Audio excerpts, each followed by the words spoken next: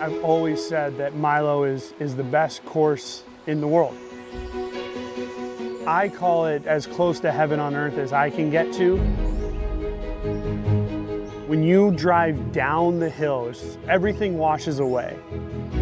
And once you get out here, you're kind of like, wow, like, we made it. You step up to hole 1 at Milo and you know that you're in Oregon. The trees, the river. Beautiful fairways, but challenging greens. What I imagine the most beautiful place could be. It feels a little bigger and grander than most of the places we go. So many memorable shots here that I think players year in and year out love to come back and throw. Milo is for us, and Milo has always been for us. It always feels wonderful to come to Milo McIver and know that this is just for the disc golfer. Aside from the challenging course that you're about to play, you feel like you're in a special place, and I think that's the magic of Milo McIver.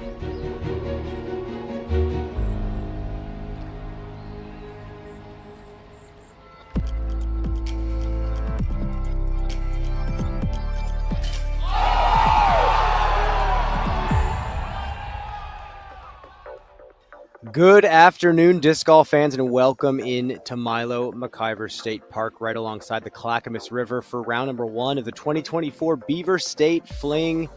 Once again, a big event here on the Disc Golf Pro Tour. Now it's Tournament Central time to bring you into the MPO action of the day. Brian Earhart, Nate Perkins. Nate, there is so much to talk about on the MPO side, but first, we reflect on the morning. Rebecca Cox, Natalie Ryan sit atop the leaderboard. Nate, what do you make of the day?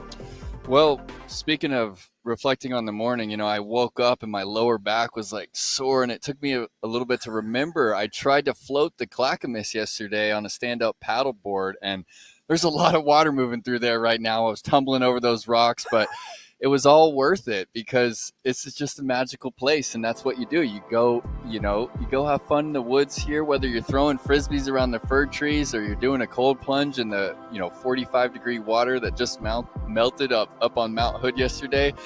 It's a playground, and I love your choice of words there. This is for us.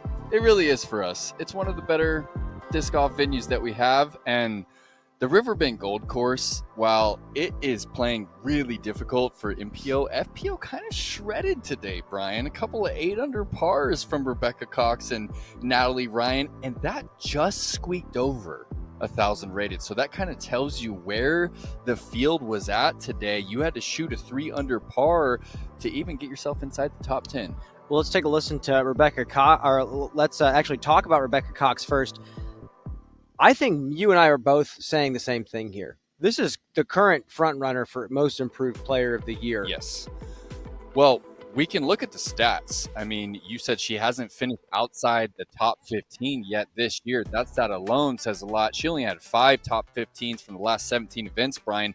But more than the finishes, it's the technique. Mm-hmm. I used to watch Rebecca, and she would come into the front of the tee pad with so much energy, and then all of a sudden, that energy would go to waste, and she was throwing with her arm. And it looked painful. I always felt like her shoulder had a high risk of injury. I don't see that at all now. And the putt is more than anything what I see that's been improved. You used to have that member bone, like near vertical, nose down look. Every now and then it would work, but a lot of times she was getting that front cage. Even from bullseye's edge, Rebecca would just get in that rut where she couldn't get it up above the rim. And then when things got windy, she couldn't putt. Now she is hammering putts from deep in circle 2 even. She's got that nose down, and she's getting it way high up in the air, kind of like a Ricky Weiss.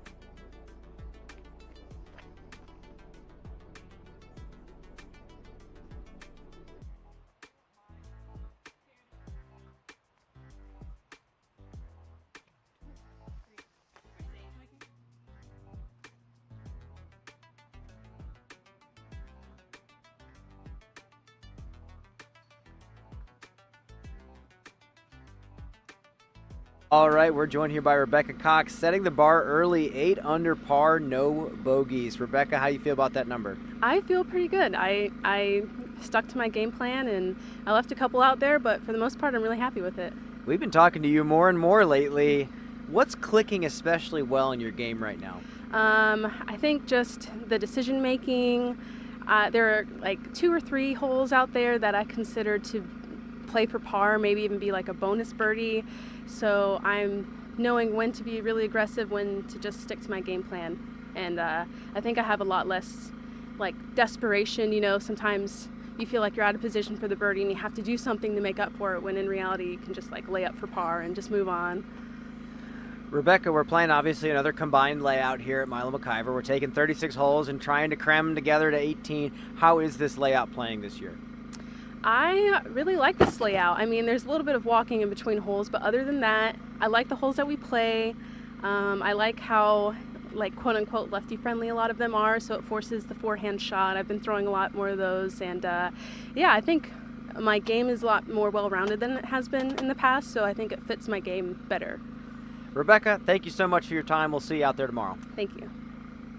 All right, joining us in the clubhouse, Natalie Ryan, helping to set the pace. 8 under par opening day. How do you feel? Fantastic. I haven't played good golf in a few weeks, and it's nice to finally be back up here. You said that you got yourself a mental performance coach to kind of aid in the mental game of things, and sounds like it's paying off. Yes, very much so.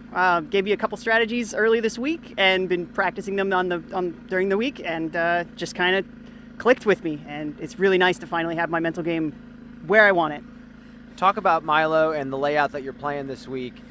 What are you leaning on, and what shots are clicking for you out here? So a lot of the shots for me are force flexes, but I naturally throw a lot of those anyway. I remember a couple years ago, this course was split into two, the east and the west side, and I never really liked it when it was like that, but this combination of the two is wonderful. I cannot say enough about good things about it. It's just truly beautiful. Well, 8 under par clearly is pretty solid day out here. Anything you need to tweak or any little mistakes you want to clean up to go lower tomorrow? Maybe. I mean, we'll address them. I think I've got a couple holes I'm going to be changing up the tee shot driver, but other than that, nothing really crazy comes to mind. It's just stay clean, stay in the fairway, and see what happens. Natalie, thank you so much for your time. We'll see you tomorrow. Thank you. Scoggins, 7 under par today. How do you feel about that effort? Feeling good, especially when I have a grape with me right now. Yeah, missing some drive here and there, but overall, I'm quite happy. You got a few more grapes than birdies. Where'd you find those? This one just like the market near my place, my friend's house. It's organic, it's so good. Everybody should have it during the round. What do you think about, Oregon in general? It's a nice place to find ourselves in the middle of summer. I love Oregon. Who don't love Oregon? They, especially the people. I really love and enjoy, and people were so nice, and they have a lot of waterfall, a lot of beautiful nature, and I cannot get this in Los Angeles. Well, Los Angeles is like a dry, like 3 times rain for a whole year. It's just so different. I love here. Oh, we heard that you're flying to Masters Worlds like right away after this tournament. Talk about how you're able to stay focused on this one when you have, the age-protected major coming up. Oh, that one I'm not worried. That one, it's just another major because I already got work on that one. So this year, even not play good, it's okay because I don't have even time to practice the course. But if I win, it will be nice. But this is the one I want to focus on, and my brain, my heart is always with this one. That one, whatever slip out of my hand, doesn't matter. Well, are there any holes you need to improve on for tomorrow? Hole 2. Hole 2? Yeah, hole 2, I feel like it should be, I cannot say too easy, but it should be easy enough to get birdie, but somehow I just make a quite big mistake today. I would love to improve hole 2, yeah. All right, thanks for the interview. We'll see you on that lead card tomorrow. Thank you. All right, joined here by Anakin Steen, 6 under par effort on the day. Talk about it. Well, I'd say like when I first stepped up to hole 1, my thought was to have inner peace out here today and just keep it simple. And I think I did that pretty well. It's pretty easy also to have some inner peace playing a course like Milo McIver. So beautiful. What do you feel about this place? I really love it. I've had a dip in the water here the other day. I'm going to have another dip today. And yeah, just like walking towards hole 2, you can see the water there. It's just pretty. Give us the lefty perspective on this property. I mean, we talked to all these righties throughout the day, but we got the lefty now. How does it shape up for your style? I think at least the a couple of the first holes are lefty friendly, but after that, I think it's set up pretty even for both righty and lefty out here, so which is good. Always a nice thing to hear from the left-handed player. Anakin, thank you so much. We'll see you tomorrow. Thank you.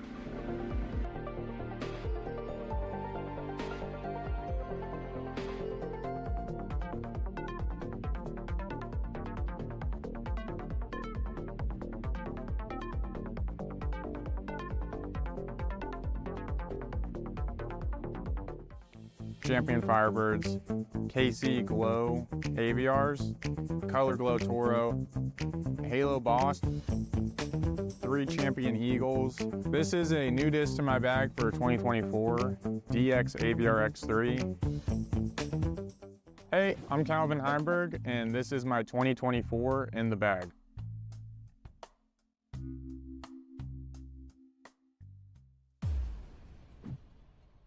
Behold the Eagles Crossing Disc Golf Course, a sanctuary where the ordinary transforms into the extraordinary. As each disc takes flight, destiny intertwines with the flight path. But beware, brave souls, for the course harbors challenges that even the boldest must confront. Yet, fear not, for victory and camaraderie are your companions on this voyage. Visit eaglescrossingdiscgolf.com. Welcome back, folks. Natalie Ryan also tied with Rebecca Cox for the lead, 8 under par with a nice eagle on hole number 5. Natalie, in her interview, mentioned that she hired a mental coach to work with her on the mental game and figure out some strategies to play consistently. It sounded like Natalie was not satisfied with her performance, and it sounds like the strategies are working. More and more players are starting to work with sports psychologists, and I love it. Yeah, you and I were just discussing, how important that is. And specifically with Natalie Ryan, the sports psychologist was talking about the self-talk. It's so easy in the sport of disc golf. We are trying to approach perfection. You're trying to shoot double digits under par in the game of golf. That is incredibly frustrating. And it's so easy to kind of, you miss a shot and you're like, oh, you're an idiot. What are you doing, Nate? Ryan, why would you try and throw right-handed? You're left-handed. And the self-talk is important. And it says a lot about a player like Natalie Ryan to even admit that you might need some help, with the mental side of things, and to reach out and to already find an immediate benefit to your game says a lot about what we might need in the future if you want to compete out here. Well, we also heard the same thing from Ella Hansen, saying that in the past she's worked with a sports psychologist and it's clearly been paying off, and the bar just keeps rising year after year. And with that, the bar has been risen this weekend already. Holly Finley with a beautiful ace on the 13th hole here. Look at this, Mako, perfect little turnover with the mid-range. Pans back to flat. Look at the joy, the pure shock and joy. This takes me back, Brian, to the Macbeth hole-in-one at the 2014 Worlds. He didn't have quite the reaction that Holly Finley did. That is on the That's pole. so perfect. Hey, that might have gone in with no chains, Brian. And love is in the air, my guy. Tell us what happened, Brian. Walking here to do TC for the afternoon show, we overhear that Noah Five Ash, Holly Finley's partner, has also aced. Oh, we have it on camera. 13. Are you kidding? Are you kidding? Four hands. Yes! Come on! Are you serious? Couple ace. Are you serious? A couple ace. Let's go. He recognizes it immediately. In the books, baby. Oh my! He's like, I'm not letting you be the only one to ace 13 today. I'm going to get that one. And Germ's on the card. And Jeremy the Colling witness. on the card, the witness. Unbelievable stuff. We're going to throw it to a quick commercial break. We have so much more to talk about. We'll see you soon. Unreal. Wow. The United States Disc Golf Championship, a tournament with history unmatched in the disc golf world.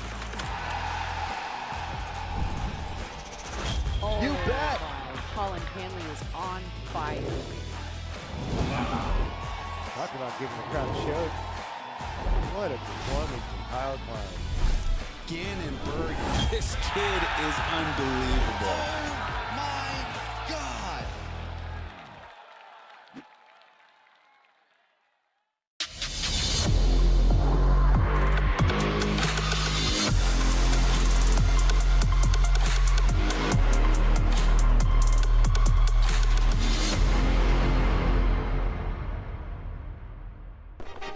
I'm David Wiggins, and in 2016, I set the disc golf world distance record with a throw of 1,108 feet. Whether I'm out in the field measuring a max distance throw, or on the course checking the elevation change for an upshot, I rely on the Eagle Secret 360 to give me accurate distances. It's the only rangefinder on the market that measures in feet, yards, and meters. It's USB-C rechargeable and features a lithium-ion battery. Visit EagleSecret360.com to get yours today. Microsoft Teams is presenting the 2024 Preserve Championship and offering a new community platform for disc golf fans. Scan the QR code on your screen to join the Disc Golf Tour Talk Teams community. Members will have until Monday to ask Drew Gibson a question for a chance to win a disc and a free year subscription of the Disc Golf Network. Drew will be answering questions in that community next week. Joining us now, Joey Tarlson with Microsoft Teams. This is a big deal. We got a Disc Golf Pro Tour event being presented by Microsoft. Joey, how are you? And also, how did this partnership come to be? Oh, great question, Brian. Well, thanks for having me. So I lead community and product efforts for Microsoft Teams, specifically the version that anybody can use to connect with any community, anytime, anywhere. And I'm also an avid disc golfer, probably unsurprising to you. And so I've connected with a lot of people. I'm based out of Minneapolis, Minnesota, and I've connected with a lot of people in the Twin Cities disc golf community, one of which you may know, somebody named Kale LaVisca, who has obviously been a tournament, a DGPT staple for many years, and certainly an icon here in the Minnesota disc golf scene. And after last year's Preserve Championship, I reached out to him just to kind of inquire about sponsorship, what it looked like, because I support Teams, and Teams for personal use is really all about connecting communities. Anyone can join. They can, schedule meetings with each other, chat with each other, share files, share photos, all the things that a lot of people know you can do in the work version of Teams, but for anyone with a personal account. And we just thought that there might be something cool that we could do to bring the disc golf community together for kind of a little bit of a VIP elevated experience where they can interact with more of the professionals on tour, understand a little bit more about what it's like to be on tour as a touring professional. And it just kind of built from there. It's just a pretty special thing. I think anytime a big company like Microsoft gets involved with disc golf, I think people have a lot of questions and maybe a lot of optimism. What's the plan? What's the goal? Is it just a Minnesota exclusive partnership with Kale? Is Microsoft kind of gauging how things are going and then maybe branching out more in the future in the disc golf world? Great question. Yeah, we see this as the first step. So because I knew Kale and I knew the Preserve Championship and what an unbelievable experience it is for spectators, for the professionals, I wanted to kind of dip my toe in the water and see how this first partnership went before thinking any bigger than that. But it's just been incredible so far. And the feedback internally at Microsoft has been just phenomenal. We've got hundreds of disc golf fans in the Tour Talk community engaging with professionals. We have people sharing their own course maps that they design, their trading cards. It's just been really awesome to see the reception from the disc golf community. And in some respects, it wasn't super surprising to me because disc golf from its earliest days was kind of rooted in community, people coming together to make something happen. And really that's what Team stands for. And we're just proud to be part of this. And, who knows where it goes in the future. Well, let's talk about the event itself, Joey. How is preparation going for the Preserve? I think it's an event the players and the fans alike are always looking forward to. Awesome tournament experience. If you haven't made it up to Minnesota, I highly recommend it. I was there last year. We had people that road tripped in from Maine and from Oregon to attend it. It is an unbelievable fan experience. I think for anyone that's watched the Preserve Championship, you know that it's on a former ball golf course, and but it's got a lot of woods. It's got the Mississippi River running right through it, and so there's just unbelievable spectator lines, and the approachability of this tournament in terms of the viewing angles you can get, how close you are to the pros is just second to none. So it's all systems go. Fortunately, Kale and I have a partner with Charlie at Gotta Go, Gotta Throw, long-time disc golf store located here in the Twin Cities metro area that does a lot of the heavy lifting, coordinating all of the volunteers to make the event happen, and is just doing a phenomenal job with that. And we're really excited to see how it all comes together. I think it's going to be the best one yet. And I mean, how many courses can you finish around a disc golf and then go jump in the Mississippi River? Not too shabby of a property, but Joey, thank you so much for your time and for your insight. And I genuinely can't wait for the event in just a few weeks. Me neither. Thanks for having me, Brian. Well, it might not be the Mississippi River, but there is the Great Clackamas right alongside Milo McKyer State Park. Nate, this is another one of those special properties that the players are so excited to come to. Our MPO division is off and running for round number 1. A lot of storylines right now, Nate. What are you thinking of first? Well, taking a look at the leaderboard, the course is playing tough. It's hard to string stuff together. Right now, Andrew Marweed in with the 7 under par. I don't think that's going to hold for the hot round today, but it's not easy to get to double digits out here. It definitely doesn't feel like a sprint. I mean, we're right next to hole 1 right here. It's 455 with a somewhat of a ceiling, and you have to flex it and then fade left for the righty backhand player. And then on hole 2, do you see that new OB line, Brian? Oh, yeah. Over on the left side? They always let you play inside or on the other side of that sidewalk. Not this year. Same with hole 3, new OB line. 4 is really where the players feel like they need to get their first birdie. 5 is also somewhat scoreable. And then 6 went from one of the easiest on the course to now one of the hardest on the course. New OB in the creek there right below that bridge. This has always been a very tough birdie. Oh, yeah. This is just bonus birdie after bonus birdie. The Philo Albatross hole, you couldn't albatross it if you tried because it's now a par 4. Then we got the Dream hole, not quite a bonus, but a beautiful shape required. This is a pushing straight shot that you have to throw up and over a hill. 11 is one of the more, quote, routine birdies there. 12, most people insane. They're playing it for par. Yeah. So that first stretch of golf, then you get the ace run here, sub 200-foot hole, little flex forehand backhand on, excuse me, flex forehand on 14. 15 is combined holes. We saw less than 10 birdies on it all of last year. They've pushed this one back. Evil Genius is really difficult.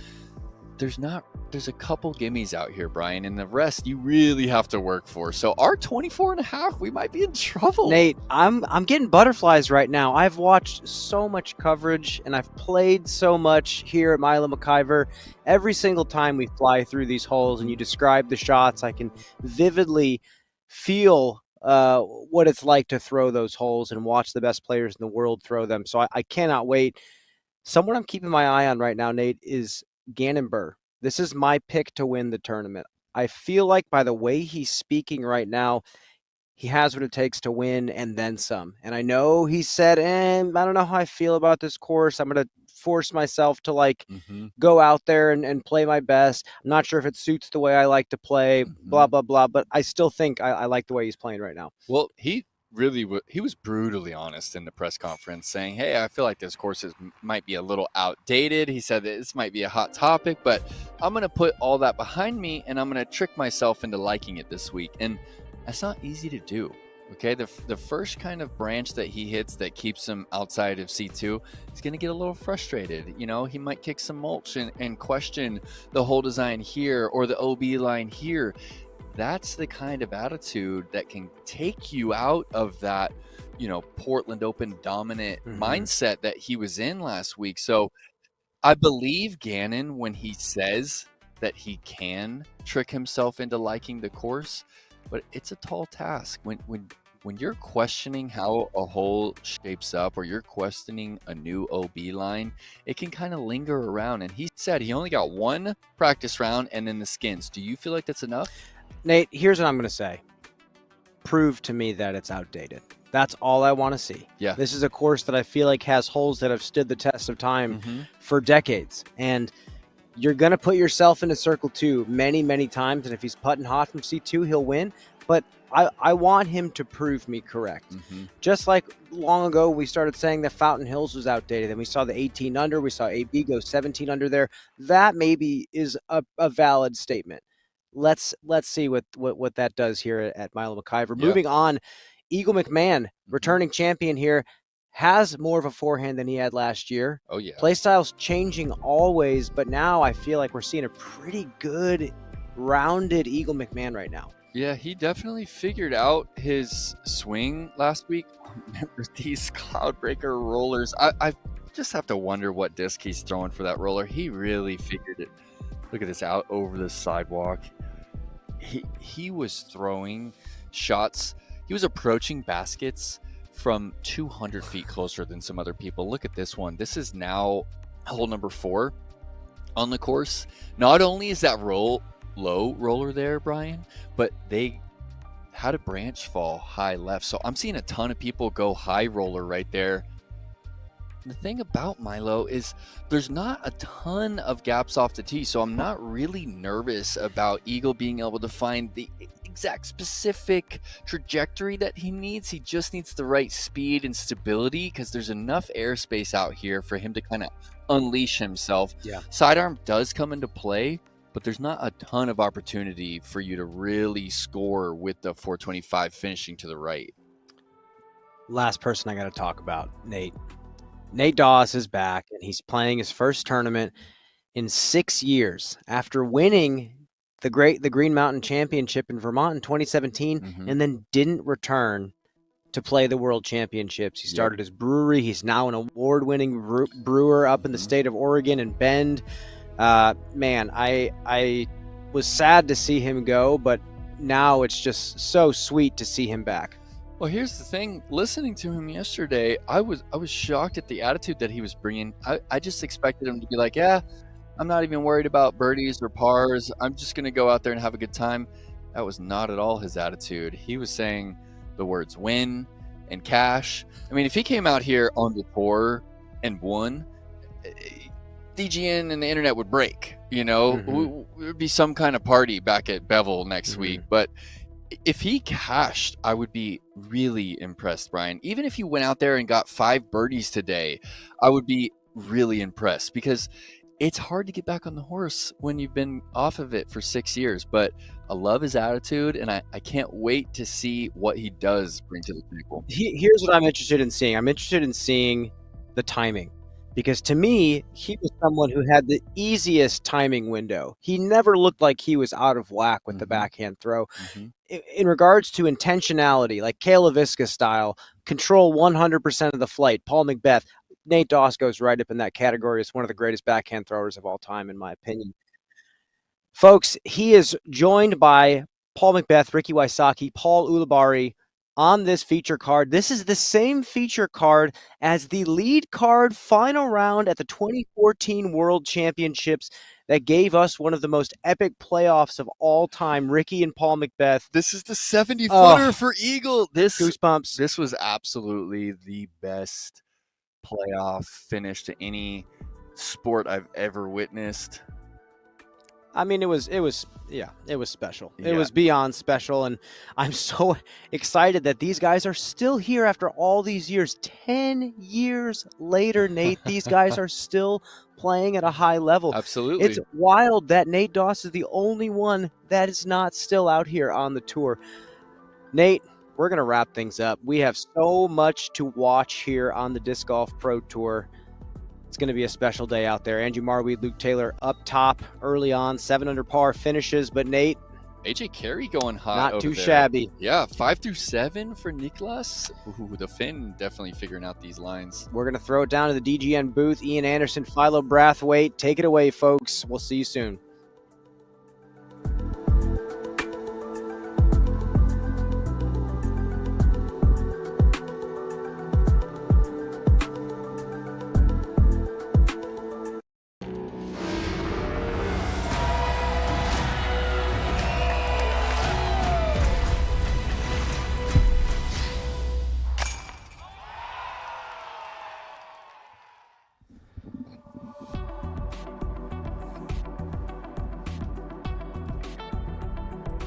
Welcome into beautiful Estacada, Oregon, and Milo McKyer for the first round of the Beaver State Fling presented by Innova.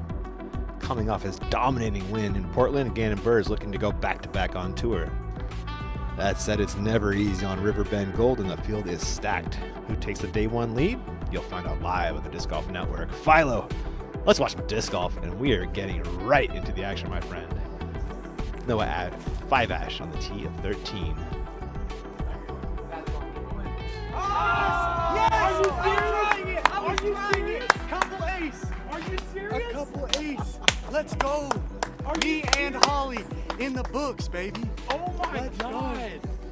And you got the witness is back. Germa's on the card. No 5-ash with the ace. Welcome to the booth real quick. I'm Ian Anderson. That is Philo Brathwaite. If I'm Noah, I hit the same ace as my partner on the same day. Was and it it's my the same birthday. hole? Same hole, same No day. way. His birthday. I'm headed to the ring shop right now, I man. thought she got the one after him. The No, one it's coming that back. hole. No It's that way. hole, How man, about yeah. that? So cool. That was cool. Well, welcome into the booth, Ian and Philo. Making history early, and there's been a ton of history in Philo, or Portland Philo. Talk about that. Big time. All kinds of history up here in the Pacific Northwest. Known for big time shows, big time showcase cards. Back in 2014, that man, Nate Doss, putting it together. A strong showing there, but that one was taken down by Macbeth. And then Beaver State Fling, Will Schusterick on old hole 2 takes this crazy like getting up top. Woo! With Hard to do, man. Really hard to do, and then makes, Very hard to do. Makes the death putt equally hard for the nerves. And Baby AB back in 2017. Rocking the Bieber haircut. You said it, not me. Hole 10. Great par 4. The makings of the champ. Oh, we got you with the Philobatros. What can you say, man? Dude, never get tired of watching it, I'll say that. It's fun. Wow. That kicked off a whirlwind for you for a while, huh, my man? Surely did, man. But that was awesome, man. It was great to be a part of that. Great to share that moment with you. And it's always fun to get to rehash it every year it pops up, man. It is, man. We'll take it. There are your Canna current conditions. It is looking beautiful in the Pac Northwest. We're going to set it on down to our man, Nate Perkins. He's with 3-time world champion Nate Doss. Take it away, Perk. Nate Doss, this is honestly such an honor to be standing here with you. You were one of my heroes when I first got into the game. You got the finger all taped up. We were talking about hole 6, over 400 feet. You're feeling comfortable ripping it today. What's all going through your mind right now? Man, just gratitude, man. I'm so thankful to be here. It's been 6 years since I played. I have a fantastic group of guys that I've played with many times before, and I'm playing in front of one of the best crowds in disc golf on one of the best courses. So gratitude is there. I just need to execute shots. I have zero expectations. I may finish in last place. I may finish in first place. I have no idea. Nate, 10 years ago, you guys were playing in the final round together at the World Championships here in Portland. I mean, do you have memories when you see these guys? Oh, big time, man. It was just great to see them all around the practice green and just reminiscing about those days. I mean, the big playoff between Paul and Rick kind of overshadowed everything, but the memories are always there, and it's cool that it was in Portland 10 years ago, so it's pretty sweet. Nate, this is so awesome that we're here. Are you at all nervous approaching this first tee? Yeah, you're definitely always nervous, man. You have to be nervous. You have to be nervous because that just tells yourself that you care.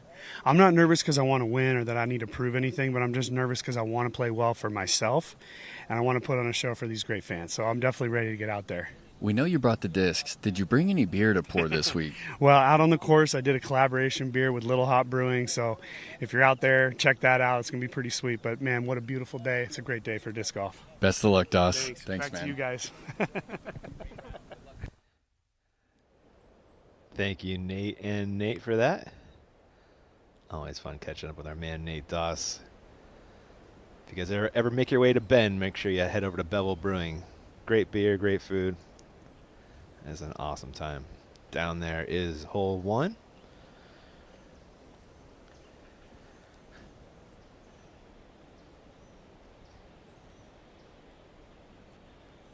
And kind of fun, your second feature card is the exact same as the final 9 card of 2014 Worlds, Philo. They're still out here kicking. That's pretty cool. I love that idea, guys. A really fun throwback.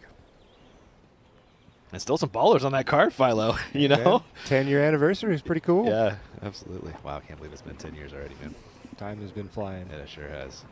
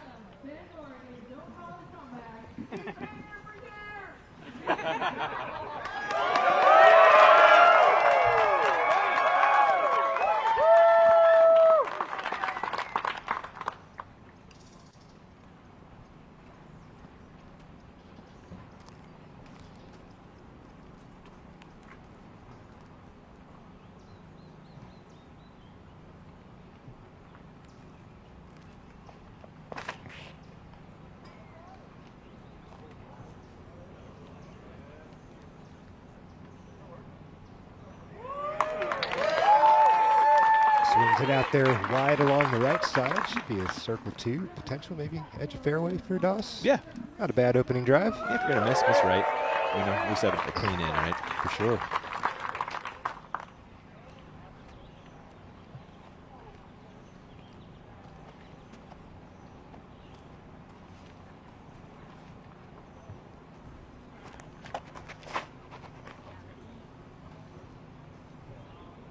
If that unravels, that could be great for Rick. No, clobbers one of those on the right side. A chip shot left for Wysocki.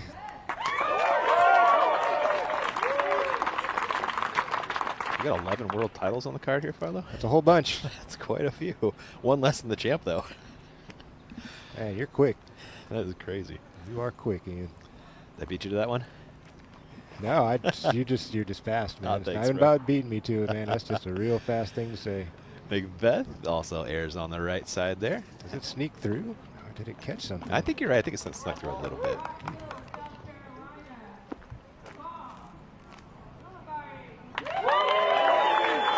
He's been having himself a year, Philo. He's doing all right, man. Got He himself qualified for USDGC last week in Portland. Oh, nice. Congratulations for that. It's always a hard task out here on tour to grab one of those 4 spots.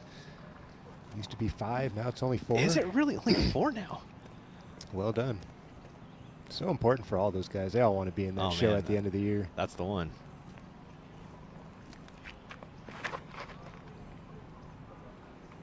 This is going to leak a little left, be a little early. Should be all right.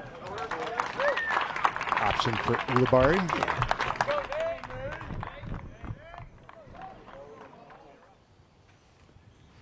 Antala for birdie on the green of 8.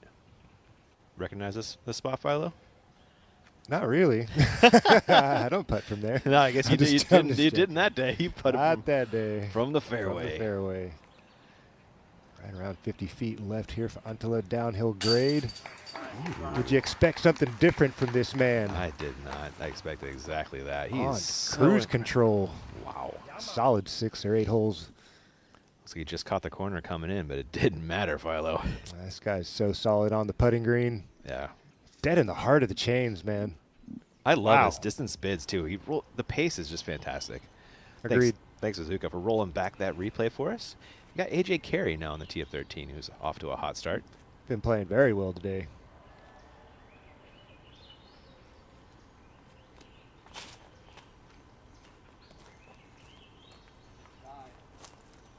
Looks like it did the job. Sounds like he's going to have himself a look. Try to get it to 7. Nice. Let's check out Philosophy, brought to you by our friends at blackinkdisc.com, the premium disc golf store. Yeah, got to be precise off the tee out here at Milo. You start getting a little wild and missing those lines. You hit something early. Oh, boy. It's going to be a long day, and you're not going to win this tournament. Exceptional scrambling should you miss. Got to save your pars. You start taking on bogeys out here, tournament's over. It's over. Mm-hmm. Yeah. Look at what's happening on top of the leaderboard. 1 bogey per round is the most you can have, and you're going to need a 1050 effort average. I'm going to say over what we saw in the past, that's kind of the standard out here at Milo Gold. You're going to need to shoot some pretty low scores. I'm imagining somewhere between 9 and 10 under per round. Wysocki about to throw 2. That is fun. Everyone in like almost the top 10 has 1 bogey. Then that's it. Yeah, I was really looking at the stats over the past few years, and that's kind of the standard. Ooh, Rick nearly jabs that one into the chains from out there in the fairway. Yeah, you got to shoot pretty low out here, not just under par, but that average round rating, right, or hovering around 1050. Eagle McMahon was in the 1055 last year when he took it down. Yeah, tough par 3s in this track, Philo. You know, there are a couple of late soft par 3s that you really got to get, but yeah, these par 3s are long out here. You got to throw some great shots. Yeah, I'm looking 455, 400, 455, 442, 390, yeah, then 450. You get a couple of breaks at the end. Yeah, you got to throw them. You got to spin the disc. Doss, can he grab an opening birdie? Not to be, but that should work for par. Yep. I'm gonna say Milo's fun, but I just don't have the arm to throw this course and score well. You know, it's a definite pro course. Absolutely. Yuli around the corner. That should work for a 3. Yeah, back in the day when you were playing East and West, 2 separate 18s, you know, you felt like you had a fighting chance because they weren't all monster holes. But yeah, this Gold Course, excuse me, is no joke. There's some teeth to it. Getting a look at Clackamas as it wraps around. Hole 1 and 2. Great spot to dip your toes right there if there's a backup. I want to spend as much time out there as I possibly can, Ian. This is one of my favorite places on earth. I'm jealous, man. Not just because of the disc golf shot that, the history and all that. It's just so beautiful, man. So serene. I call it Disc Golf Sistine Chapel, man. So beautiful. Yeah. We're so lucky to get to use a place like this, Phenomenal. Shout out to the tech crew at the Disc Golf Network for making this coverage possible. If I remember a couple of years ago, we didn't have live out here, man. Yeah. It is. What a sad time that was. True. But it is back thanks to the technology investments, the technology by the Disc Golf Network and the tech team. They're doing some fantastic work. Nate Doss walking to this hole. The monster Philo flies through. This is a tough par 5. Best shot that you really see here that works the best for placement is the roller, but that's the most technical shot, highest of difficulties. Getting off the tee is so important here. This first opening gap, you got to get past this and at least 150. You would like to see it get off to the right. Really opens things up the best. And that second shot's all about placement. I like finishing a little further left myself personally. I think you'll see a lot of the field trying to get left of the fairway, and it opens it up for that third shot getting in towards the green. Well thought out. Well, I mean, this is a classic hole out here at Milo. How could you not have it? And for it to be so early on in the course is an early challenge for these guys because you could easily pick up bogey here at the second. And it's averaging over par already today. So one of those early testers out here on the Milo Gold. See what these guys can do. Averaging the second toughest on the course right now, 0.21 over par. And we have that tightened OB on the left side, the walking path. That's going to be adding strokes as well. It probably will. That used to be safe over there. It used to be safe all the way up into the trees, but you get into the trees, that's a natural OB. You're not going to progress the way you'd like. There is Nate Dawson in a roller coming from the man.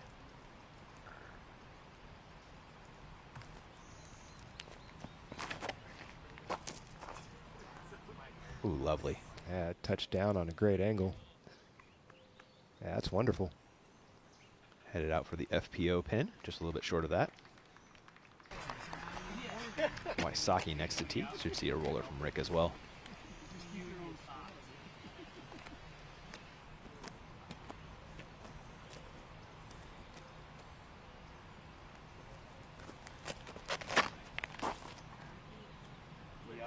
Even better. See a different pace to that. Just a little bit different. There it goes, rolling past Doss. Whoa. That is in a prime spot right there for Rick. If he doesn't make birdie from there, then he's made a big mistake. He should be able to make it pretty comfortably from there. Yeah, that's the ideal tee shot. Yeah, you're way up. Man, you get to that second set of trees, that's a mash. That is a bonus drive, absolutely. Macbeth, no slouch in the roller department. Goes a little extra air. He's biting some off here, Philo. Yeah, sky roller from Macbeth. If that gets on the appropriate angle, that could match Wysocki's. There it is. That's all right. Get off that tree. Ooh. Let's see if he got off of it. That's an unfortunate ending to a great shot. Agreed. Yuli.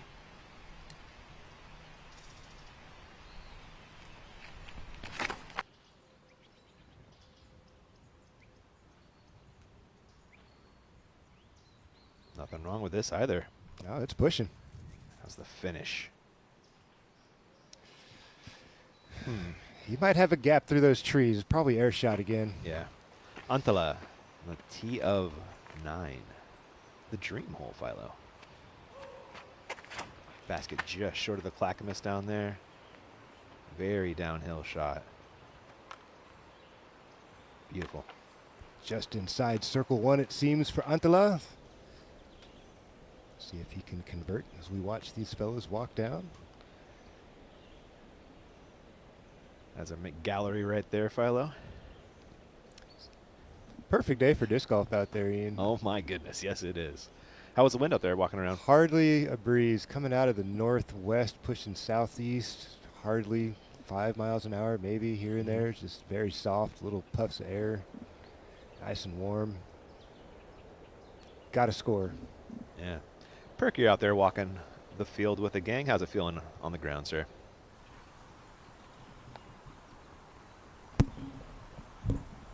Yeah, it's perfect out here. I have to agree with Philo. If there is any wind, it's maybe 5 miles an hour. The fairways are completely dry at this point. It's about as warm as I've ever felt it, and that's actually coming into play more than any wind that we have coming into the fairways. Interesting. Thank you, Nate. Doss lining up another roller? I think so. I'd imagine going out that left tunnel. He's going to have to get it down quick. Not much of a ceiling to work with there.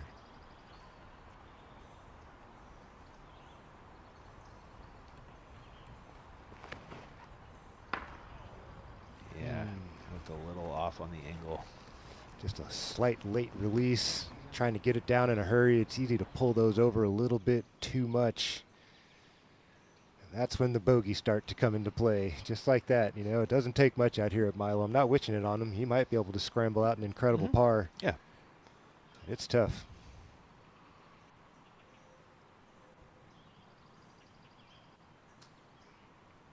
Wysocki in his second.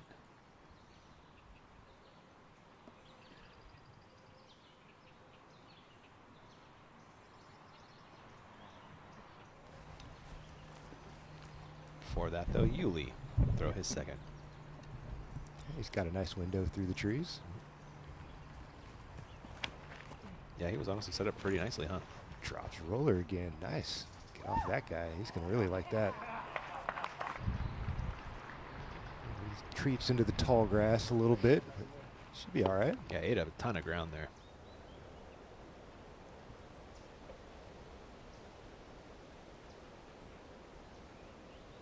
Rick lining up his second from our Flight Factory drone. Going to the flick. There's a tree out there. You saw it on the flyby that has the 450 marker. I believe it's this one right here. If he gets inside of that, oh yeah, he's going to be loving life. Comfortable third coming up for Rick here at the par 5 second. Beautiful. Ontel has a birdie putt on 9 now. You saw the drive. Up and in, Antala. Ooh.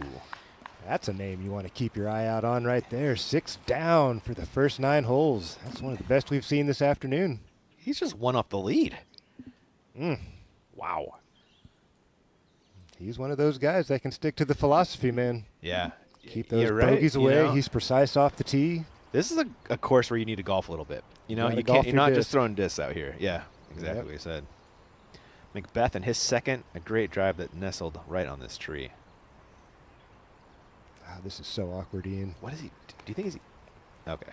Something super understable. Just try to get this thing to keep turning right. He's done well.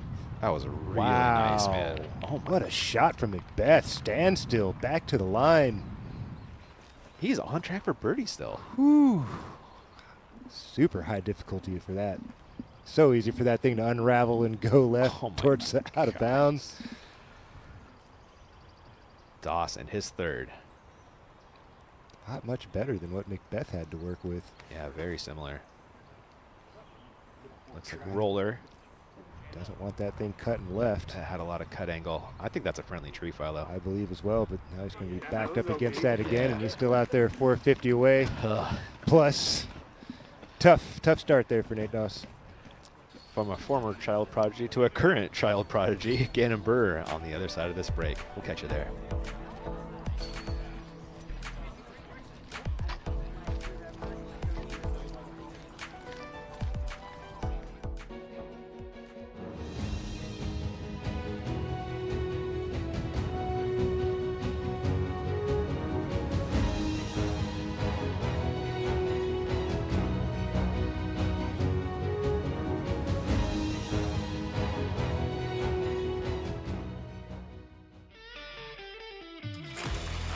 the United States Disc Golf Championship. A tournament with history unmatched in the disc golf world. Oh, You bet. Colin Hanley is on fire. Talk about giving the crowd a show. What a performance from Kyle Klein. Gannonberg, this kid is unbelievable. Oh my God.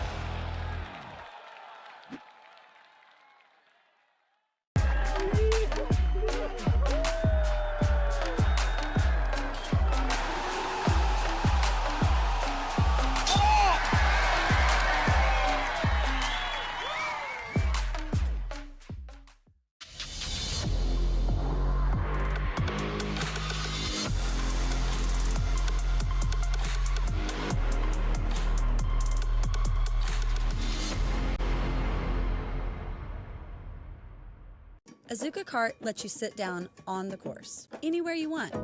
But maybe not here. Or here. Honestly, you shouldn't sit here either. You want to sit there? How are you gonna even? Nope. Nope. Nuh-uh. Look, we appreciate your ambition, but no. Now you got it. Take it easy on the course with Zuka. Having the Mojo riser for those longer rounds puts a lot less stress on my back trying to lift it up off the ground. It's going to elevate your game, giving you more energy for every throw. This has easily been the best disc golf purchase I have made. Get yours at mojogear.com. Thank you, Mojo Gear. Introducing Disc Raptor, the best way to clean and dry your discs on the course. Make short work of mud, moisture, and dust in a quick spin. Made of quality materials that are built to last. Compact revolutionary design with synthetic turf and high surface microfiber cleaning surfaces. Lightweight and easy for travel. It's there when you need it. Welcome to the future of disc golf.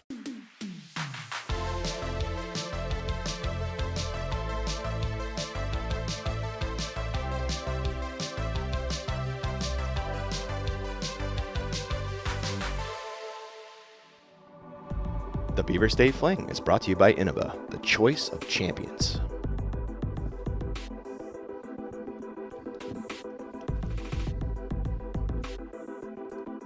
Welcome back into the Beaver State Fling, and you can use coupon code BEAVER50 for 50% off your first full month on the Disc Golf Network.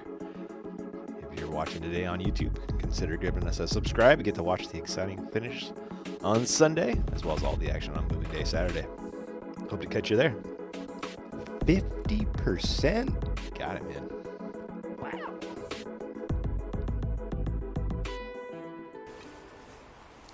Yuli throwing 3.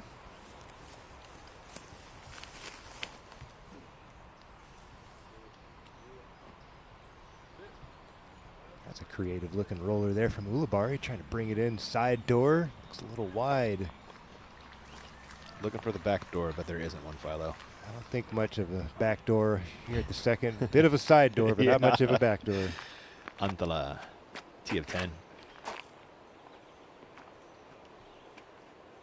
Oh, that looks so good, Ian. No, that was so close to the perfect line. That looked wonderful. This is a demanding tee shot. It is. It's got the hard and low, and it can't move off the line. Yeah. Wysocki, his third. Oh, no. Boy, the one he needed to beat. I hope that didn't go towards the center of that, because it's a natural OB stroke in there. Oof. Might come out with some scars. Yeah, and Burr coming off his big win in Portland, I believe by 8 strokes. Yeah, that was kind of like last night's basketball game, huh? Dude, it was over by halftime. It was over after the first quarter last night. It was over after 3 rounds in Portland. Man. It seemed like he was cruising after the second, like there's nobody touching him. Yeah, it did. Antala has that long look at birdie after finding a late tree. What do you think, at least metal, Philo? Typically for this guy, he's so good. These rangy bids. Oh, got to take Ian's odds. Dang. Antala is so good from distance, man. And again, he's just right there. Right there. Yeah. Little tap in, stress-free par. Man is the master of the half go from the fairway.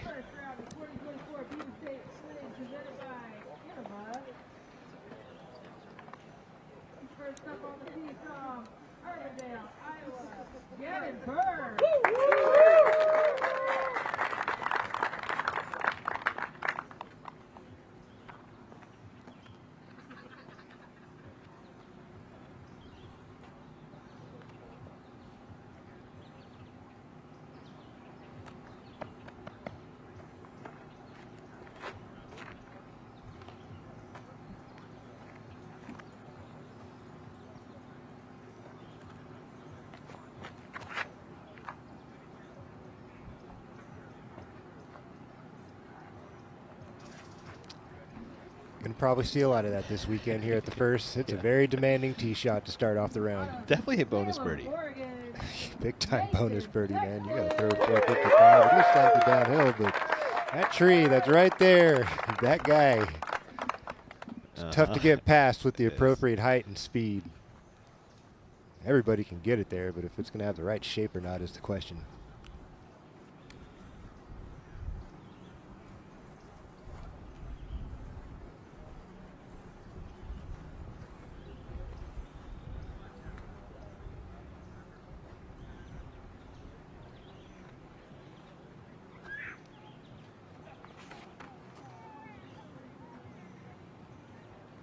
If you don't have 450 air shot, the roller plays.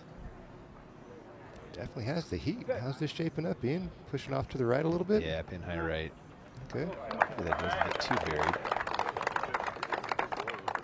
Nice aggressive play to start. Yeah. Maybe it didn't work out, but pars aren't bad here on hole 1. Lucky to defend. McMahon.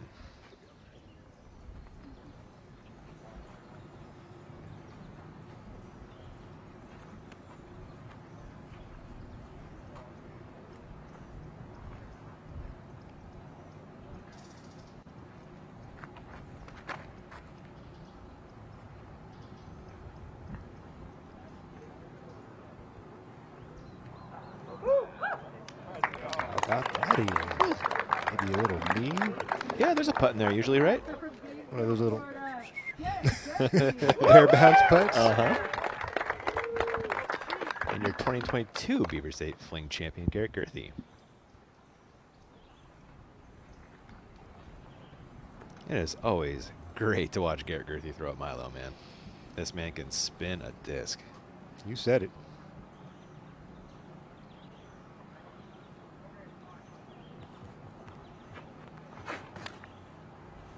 Oh, that's got the heat. Is that going to unravel fast enough? It was trying. You can see what he's going for over there on the right side. Hard, low bullet. Try to get it around that base of that tree.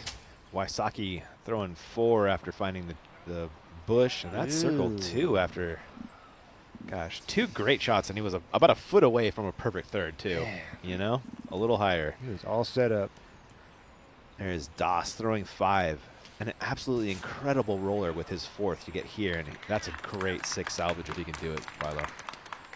I don't think you'll have a problem with that putt. Yeah.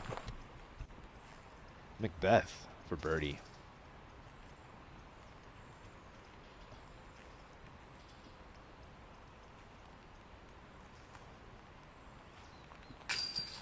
Oh, heavy splash out for Macbeth.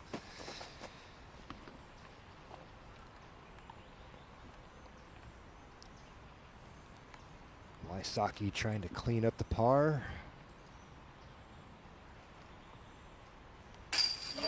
Oh, go. This is a powered by Naka moment by the great Ricky Wysocki. Huge make for par. Early momentums, you know. I like that. Good stuff there from Rick. Maintains his composure. No raptor legs. Just knew he had to handle business there. Stayed focused. Right in the heart of the chains. Gurthie throwing 2. Back on 1. Up there.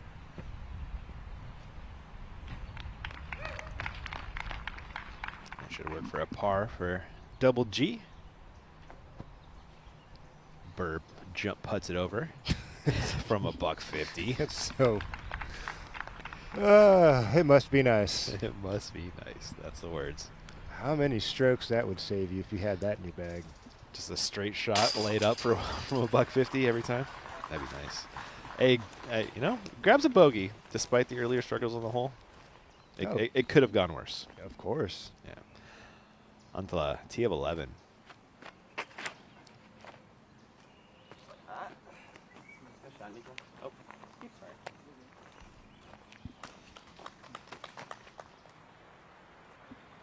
And back to one Sexton, about 80 left on the hole.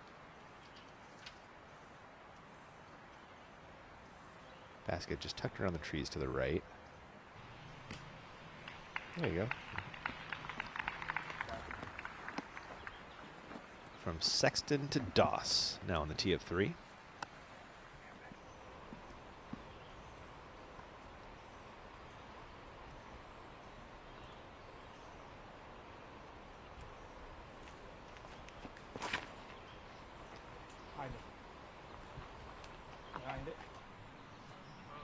No, all right. That was All right. sneaky. That was sneaky. Don't see that line too often, but you'll love to see it work when it does. In the tree is McMahon for birdie. Oh, man. Love to see him make that to start the round. Yeah. Defending champion's going to walk away with a par. This is such a good separator to get early.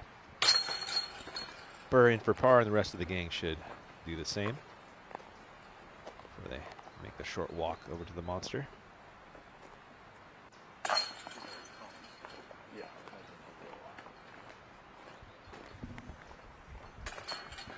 I got to give the man holding the camera right now, AJ Risley, a shout out. Birdied this all 3 rounds in 2018, his last year, touring out there. That's a good get, Philo. Oh, speaking of birdies, uh-oh, Philo. Final Boston, final boss stuff early. There he goes. Bouncing right back. Yep. Can't hold that man down for long. He's going to figure it out, and once those wheels get rolling. There's some great gets in that stretch. Doss for birdie. You saw the drive a few moments ago. Oh, dang.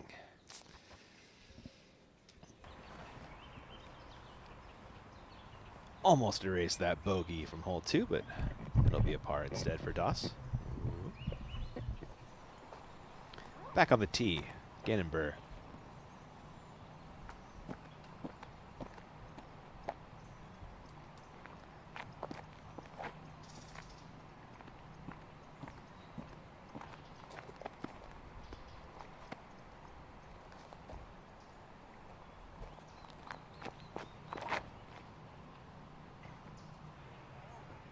This is going places. Yeah, that's got some heat, and that got down way on the right side. This should roll out.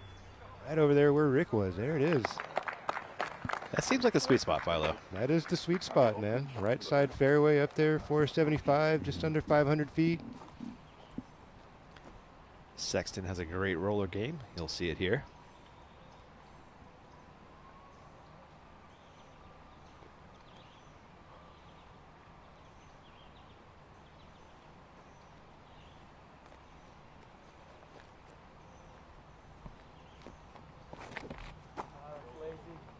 Looks a little wide, Ian. Sure is. Can it miss those trees?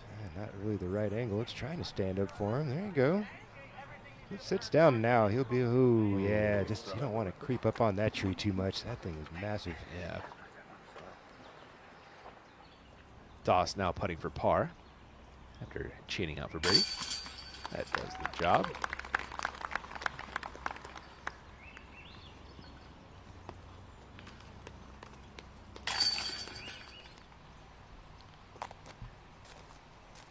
McMahon. Cannot wait to see how far this goes, Philo.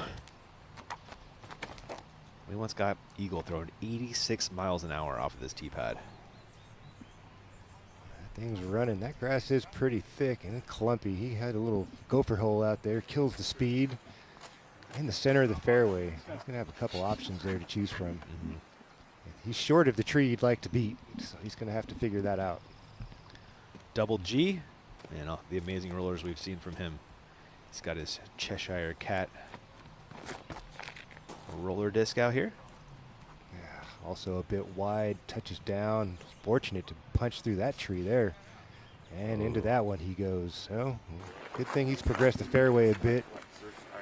Should be able to punch out of there and get himself heading towards the target.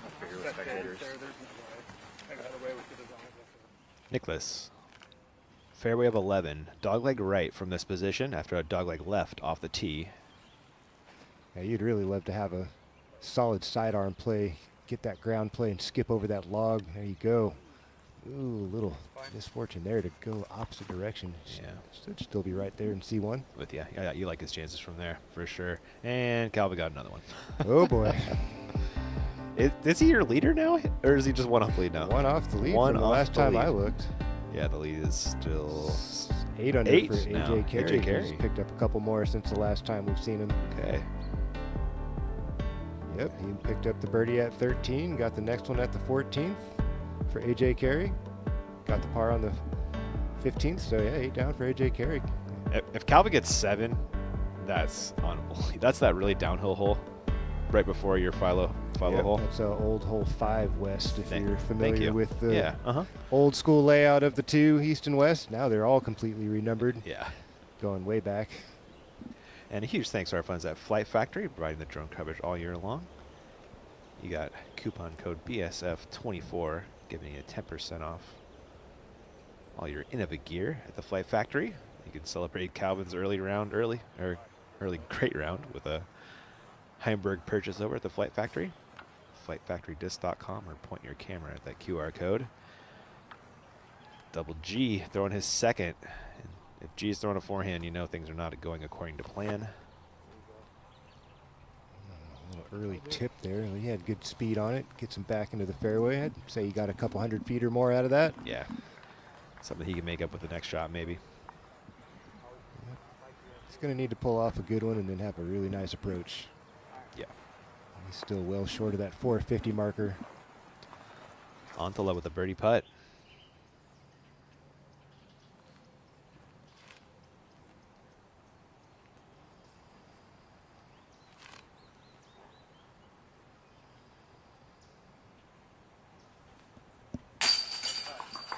No problem. Nicholas Antala cruising 7 under through 11.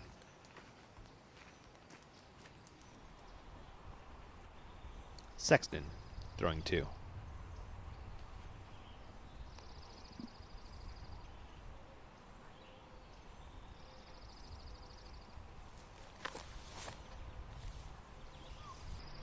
Had a nice little window there. Fires the sidearm through. Jumping ahead to 4, Doss on the tee.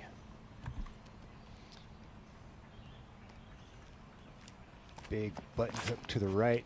Roller really works well here, but if you don't got that on lock, a flexing air shot that finishes out to the left sets you up for a nice little chip shot. Doss seems to be in position right at the crest of the hill. McMahon.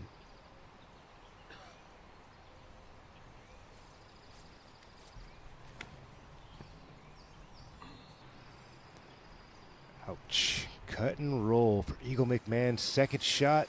Didn't progress as much as he'd like. Such a tiny little window when you get into the middle of this fairway here at the second. Right side is really the premium landing zone. Well, unfortunate there for that McMahon roller to catch that little gopher hole out there and kill the speed. Yeah. Burr and his second. Is he going outside? Yeah.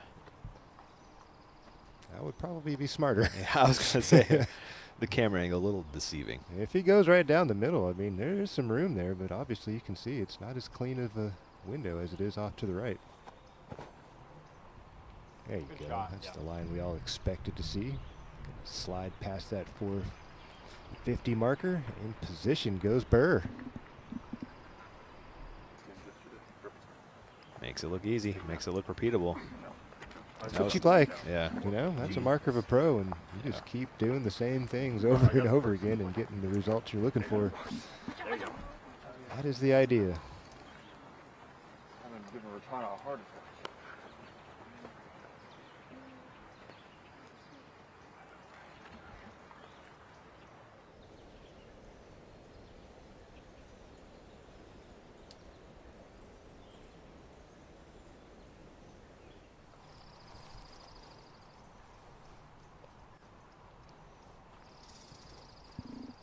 Double G out there just shy of 550 feet. Let's see how he chooses to attack this. Low, Not double well. G.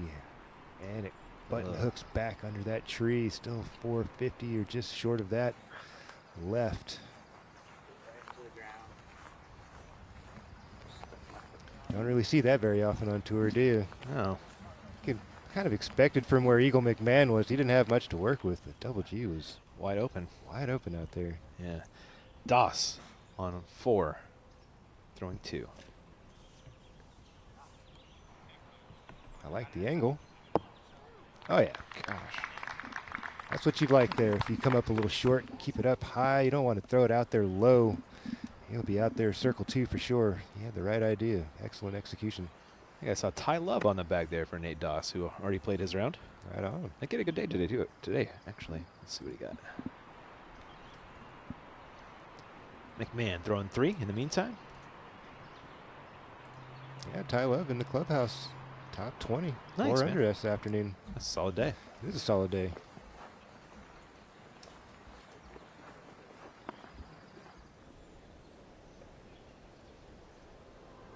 There it is. Well, unfortunately, he had a really good day cooking there, Ian, so he picked up that double at the 17th. No.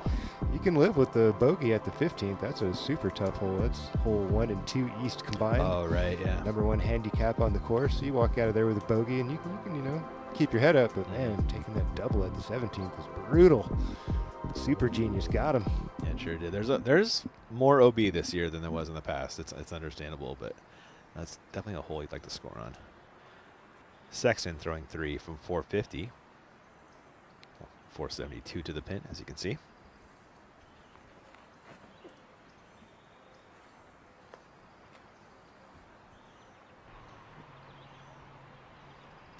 Bit off a nice chunk there for Sexton. Should have something in the 100 and 125 foot in. Macbeth for birdie on the green of 4.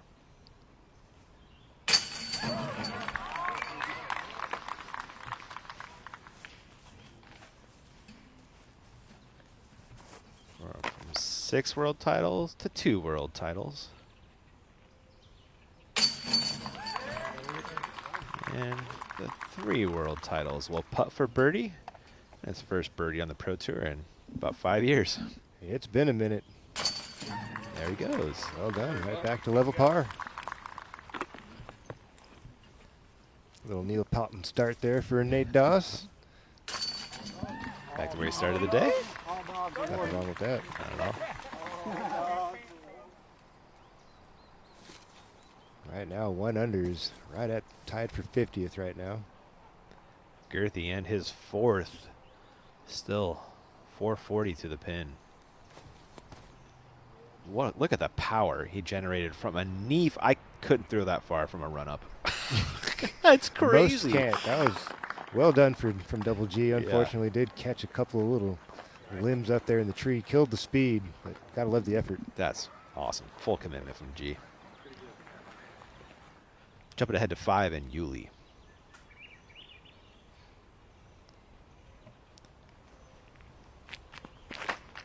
Long, straight tee shot. Just want as long, as straight as you can. Maybe a little left, if anything. Like that? That looks great. That was awesome. Yeah, you get around that tree right before the sunlight, and you're loving life. All set up on the first. Actually, I keep saying the first. That's 18. I know, man, I know.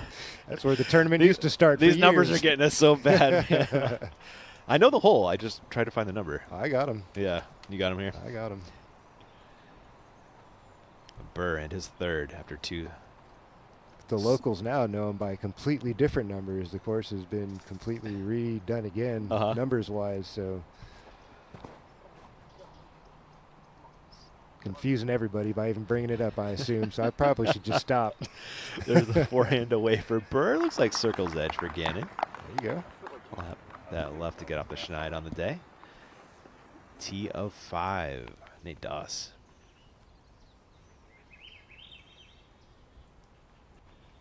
Used to be a par 5 way back in the day. Looks like he pulled that a smidgen right in. Yep, he's going to catch some cabbage out there. I got to throw a placement shot now for Doss. Try to get himself set up to make the crossing. That is a sketchy shot across the road there. Yeah, if you don't land in the ideal spot, that crossing over that road it's a little more open on the right side than it had been in the past. It used to be super tight. There's the defining tree right where the road starts to make its turn to the left, and then you have those low-hanging limbs and the trees to the left making the tunnel you're trying to hit, and it seems like that whole area has opened up a bit. Yeah, the ceiling is it's a lot higher now than it used to be, or at least last year anyway. The McMahon 4th. Ooh, I thought he was going to throw that in for a split second. Good effort there from Eagle. Chasing metal, that's for sure.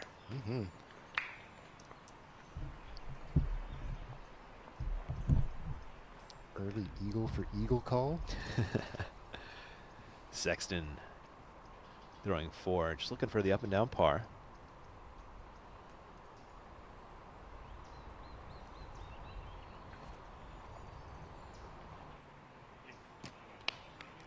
Nice little bump and run there from Sexton.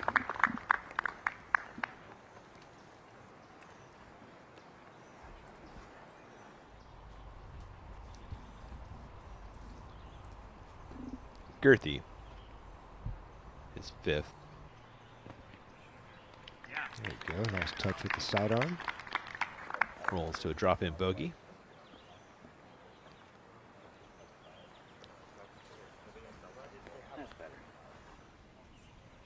Doss, after the early hit, should be laying up just as close to the road as he can get. Although maybe you like a little farther left there, Philo? Shorter, yeah. I think he threw it a little too far, Ian. Okay. I could be wrong, but from that camera perspective, it didn't look good. He's going to have to move the disc a little bit more than he'd like. More than you would like. Yeah. God, you see that Jessica Weiss second on that hole earlier this morning? Actually, I did. I was out there in the parking lot right around that Wasn't time. that crazy? Excellent. Standstill in the tree, man. That was one of the more impressive shots I saw this morning. And I saw an ace. Yeah, we saw 2 aces today so far.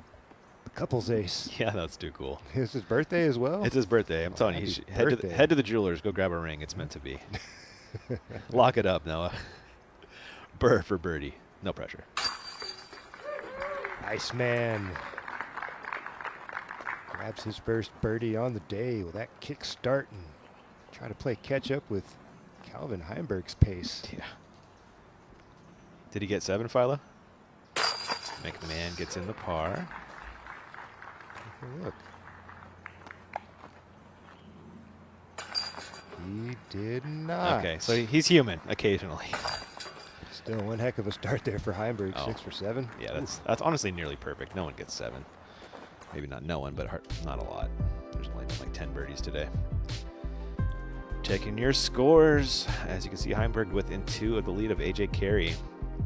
A lot of names we've been talking about in the last few weeks popping up again, huh? Gavin Babcock, Adam Hammis, Randon Lotta played exceptionally well last weekend. Obviously, Calvin Heimberg, Andrew Marweed. I heard you guys chit-chatting about Marweed's game a bit last week. Matt Bell, look at you, my guy. Yeah, like he missed last cash last week at Portland. He's the only one that made the cut but didn't cash last week. Oh, what a tough spot to be in. Yeah. Oh, I know. At the very end, they might have dropped back into a tie. Memory serves, sorry. Yuli across the road with his second. Oh, look at his chops. Oh. Drop in birdie for Ulibarri. Yeah, that drive set all this up. From the catch cam this time. Gave him the biggest angle. Used it all. Right inside circle 1. Kills the speed. That grass is nice and tall there. Great stuff. On 3, Burr. Just a chip shot for Gannon Burr, 400 feet. Got a nice little mogul hill. That helps too. Grab a couple of leaves on the way in, slows him up. Yeah. Should be circle 1 for Gannon.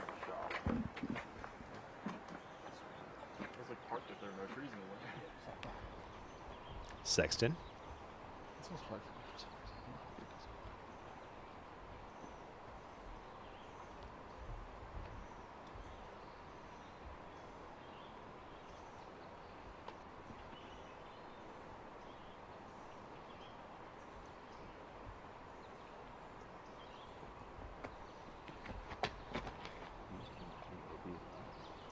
flexing sidearm out the hand for Sexton. Looking good. May finish a little bit right. Should be inside circle one, maybe circle's edge at worst. Solid. That was solid. It feels a little longer than 400, Ian. Doesn't it, does man? have a slight uphill taper to it. And that must be it. Typically, this is the direction the wind is blowing from. It would be a headwind for these guys, if anything. If it's that soft 5 mile per hour, this is where you're going to feel it. McMahon. Low and left out the hand for McMahon. It's going to move. There is OB left. It's been tightened up a little bit. And he slams on the brakes just in time. Out there 45 feet away from McMahon. Pin high left. Not the angle you'd like to be putting from here. Girthy.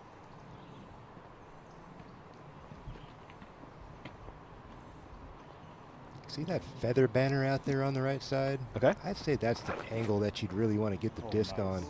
Girthy going hyzer flip up if this holds on. Oof. What a shot from Double G.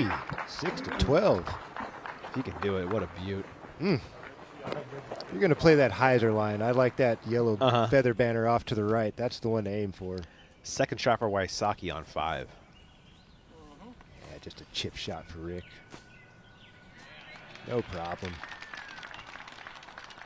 On the same DOS. You saw him pitch out to here, now throwing 3. As you said, a little more shape than he'd like. Still has a window. Ooh, that came out low, Ian. Oh, no. That's no. OB. I hear it on the road. Ugh. Dang it. That Anheuser shape robbing the height and finding the out of bounds. But to be fair, that came out low, didn't it, Philo? It did. Yeah. He would tell you that himself. He misfired that one.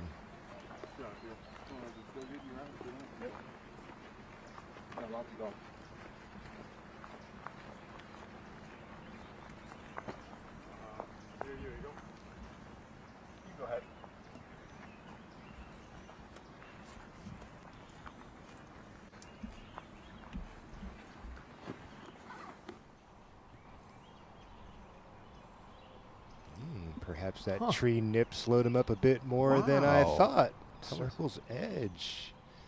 A couple steps off circle one for Gannonburr for birdie.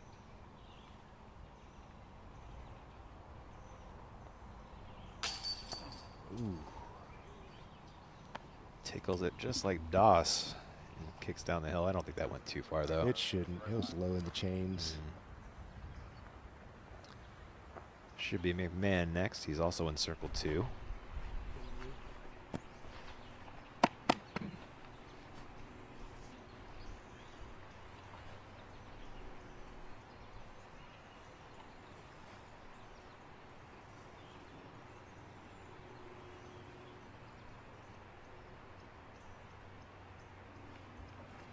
Stepper away for Eagle. Tries to march it in. High right chains and flops out. Disappointing. Sexton, chance to grab a stroke on the card as we look at this one more time. He liked it. He was walking that thing home, and just the opposite reaction you'd expect on those strong side putts. I still don't understand how that happens. I've been playing for 25, almost 30 years or something like that. That was on Heiser too, right? Just how does that happen? Yeah. Physics gonna physics. Sexton for birdie.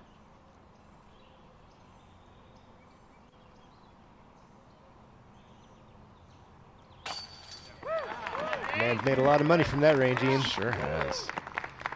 Another good one. Grabbing a stroke on the card with the birdie.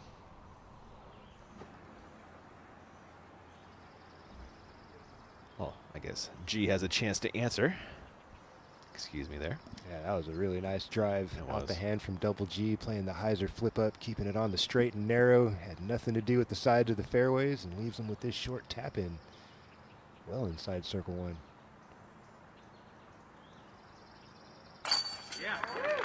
Perfectly done by Double G. Nice birdie. Yeah, nice bounce back as well. Oh, yeah, true. Not letting that early bogey get under his skin. Comes right up, throws a dime, collects the bird.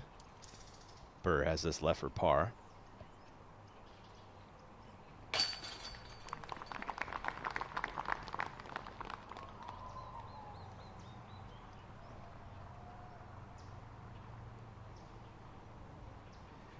And as they make their walk over to 4, we're going to sneak in a break on the network. We'll be back in just a bit.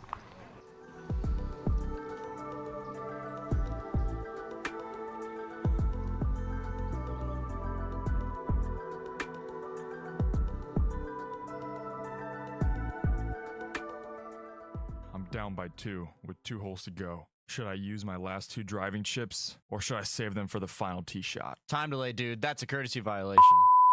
That's a stroke. You're down by 3 now, potty mouth. What?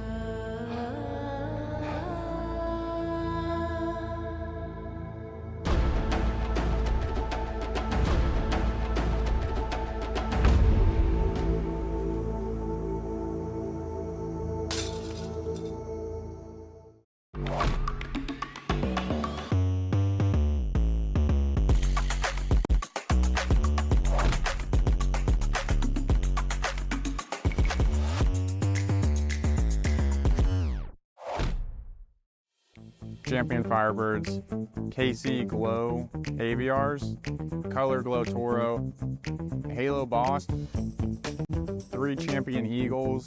This is a new disc to my bag for 2024, DX AVR X3. Hey, I'm Calvin Heimberg, and this is my 2024 in the bag.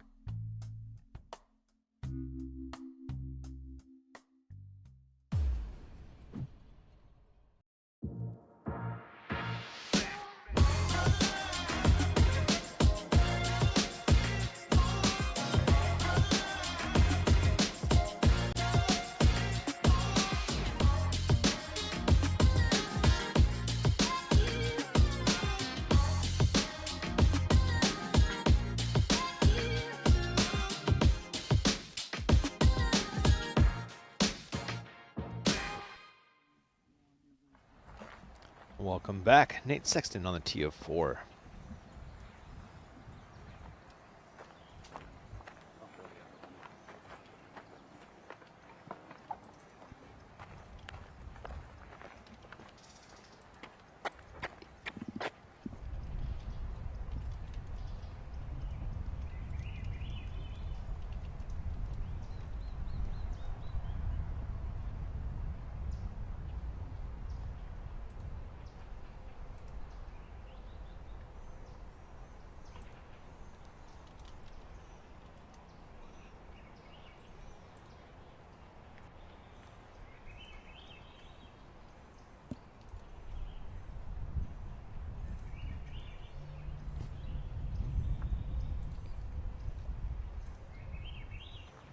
Right at the corner there.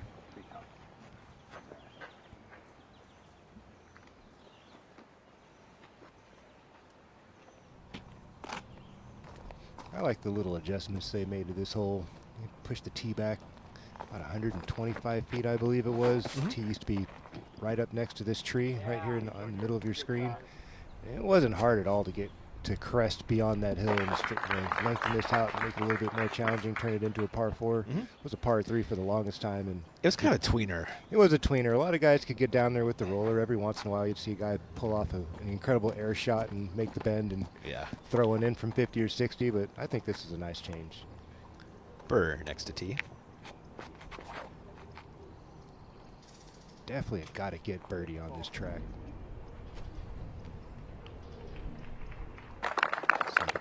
Line there on the left side, keeping you honest. Also got on the corner too on that long side.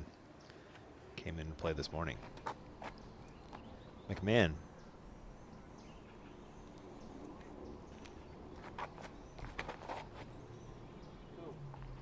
Not surprised to see guys bending this thing from left to right.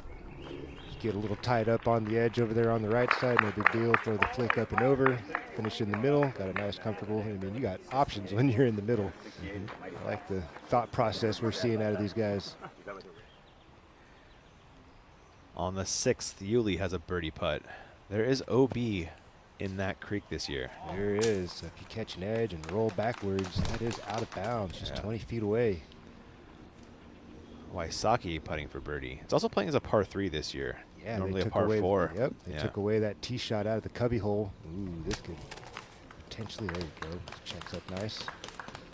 That didn't have much time left, though. It was such a soft par 4, though. I mean, with the length these guys throw at the hyzer these days, they had, what, 80, 90, 120 feet left in, and just a chip shot, no danger back there. They could run it for eagle.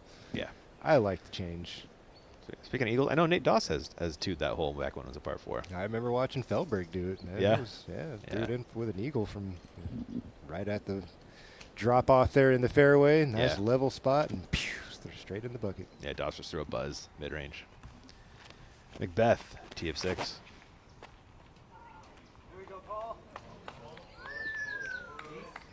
That looks really nice, Ian. Is it going to beat the open? Yes, it will. It does. That was awesome, Philo. Yes, it was. This is such a risky proposition now with that OB, man. You know, it's right there. It's saying come and get me, but you got to throw a golf shot. You do. Heimberg on the dream hole, hole 9. I lost it, Ian. I did too. Got the green flag. I want to say one off to the right a little bit. We are back with your feature card. Fairway of 4 for Nate's second. He still needs to make the corner. He's got one of the best sidearms in the game. He's going to have to get this thing up and turning in a hurry. You don't want to, like I was saying earlier, throw it too flat, stall it out there. You want this thing button hooking around that corner.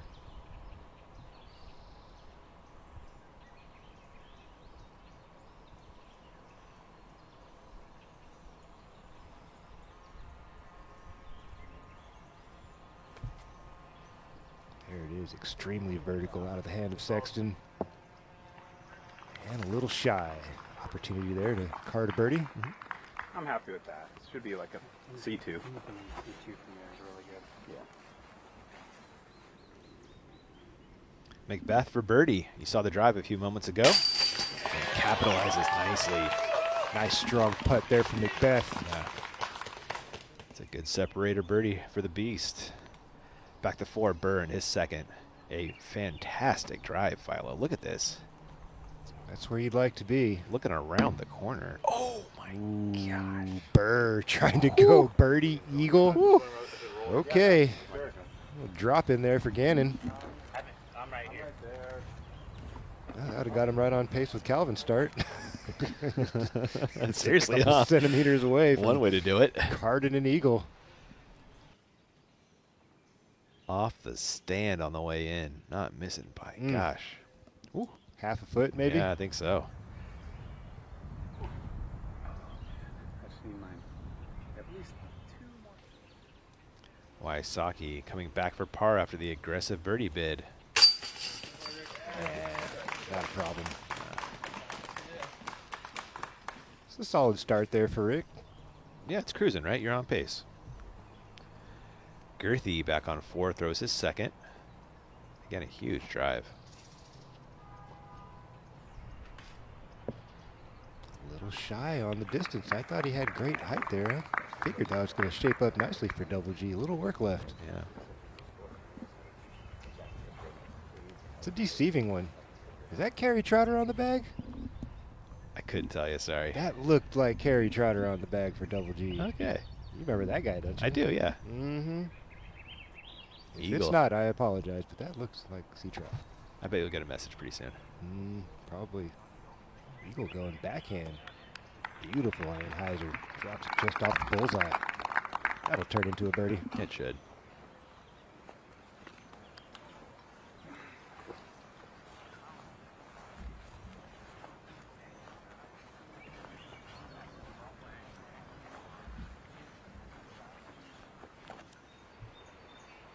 Heimberg on the dream hole for birdie. Circle 2. Was online. You came up just a little bit short. There is OB long. You think it's in play here, Philo? No, it shouldn't be for Calvin. He doesn't typically putt that aggressively where it's just going to go zooming past. Does miss low and left for Calvin. He's probably got 4 steps in. Not much. Back to 4. Sexton for birdie.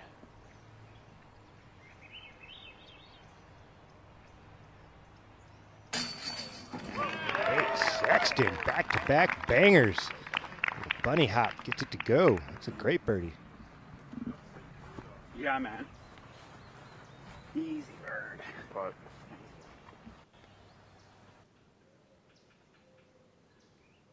Little bunny hop birdie out of Sexton. I never had a doubt. That was up and down in the center the whole time. That's great.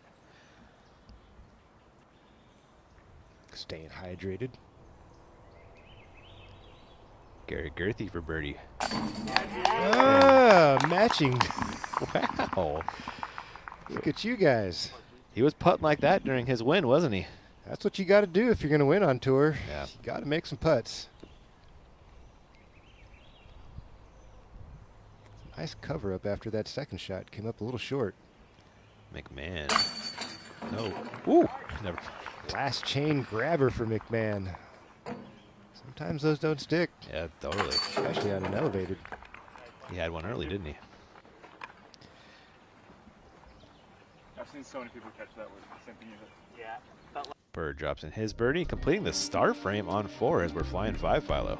That was a great star frame, by the way, Ian. You Yeah. are correct. And we'll take a look at this here. This is old hole 1 west. This tree is the one you want to miss. Get on the right side of that, left side of it. You don't care. You just want to get lined up so that you can execute this second one. If you're a sidearm player, you don't mind finishing a little further to the right, backhand a little more to the left, opens things up. You see this tree here right at the turn. That's the one that you really got to pay the most attention to.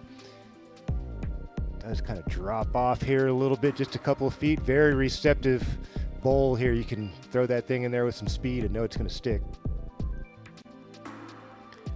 And taking a look at the hole in the birdie zone, you can see the tee at the very bottom, and that it's a pretty small sweet spot, and it's tough to get there too.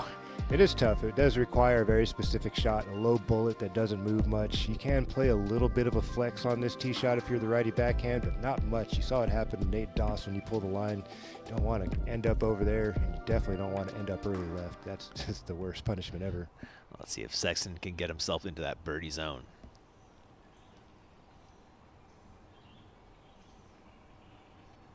Forehand, Philo.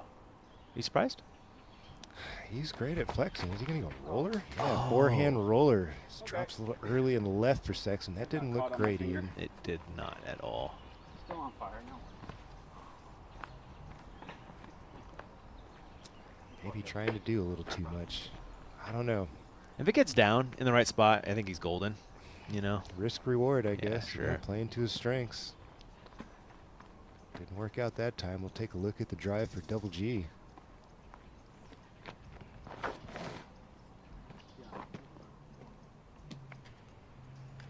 Laser beam hyzer cuts through the limbs into the sweet spot. Should have a nice healthy angle. Nate Doss on the tee of 7. The scene of Heimberg's first par in the round. Another one of those tough tee shots out here, Ian. Got that low canopy of trees all the way in. Most guys hit about circle 2 and bounce forward. Have seen the roller work here plenty well in the past. That was actually Nate's play back in the day. I thought so too. Surprised Yeah. to see him go air shot there. Burr, tee of 5.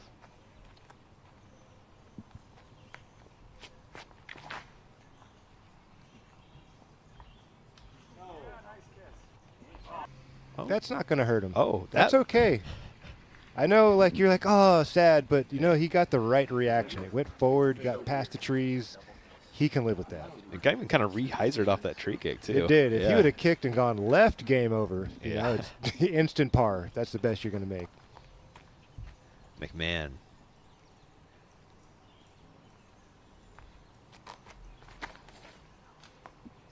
Ooh, tugged right pretty badly. Shank a bottom is so... What? No way. Come on, dude. What just happened? Was that a glitch or what? Was that a glitch in the Matrix? That Because was- now he's way up the fairway. He's a little further right than he'd like to It be. tickled the grass like 50 feet off the tee pad, didn't it? I saw On the something right? move on Yeah. the right very quickly, and I thought he was gone. Oh, my goodness. Okay. Let's see if we can take another peek at this. He must have just missed so bad it's good again, Philo. Look at that, dude. That's Yeah. You were right. In the Yeah. first 50, 75 feet, he's touching something, and somehow That McMahon power is something else, Milo. got away with one there. Sure did. He is in business for birdie. Speaking of birdies, Yuli for his 4th in the first 7. This is a bonus birdie at that. Dude, great drive. Right in his little bunny hop range. Uli up and in on the left side. Great start for Paul. Well, that was C2. Continuing the strong play over the past few weeks. Paul Ulibarri out there in circle 2. One of his favorite little things to do out there on the disc golf track. A little jump putt from circle 2. Count it. Thanks to Zuka for rolling back that replay for us. Milo McKyer, a great course to have a Zuka cart. Agreed. Long walk out here. Long course. Sexton off fairway left for his 2nd. Going back to the forehand roller. I like it more now. I don't know about you. Yeah, still dangerous. If this thing doesn't react the way he'd like, it could end him up in a weird spot. Looks like he got caught up in the tall grass here. I'm not sure if that peeled out back into the short stuff. Kind of have that DOS look, more or less, right? Maybe even worse. We'll see. Speaking of DOS for birdie on 7. Well, hello. No. Oh, that's so sad. There's a tiny, tiny bit of headwind out there. It just kept him up in the air. Disappointing. Rocking a Masters towel. I don't know if you saw that. No, I didn't. Pretty cool. Heimberg. We have caught up with Calvin on the tee of 10. This is a Vinny shot all day long. With his speed, I wouldn't be surprised if he goes fairway driver. I think you're right.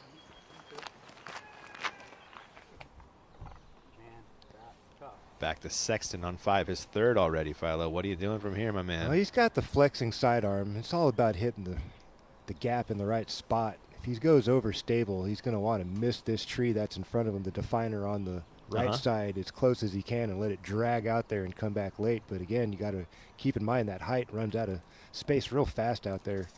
Tough shot for Sexton going after the green. Distance isn't hard, it's the shape that's hard. And he's doing it from a standstill, so that adds more difficulty.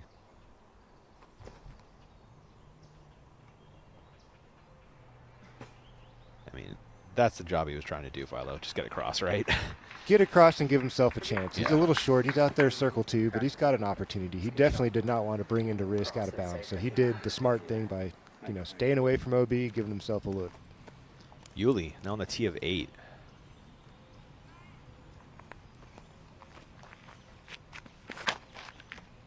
Get on it, dog. Get on it. Get up. Small guy balls. It's fine. For Paul, I don't know that he could do much better. He throws far, but he's not like the longest arm on tour. He's not the longest arm on tour, but he's definitely great at putting the disc in spots that he likes to be in. Yeah. Back to 5 for Burr. That is a cross Low, safely, but low. That height, man, that ceiling is always there to keep you in check. It usually makes people throw a little low because you don't want to hit the stuff up high because you know you're going to get punished. There's your tournament director, Jesse Tomeno, right behind Gannon Burr. Great guy. Yeah, I had a nice little chat with him while I was out there. I caught up on him at the Portland Open as well. I told him I lost my Falcon, and he brought one for me the next day, man. What a guy. Right? My Philo Brathwaite Millennium Falcon. Love that thing. As we watch Double G slide into circle 1. He's loving that. There is Jesse Tomeno. What do you think, G? That's got to be EC. I can't tell. I'm not going to say it anymore. He's got a doppelgangers out, they call him. Yeah, exactly. McMahon in his 2nd, a little pinched on the angle. Distance is not going to be the problem. They've got him 378. It's more like 230. Yeah, not the longest par 4. He bit off a nice chunk off the tee. Ooh, get up. Oh, man. Ooh, oh, no. It cut rolled back OB. It like jumped back in. I saw that right at the last second. I thought that was maybe a stick or something, but that was his disc. Unfortunately, Eagle McMahon will be putting for par from out there in the fairway. Not the mistake you're looking for here. No. It's got to be his only bogey, you know. That's how this course is playing. That's how the field is playing it. You get one, right? You get one, and then after that, you got to be clean. He's used up his mulligan card, and he's got an 82-footer for par. I don't even know if he needed to be so aggressive with that, you know, like he just over-cranked it trying to make sure he got across the road and then made the mistake of coming up short. There is Calvin Heimberg with another one. He was Another 5 feet away. Bullseye. Catching up what I'm putting down, my man. He is 2 off the lead, as you can see right there, in that pack of 7s, tied for second. Antala and Casey White hoping to join that crew. AJ Carey, your leader, 9 down. Wow. He's got 1 to go as well. Stellar looking scorecard there. No blemishes, 1 to go. Circle 1X putting 100%. Circle 2, 50%. Whoa. Holla at your boy. Those are gaudy stats, Philo. That's what you need if you're going to get a dub out here on the tour. You got to play out of your mind. McMahon. Sometimes out of your body. Also true for par? No. Yeah, not happening. He's going to have a little tester coming back for Bogue. He will slide back to where he started the day. That was a crazy reaction to that, you know? Had too much heat on it, Ian. It was did. so low and so fast. Disc didn't have a choice but to cut and roll. Yeah. Yuli throwing 2 on the Philo hole. About 50 feet behind where Philo threw his in from. A lot further to the right, farther to the right, excuse me. That just keeps unraveling like that. That's going to be great. There you go. Oh Circle 2, pin high. He just ripped that 500, man. Nice looking shot there from Ulibar. You got to look at birdie at the 8th. And back to 5 for Burr. A birdie bid from 53. Oh, it looks like farther. It does. He's so good from this distance. Not this time. Doesn't touch a thing. Pushes it off to the right. Yeah, that was 65 feet right there. Over to Sexton. This is for par. Putting him at 54 feet on this bid. He made one from similar distance on the last hole, putting up the grade. Similar distance down the grade here.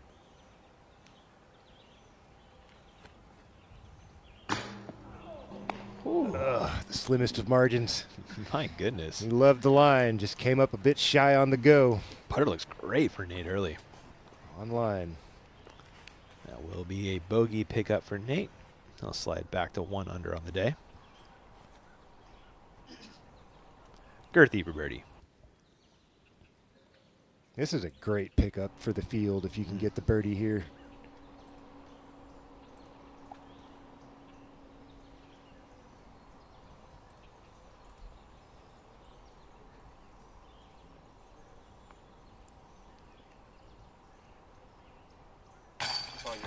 Nice looking putt from Double G early on.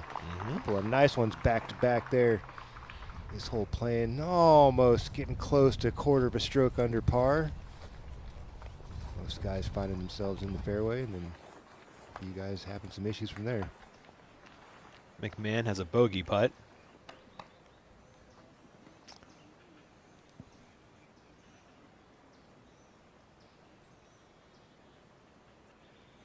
The McMahon bogey finds home. We're going to send it off to break, but you won't miss a thing.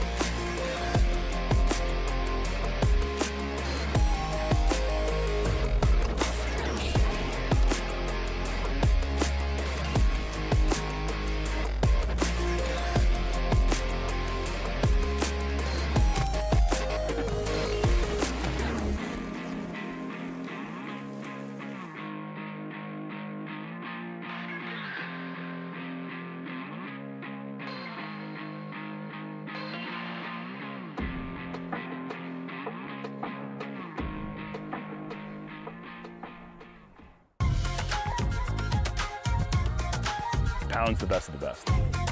It's the quality, the craftsmanship, the vision for what a bag could be. I don't think anyone's disputing that it's the best made bag.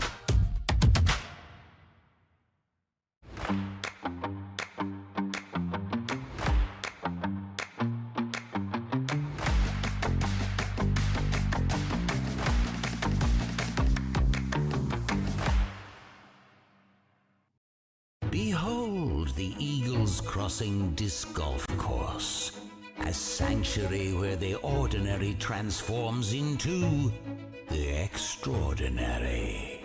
As each disc takes flight, destiny intertwines with the flight path.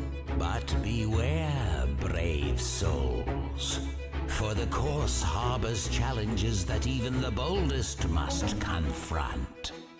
Yet, fear not, for victory and camaraderie are your companions on this voyage. Visit eaglescrossingdiscgolf.com. Welcome back to the Fling. Yuli has a birdie look.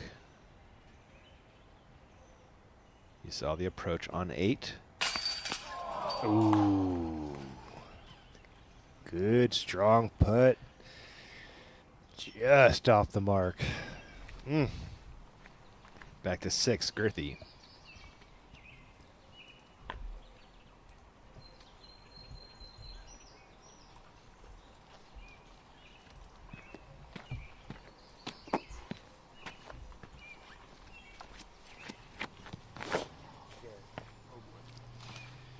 Oh no.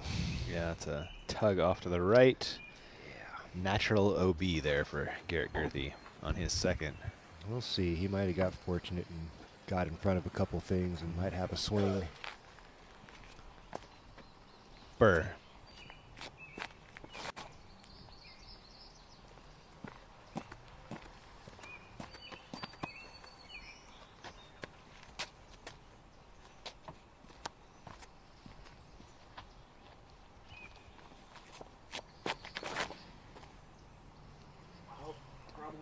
This thing fades. It should be great, Ian.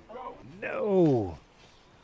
That should have dried him up just short. Should be a green flag. There it is. What did he even hit? Like, where He is caught that some- tree? Yeah, he caught the last one on the way man. in. One little limb hanging down, and I thought he was already there. Cleaned up the window a bit more for everybody else. Doing the arborist work for him. Sexton.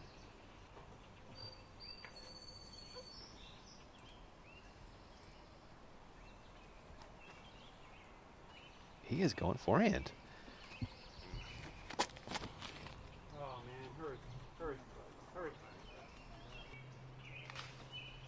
He's praying for some fortune out there. I'm not sure if he's going to get it. I think he got. I think he's on the He's short going stuff, to be man. green. Yeah, I just Yeah. don't know how much of a lie he's going to have. Yeah, he's going to have to work with out there well early on the left side. McMahon.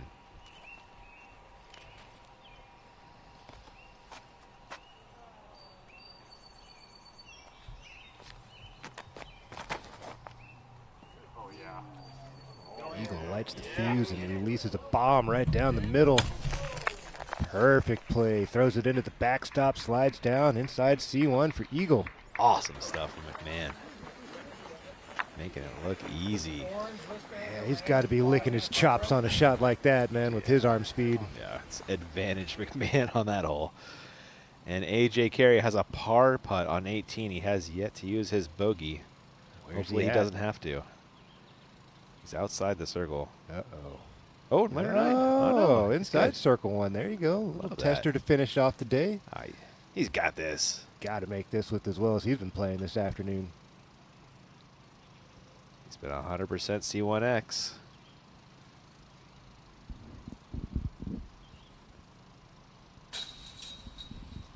No. Well, there's the one bogey you get. Yep. Oh, Unfortunately, comes on the last hole, kills all those good vibes and momentum. Solid effort on the afternoon for A.J. Carey, clubhouse leader, 8 under. Still at the top, but that stroke would have been nice. You can't give him away like that, Ian. Oh no, not from 20 feet. Oof, that was tough. Gosh, look at Heimberg, man. He's the outlier on that top 10. Only through 10 holes. Shark doing shark things. And Girthy in that National OB right side off the fairway.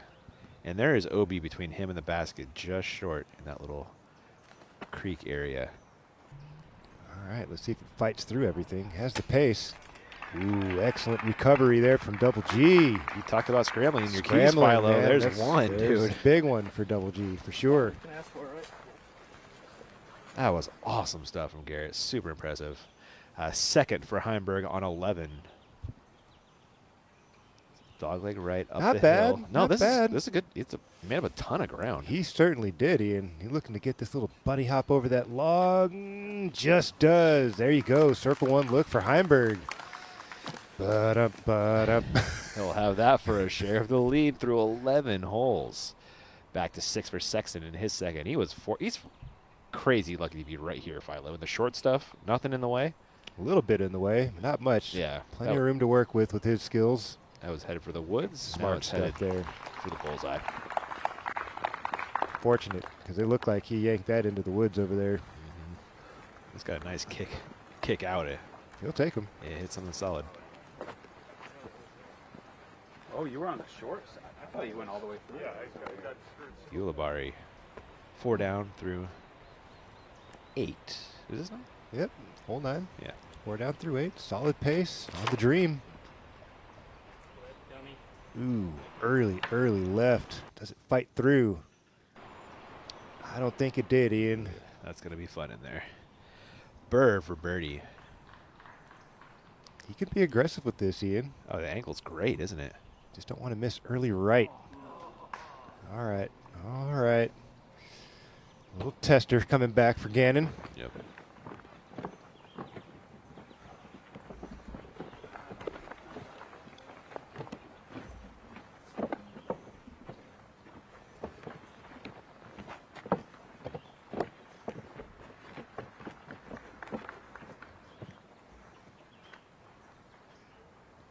McMahon looking to grab a stroke on the card with his birdie putt.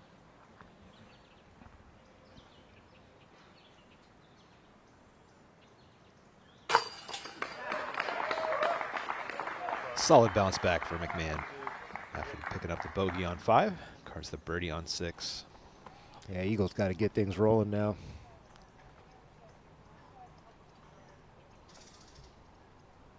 Burr for par.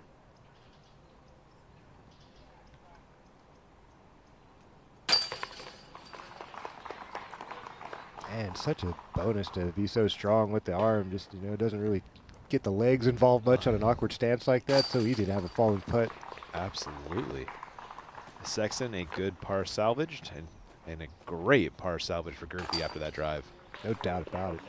I thought he was cooked over there on the right side. I Wasn't did sure what too. he was going to have. I mean, we both were kind of like, who knows? Yeah. It might be good, it might be bad. It didn't look great, and he made it work. Sure did. Heimberg for a share of the lead.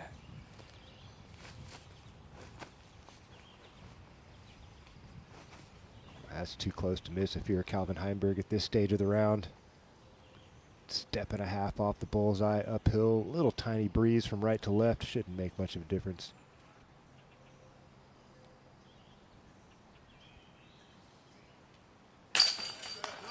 Pizza delivered. Calvin knotted up at the top, 8 under. Took a little par break, but he's back on the birdie train. Yeah, what kind of a number could Calvin shoot if he keeps this pace up, man? It could be, what, 13, 14? Yeah, I think he's going to shoot. I think he's going to shoot 13 today. Wow, I was thinking a 10 would be an excellent number. 10, 11 would be stellar. You're not wrong, man. But then there's Calvin Heimberg. He's an outlier. There's a few guys that can be an outlier week to week, aren't it? Yeah. In it. Heimberg is now on the tee of 12, 450-foot par 3. This is an unbelievable get if you can get it. Dogleg left, uphill. Button hook left Yeah, at that. yeah, You got to thank get you. it high up into the window and just, this is all about timing. It's all about feels, putting it up there in the window and then having this thing hook up at the right time and just dump out. Clean living there for Heimberg. Can never really tell with his reaction. Yeah, no, he gives you nothing. Most of the time. If he can birdie it, that'll be the 8th of the day from the field. To show you how difficult that hole is.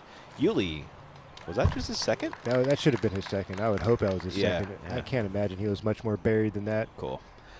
Looked like he got a little fortune there to get into an open lie. Eagle on the tee of 7. Goes to the flex air shot. I like the airspace. That looks like it nipped something. Yeah, Kicks him back to the left. He's out there in the fairway. Did you ever get this one, Philo? A couple of times. Air shot. Air shot, like a flex play off to the right? Hard flex, like, you know, right down the right side. Yeah. Just bounce it off the ground. It's all about timing again on this shot. Hitting the ground at the right place with the right angle. If you throw it too flat and it digs in and goes nowhere, you got to like flex and skip at the same time. Girthy. Looks too high. Yeah. Usually you'd see guys be very aggressive towards the ground. And there's a couple of little dry, thin spots of grass down there where all the foot traffic goes. That's kind of the space you're looking for if you're trying to play the air shot. Oh, that's a little pro tip there, Philo. Just from what I remembered back in the day, man. Yeah. Burr. Can he find that very specific line?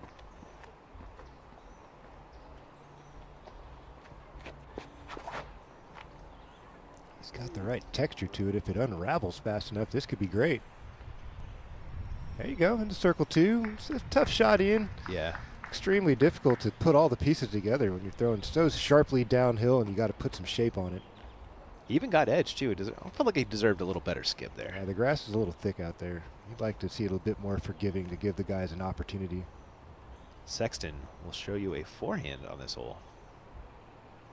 Are you surprised to see the amount of forehands versus the shot shapes the holes are requiring so far? I mean, a little bit. A little bit. A little confused on hole 5, or hole 6 rather. I just have never seen a forehand work on this one. I'm not saying it can't, but I can see what he's going for, though, right? He's got to miss the one that he bopped, yeah. Yeah, exactly. That's tough line for the sidearm with all that speed, trying to shape something so skinny like that. Pretty good shot. Jumping ahead to 9 and Wysocki on the tee. Try to finish out his opening 9 holes with a birdie here at the Dream. Off to a great start, Ian. Get parked. Stay in the air. There you go. Rick into the wood chips on the 9th. Should be a 3-under opening 9. Live look down from our Flight Factory drone at Milo McKyer State Park in this Riverbend Gold course. Reminder, you got that coupon code BSF24 if you head over to flightfactorydisc.com. Give you 10% off all your Innova gear this weekend. Celebrate Calvin's awesome round. Little Heimberg purchase. Bunch of gear from all your favorite pros there. Wysocki for birdie. You saw the drive just a few moments ago.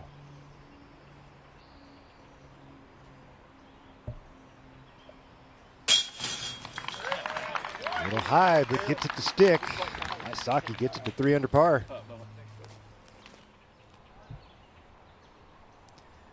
Sexton throwing 2 on 7.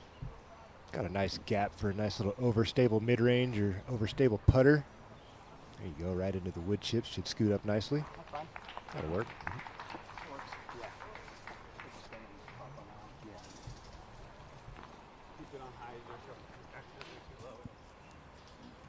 Yuli for par on 9.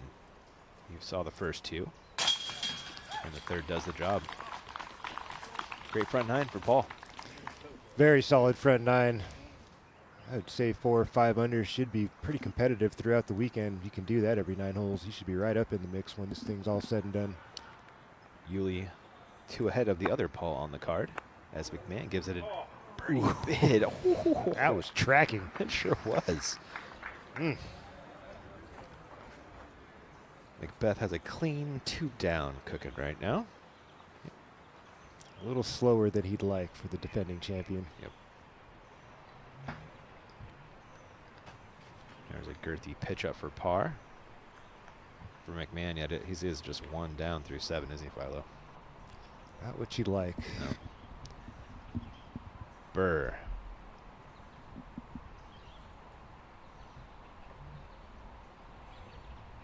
To grab a stroke.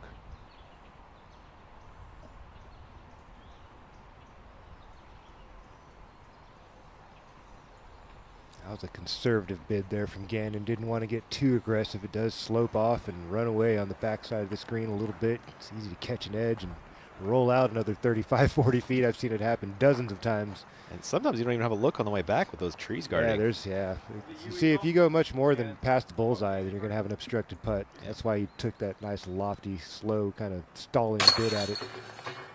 No problem on the par for Gannon. Should be the same for McMahon. Well, smart from both of those guys to take the style of putt that they did at that birdie putt.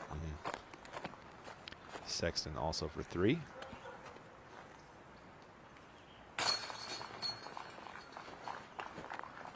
Nobody grabbing the bonus birdie on 7. But pars work. Pars work. You can live with that. Yep. That's what we were saying earlier, man. You know, pars and birdies, pars and birdies. You keep the bogeys away, you're going to have a competitive round. Hole 10, Wysocki. Do you like it? If it holds. Oh, yeah.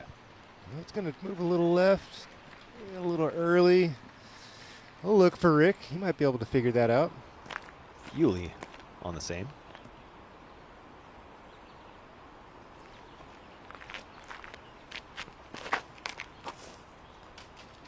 Oof. Inside for Ulibarri. Contact. Just a chip from there. Not much else you can do. On 12, this is where Calvin got to and has this left for birdie. That drive is unbelievable, Philo. He's throwing the disc, man. He's doing his In thing. the circle on this hole, he's a monster.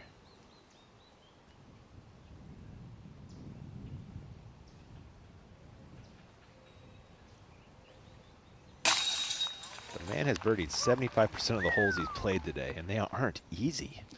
Now, the quality of the birdies that Calvin's getting right now, he's on another level. Yeah, we haven't seen anybody on that level. Not today, Not no. today, I mean, he just surpassed what was the best round of the day from A.J. Carey. He's just playing just effort. He's on cruise control. This is that type of flow that you like to see when, or you like to be in when you're a player. You just don't even want to be thinking about things. You just see line, throw line, make birdie, move on. 3 turkeys on the card through 12 holes for Heimberg. Yeah, he had the double turkey to start the day. He did. Ran into 7 as a cooler, but again, like he's taking pars on tough holes. Yeah, tough holes, exactly. Yeah. Hole 8's no joke. No. You know, hole 9's no joke. Yuli, after an early tree, throws his second. That's Jim. And let's jump back to the albatross hole. McMahon. Can I remember his tee shot last year here, Philo? That is prime position right there. Eagle McMahon on the left side of the fairway, pushing it some 500 feet. He's going to have overstable fairway into the green from there. Maybe a spike hyzer? I think we saw that last year, didn't we? You could with the Eagles position. Yeah. I don't think you really want to challenge that right side. It's grown out a little bit on the right side of the Christmas tree at the top of the hill. I think you'll still see a bit of a flex. Double G lighting the fuse and letting it rip.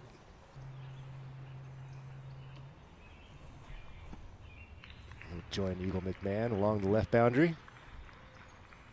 Just a casual 72-mile-an-hour swing from McMahon. That was a 66 out of Garrett. Burr.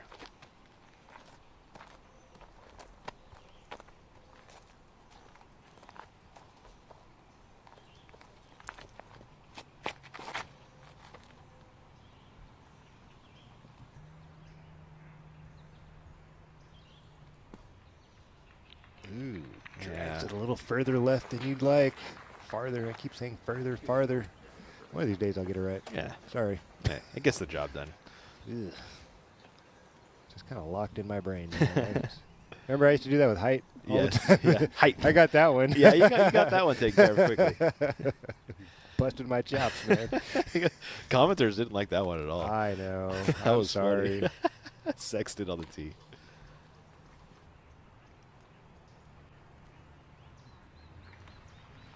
Solid drive. Yeah. Philo, let's take a look at the birdie zone here on the Philo hole. Yeah, birdie for sure, no doubt. Who's in it right now, you think? think everybody should be pretty much. Oh, Gannon's a little off. You know, he's a little left of where you'd like to be. Yeah. He might have some issues over there in the tall grass, but I think everybody else should be pretty solid. But a big thanks to our friends at the Boda Bros for sponsoring the Birdie Zone. It is the best-selling disc golf board game in the world. Get yours at your favorite disc golf shop or at bodabrothers.com. It is a really fun disc golf board game, little D&D style disc golf. Pick a player, make some throws. It's good times.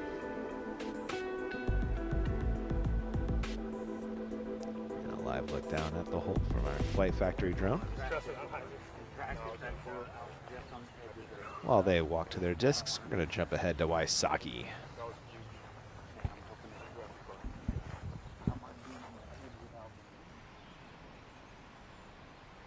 For birdie from the woods. Tricky look here from Rick, stretched out, down on a knee. You're gonna have to work something from left to right and straighten out. Look at you, dude. Ricky Wysocki. Giving it the full Paige Pierce effort there. The diving putt. Roll back that Zuka. That was sick, man. It sure was. That's called full commitment, giving up the body for the shot. He's, I'll take some scrapes for that birdie. His eyes never left the disc, though, did they? Focus. Apex predator stuff right there, Ian. I like that, Milo. Sexton throwing 2, back on 8. This is a little tougher angle than you would like here. A little more center and right. Makes that swinging in a lot more difficult. Not impossible, but very tough. Mm-hmm. Is he going sidearm? He's just laying it up, playing for par. Yeah. I don't think he can do much else.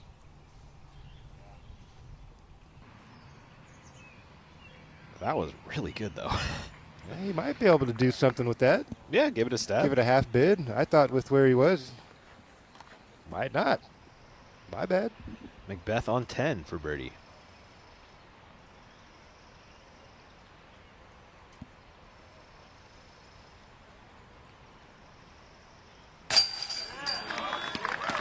There you go. So slow down, Ricky. I can still putt.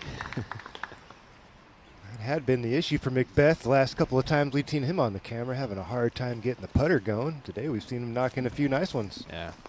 He's been throwing really well. He's been throwing the disc just as good as anyone, man. Yeah. That putter was killing him. It was. Yulee for par. Good up and down after the early tree hit. And as they walk to 11, let's check out on Calvin again. Tee of 13, scene of the Finley and Noah ace. He's chatting to it. Early right. Yeah, with Calvin's putting abilities, never count him out, right? Oh, yeah, I'm not saying it's not going in. Just saying that's where I think it is. Burned his second. Tough. On the gap. Let's go. Wow, Ian. Did he flex it around it? He went right side of the tree like you were talking about. Look at this reaction. Going to bounce out of the woods and creep onto the green for Gannon Burr for a look inside circle 1. Wow. There are not many people that can do that. That's crazy. I thought Eagle was close enough to do it. I didn't think Gannon could do it from back there. Maybe I'm just, I don't know. Maybe my depth perception from where he is, but what a rip. Nah, man. How vertical that shot was, that's the impressive part. It's not the length, it's how vertical it went before it came back down to the earth again. That's insane. McMahon has to flex it due to the angle. It's overturned, though, isn't it? Maybe? That might drop right back down in there from if he stalled it enough. If that thing kept turning right, he's in trouble. Hard to say. Nate, can you fill us in on that McMahon second? Yeah, definitely overturned and not quite stable enough either. It just kept drifting right. I think he might have trouble getting up and down. Thank you, Nate. Girthy is into the corner early, but that looks like an up and down pretty easily. Yeah, he should be all right to get up and down. There's got to be an option that close to the basket. On 11, Wysocki.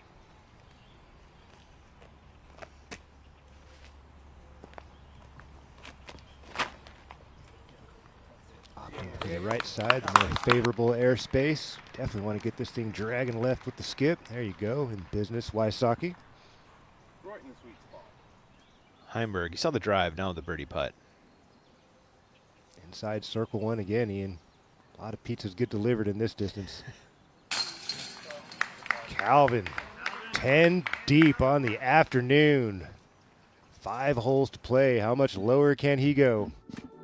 I'm sticking on my 13. I think it's good. We'll see. There's not too much trouble out ahead of Calvin Heimberg, right? I mean, he's got the 15th, which is pretty tough. 17th, he might get a little squirrely. You never know. I mean, there is some potential to pick one up. You know, 18's a little tight on the left side these days. You just never know. Yeah. Good stuff so far.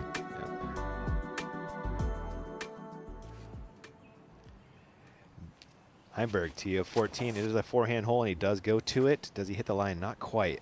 It's early. Will it miss? They seem to like it, Philo. Got a couple of claps out of that. I saw a smile. Did you see it? Yeah. Yeah, it must be great. It must be parked. He's like, I did it.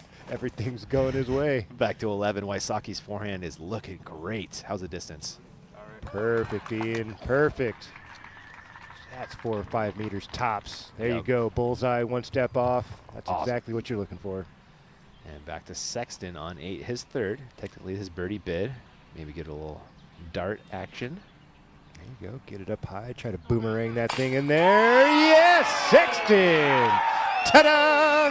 180 with the dart. Sexton, that was awesome. Nice one. That was so cool.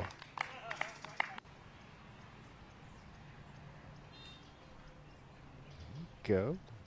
All about the feels, man. That's a touch putt right there. I gave up on him for the birdie on this hole. No, you proved me wrong. You did not. I said he had a chance. When we threw the layup, I was like, oh, he's just playing for par. No, he's just playing for the shot he wants to throw. But after it landed, you gave him a chance. Yeah, I did. It came back up into possibility once I saw the angle. That was so cool. That was epic. McMahon, he's off the fairway right for his third. Looks like that got him right inside circle one, a couple steps away. Yeah, back in the day, this is the place you'd want to miss, is over here, and then you could do that and still get a birdie. That's right. Yeah. Not anymore. Nope. Once you got the albatross, they're like, no. No. If that guy can get there in 2, you guys can get there in 2. I wasn't going to say it. Over to Girthy for his pitch out. He'll have that left for birdie. Actually, that was his birdie. He'll have that left for par, excuse me. Correct. Wow. Definitely not known as a long arm on tour. So I'm not surprised they made the change. You're known for your rock shots and your awesome putting, my man. Yeah, 300 feet, and I'm pretty solid. Bird to grab a birdie.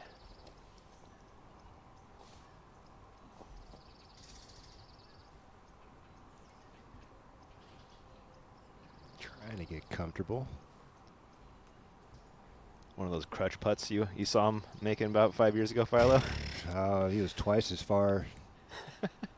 He was insane, man. He was making 50-footers with one arm, one leg. Oh, no, cuts through, robbed, a little bit left. The course giveth and the course taketh sometimes. Got a little bit favorable kick there to work its way towards the bucket into the opening. Couldn't make it work. Sexton big putts the card from the fairway. Yeah, he did. Papa Sexton doing some work. Out in C3. Let's check it out one more time.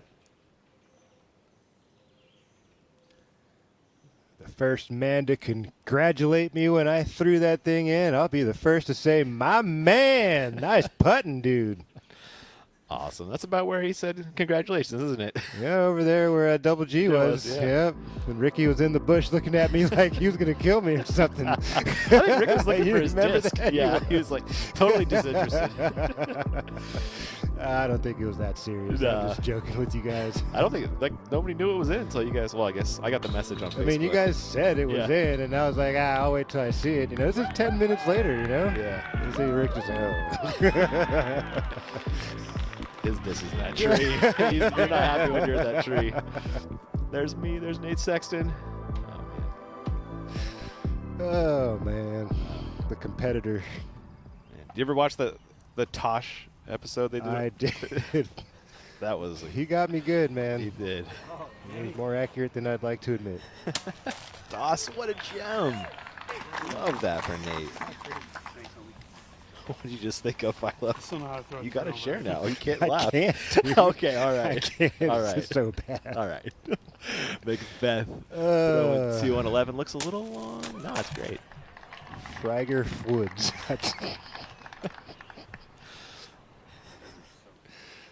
That was fun. And Heimberg did get through all the trees. Finishes long and right. He's on another level today, He man. is. He's about to shoot an 1100 rated round if he keeps this up. He sure will.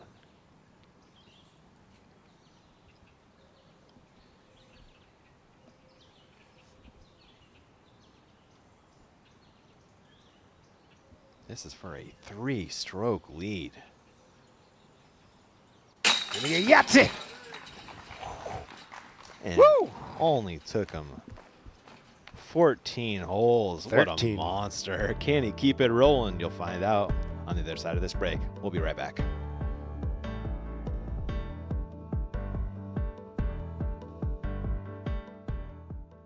The newest disc to my collection is the Drive. Passion, fierce, these are things that I feel when I play disc golf, and drive for me is something that I feel so strongly. I was looking for something in between like a Surge SS and a Zeus. I wanted something that could get me like the full S flight without having to try as hard as I would with the Zeus. Finding myself feeling a lot more confident with this disc in my hand in the woods than I've ever been before. This just felt like such a natural step to create my dream driver. Your rating is one of the most valuable things you get with a membership. This gives you accurate numbers to track how well you've been doing and your overall improvement in the game. You also get a member number when you register with the PDGA. Your PDGA number is a stamp for when you got involved in the sport. It's a badge of pride for players and a part of your disc golf identity. Get your number today. Visit pdga.com/join. Welcome back. Wysocki has a birdie putt. You saw the approach. Making easy work. Nice little hat trick there for the Wysocki. Keeping things rolling. Macbeth also a birdie putt. Gets the 4. He's cooking. And if Calvin wasn't out here doing Calvin things, we'd be a little more impressed with those rounds, Philo. They're not bad rounds. No, they're not. Just not great. Not what Heimberg's doing. Sexton, tee of the dream.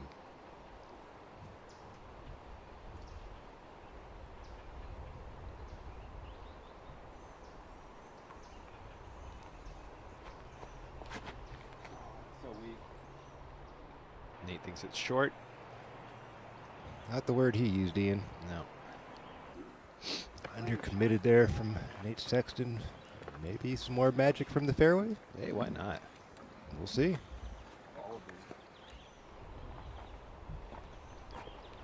McMahon.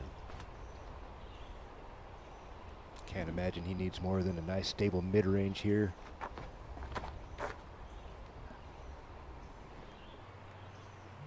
He needs this to flex back in a hurry. This is going way long and right. Yep, back there towards the next tee pad. It's the difference 11 miles an hour makes right there, 58 to 69.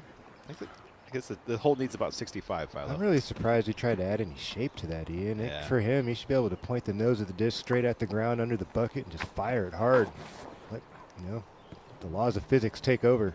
Similar to this from Double G. Fading early.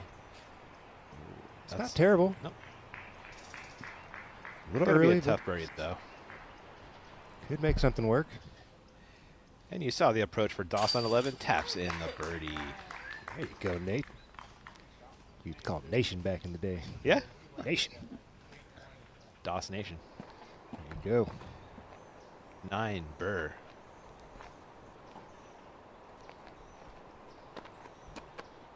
I guess you could also say best in the nation. Yeah. At one point. Yep.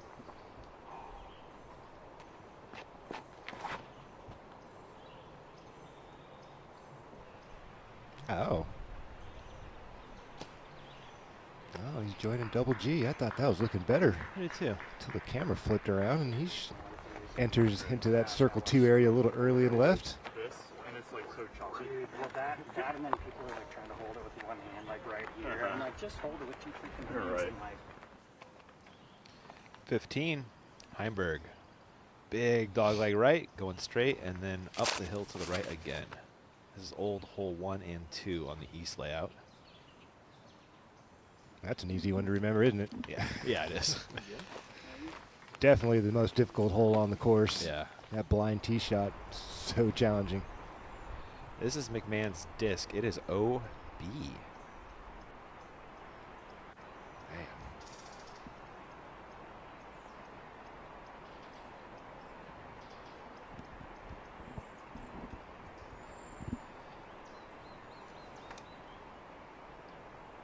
Wow, I can't believe he snuck OB all the way in the backside. Back long right for Eagle McMahon. Out of bounds, and he's got nothing in.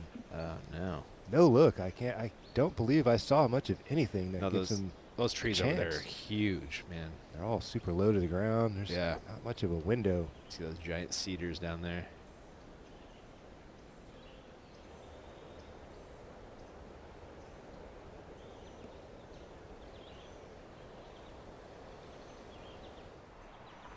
Did not see that coming. I did not either. But you can see why the OB's there. Makes sense.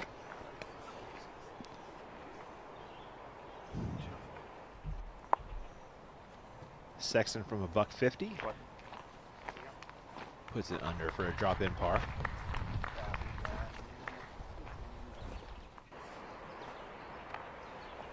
I bet his card mates have no idea. He's going to have to let them know, hey, guys, I'm... Oh, my God, what a terrible I spot. told you, man. He's picking up an extra one. He overthrew the hole OB, by by the way. 70 feet lengthwise. Nate, have you ever seen anyone over where Eagle is right now, and what's he got left?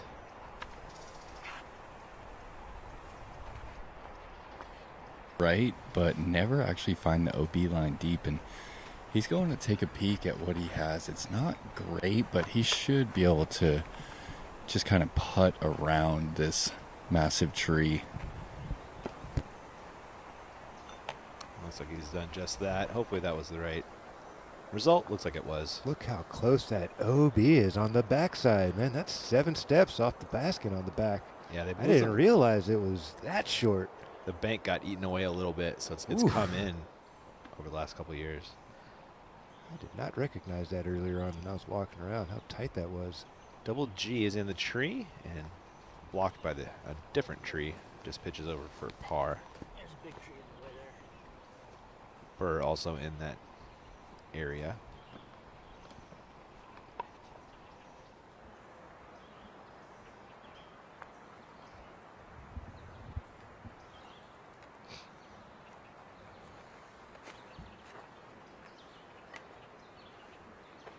Which way do you go, Ian? Left or right? Ooh. Me, I'm going left, but Gannon feels Gannon feels like a right. Yeah.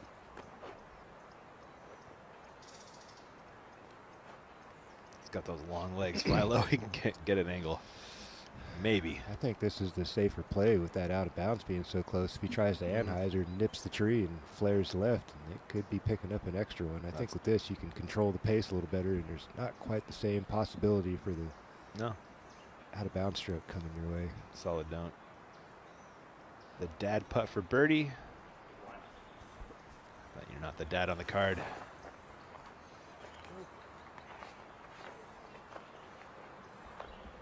How's your horseshoe putt game, Milo? Amateur at best. Probably more novice. Girthy gets in the par. Burr will do the same.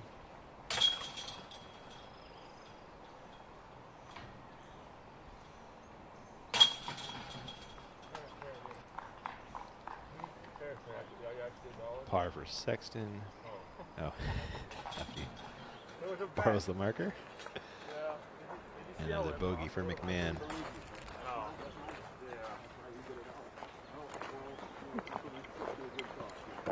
That is the second for Eagle today, sending him back to even through 9 holes. Needs to get cooking here. 11. T of 12 for Wysocki. That's really early and really low. Yeah, it's going to be not the easiest par. Maybe a little sidearm roller to button hook it up the hill. That's what I would caddy him to. Maybe you can We'll see how tight he is in there. Yeah. 15's fairway, Heimberg, his second. Trying to get up the hill. Going fairway. I like this disc collection. It's going to keep going right. Think he crashes the ante high, Philo? I'm just as curious to see myself, man. I wouldn't be surprised. There you go. Let's see if this gets hooking right fast enough. It's losing altitude a little too fast, Ian, and I think he's overthrown it. He may have he may have overthrown that from that angle. Back to 12, Macbeth. This is the line you'd like to see. One limb to beat. Does it have the distance? Just a little shy for Macbeth on the corner. Routine par from there, at worst. Back on 10, Sexton, a forehand. What a technical shot. But honestly, with how the fairway shapes up, I don't hate it. There you go. Yeah, that's cool. Right on circle's edge for Sexton. It is a weird back. It's like a hyzer within a hyzer. You know, it has to flip up, but not too much. Oh, he pulled that off beautifully. Oh, that was really cool. Double G.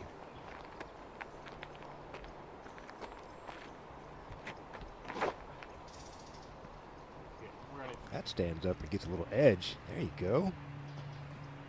A little early for Double G off to the left. That's the Wysocki putt right there. Maybe. We'll see if he can make it happen. Oh, speaking of Wysocki, throwing 2 on 12 after the early left entry into the rough. Surprise, surprise. Throwing a little 2-finger cut roller. There you go, right on circle's edge. Maybe just a step inside. Back to 10, Burr. Very inside. Will it flip, though? I think it's moving left too fast. Yeah, sure is. Wow. Haven't seen one there. Yeah, that slipped all the way through near a 16 west tee pad. Yeah. McMahon.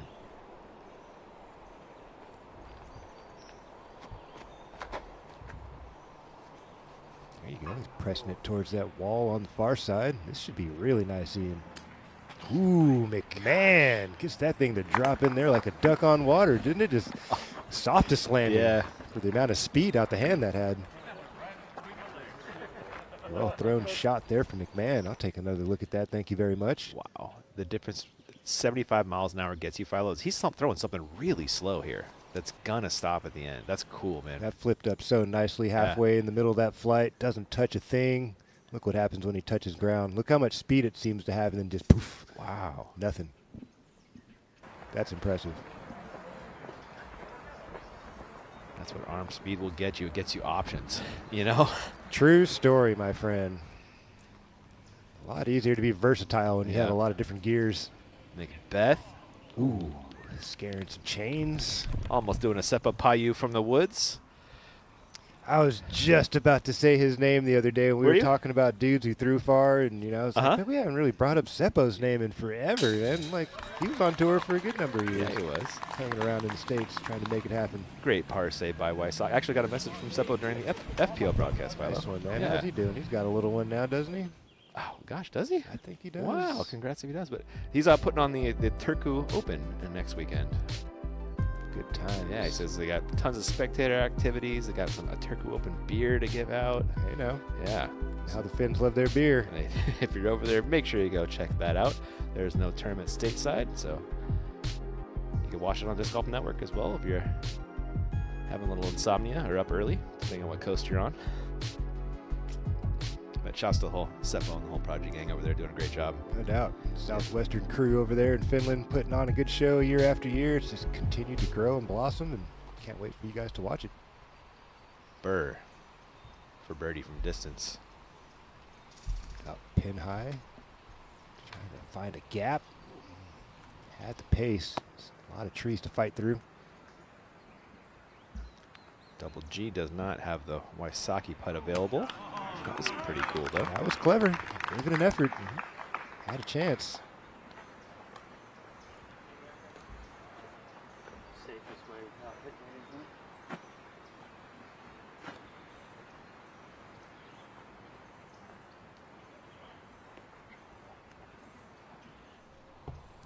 Sexton next with the birdie looks. Edge of circle. Putter's been great for Nate today.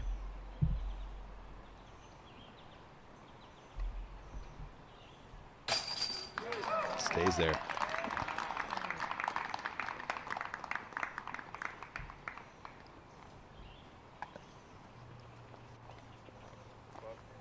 And McMahon walking to his short birdie putt. And to get back under par on the day. Let's see if he can light this back nine on fire, Philo, and get back in it. He is off the pace right now. Surprised to see him having such a slow day. This is such an Eagle-style course. It's like that sometimes, man.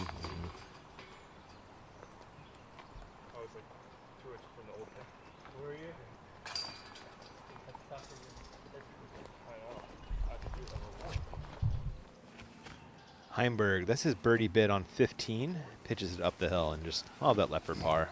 Foot and mouth. I thought that was a little long. He put that perfectly on circle 2, right in the middle of the gap. And that's a really, really great par for how things have been shaping up this afternoon out here at Milo. A lot of guys been walking out of there with bogey or worse. Calvin Heimberg keeping the possibilities in front of him. Yeah, toughest hole on the track, averaging a half stroke over par. Yeah, so he just gained a stroke by making par. Yeah, essentially. You know, you say a half, but this feels like a lot more. Here is the par putt. Not super easy, as Alden Harris looks on.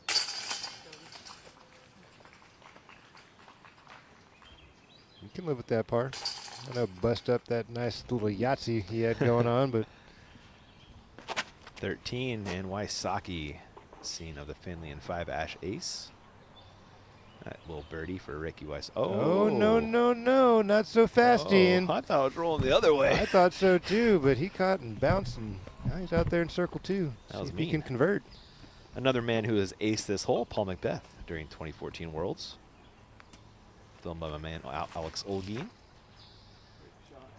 I don't think that's going to ace, Ian. No, not even close. That's hanging out with Rick over there in Hey, circle not 2. birdie either. You're going to have to split the wickets of those 2 big ones and make it happen. On the same, Doss.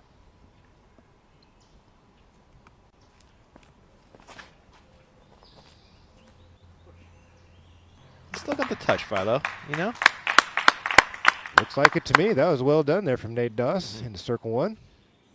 Take another peek at that. A little backhand Anheuser. That's the most common play you would have seen here back in the day. Little putter shot. He remembers. Sexton, tee of 11, dogleg left off the tee, dogleg right from the fairway. Thank you. That'll be fine. Especially with his forehand for that second shot. He's going to be pushing the limits on it, but it's Yeah. got an opportunity there to earn a birdie. McMahon.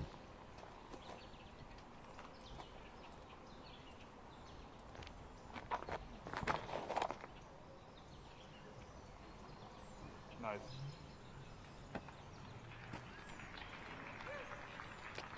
Pretty perfect. Just a casual 76 miles an hour out of Eagle. Doesn't he make that look easy? Yes, he does. It's very frustrating. So does this guy, Garrett Gerthy. Swing and a pop. That was your max speed right there, Philo. 66? Yep. 64? Yep. Something like that. Uh-huh. Max speed? I don't know. Well, you're golfing max speed. Yeah. Yeah. The highest we ever clocked you out on the course. Burr.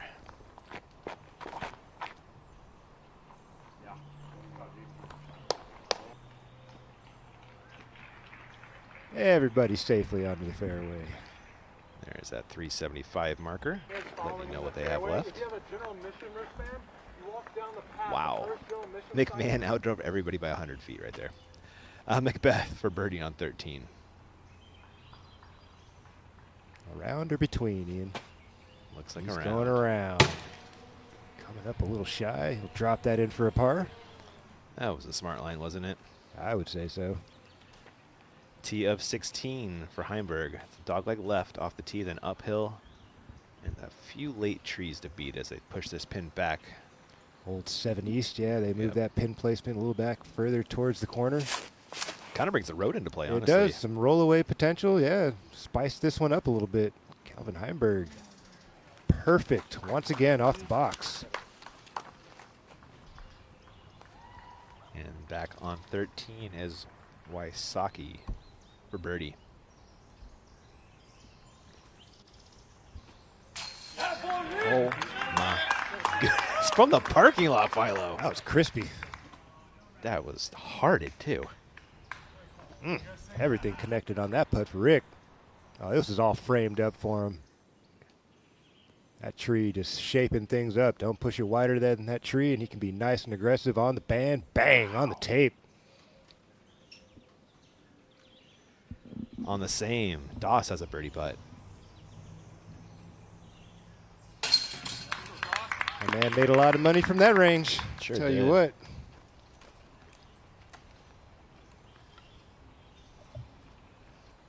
Trying to get it back to level par, trying to dig out Mr. Doss.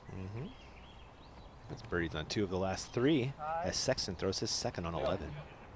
He had more than enough arm to get in there. Just comes up a smidgen short. Should be right on the edge of the circle. You see it in the bush? I did. He would like to have a little tap in, especially with that sidearm angle, but we'll take that look. It's been solid on the putting green, as you mentioned earlier. Yeah.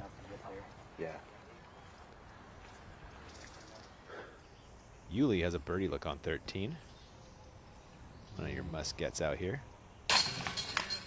Under 200 doesn't happen often on the Pro Tour, Philo. No, a little slow stretch there for Ulibarri. Had a nice pace cooking. See if he can light things up these last few holes. We are back on 11's fairway. It is not Burr, though. It is Girthy. Ooh. That was tasty. That was a great back. That was tasty. That was old school right there. It really was in those drifters. Mhm. I love that shot. You were so good at that shot, man. Thank you, sir. You probably still are. Who knows?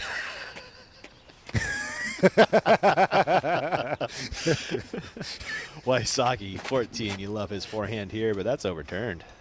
I think, anyway. And back to 11 for now, Burr.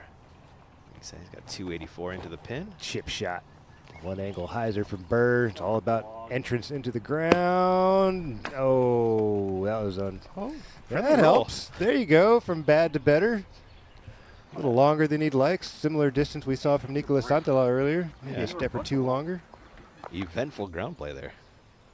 Yep. Just overshot it just a little bit, Ian. Yeah. Hit right on the lock. On top, man. This little curl back here, that helps. That's a really annoying putt in that cedar. And Burr not stoked right now, but he still has a chance for birdie. McMahon. They gotta have the distances wrong. If It's he's 255. inside. There we go. 255. Yeah, is what our Eagle Bush Salt crew also got. overshoots it by a little bit. He'll have an obstructed look, most likely. Yeah. Might be able to have a clean look if he gets down on a knee. Macbeth on 14. Aced this with a tree kick during Champs Chumps about 5 years ago. Looking for that kick right again. This is the one that I thought Holly erased earlier. Oh, okay, gotcha. I was like, what? Yeah. Wow. Heimberg on 16, his second after a fantastic drive. Up the hill through the tunnel. Stay up. If that crested that hill, that's parked, Ian. Yeah. Let's see if we get an update here from our scoring. Not yet. We'll let you know when we do. There is 11 from your Flight Factory drone.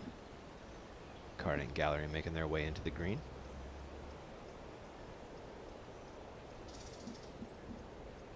And we just got an update from production. Heimberg parked.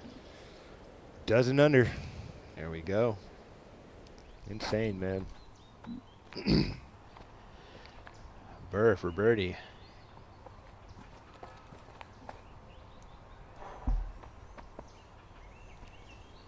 Calvin watched Gannon last weekend, Philo, and he's like, Not so fast, young whippersnapper. Let me show you something. Hold my putter. Yeah, right.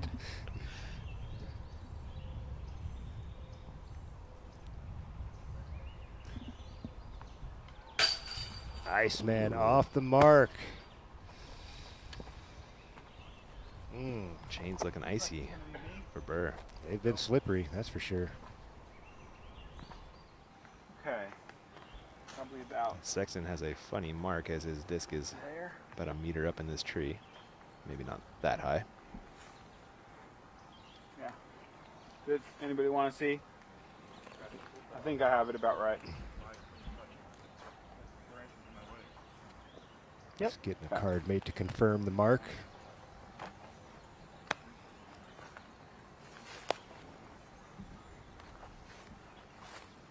There you go. Nothing in his way. Looks pretty clean to me on the way to the chains.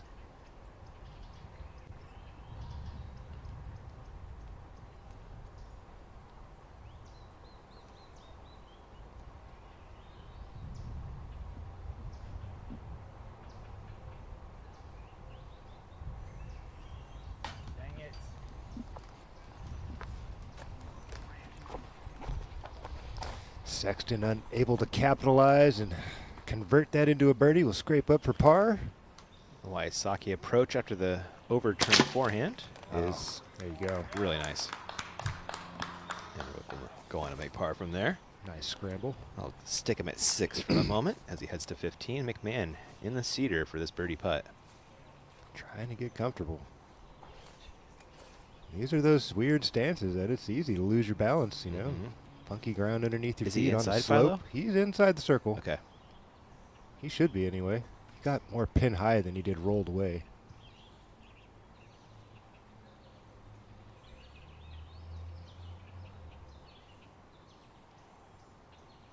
Clean airspace, and that's a make for McMahon. Gets him to 2 under. The bird is awake, Philo. Yeah, I'm really surprised to see both of these young superstars struggling out here. Seems like everybody's kind of a little slow. Minus Heimberg compared to that pace. He already has a 4-stroke lead. It could be 6 by the end of the day. Birdie putt for Girthy finds the bottom nicely. Burr will walk to a disappointing par. As will Sexton. How about old man Sexton showing the card how to get it done, huh? 1 stroke better than guys who throw it 150 feet longer at minimum. He's remarkable, man. Yeah, he's a great golfer, man. Yeah. Such a smart golfer. Heimberg for birdie and the 4-stroke lead. Count it. Dang. A man on a mission. Can he complete the mission day 1? You'll find out. Other side of this break. We'll catch you there.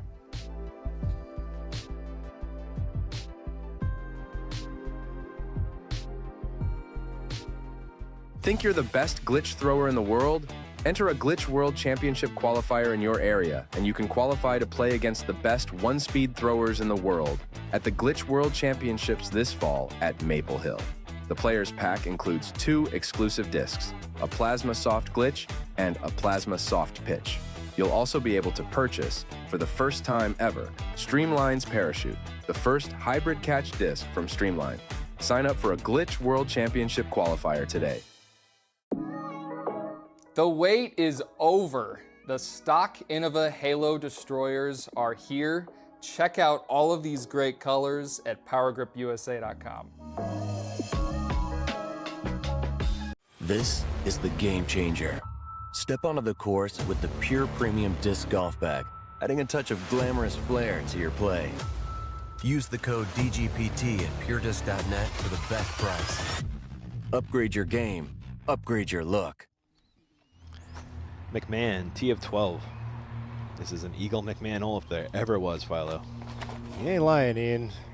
Not quite as vertical as you'd see some guys attack, but it should have the length. No, it doesn't even make the corner, Ian. Man, that's disappointing. It is. Man, with the amount of heat that thing had, you'd think for sure he was going to get past the corner. Not to be for McMahon. Probably something similar we saw with Rick a few minutes ago. That was 77 miles an hour, Philo. It was smoked. Mushed. Girthy. That's usually what you see on this hole. Guys trying to get vertical and flex that thing around the corner like Double G here. This could be really nice, Ian. Yes, sir. Double G. 2 steps off the bullseye. What a shot. Double G kicking it up. That was 71. I can't believe there's not more noise for that. That was awesome. Yeah, they don't know how good it is back here on the tee, right? You lose sight. Sexton plays this one for par. That's his forehand play out for a very easy up and down. Yeah, routine up and down. He might even be able to take a more aggressive bid from that range with the uphill. Sure. Slope behind. Gannon Burr.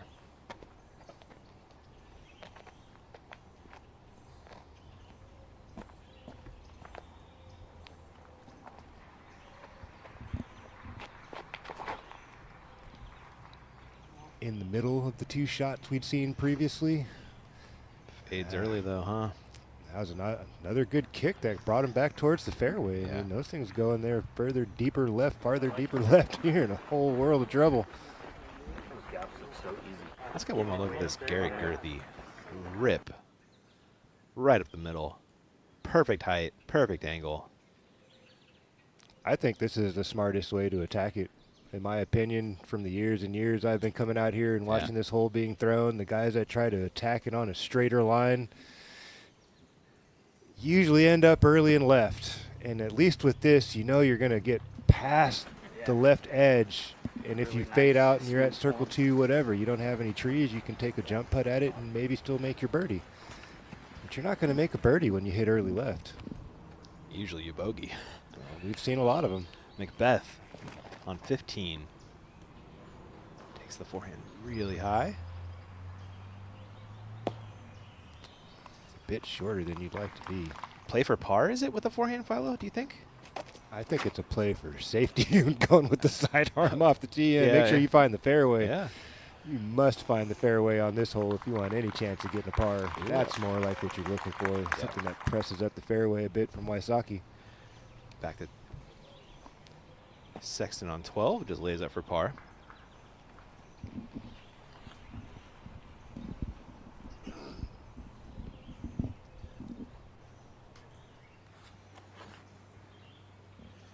Burr throwing 2. Forehand roller, Philo, you thinking? That seems to be the most conducive option at the moment. I'm sure he could probably sneak a little 2-finger and flex something under the limbs, and you could do this as well, go over stable, you know, and bump and run this thing in there. There's a couple of ways to get there.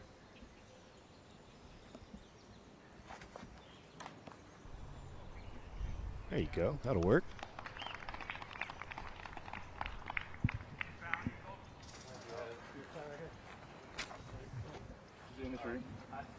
He's still up there. He's looking at Caterpillar. Like what? I think he's looking at Caterpillar. What's up? Oh, right here. And y'all see where the purple one went in? What did you say? They're listening to the guy in the car. Oh, driving by. What's going on? Where? Eagle found it? Yeah. Yeah, he found it. My little friend.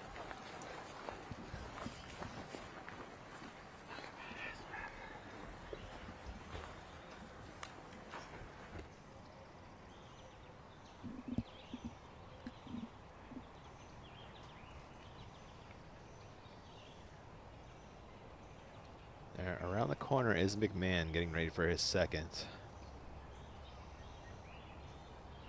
He might even pop out of that little hole in the center of your screen. Let's see if he can Seppa-Payu his way in on a forehand roller.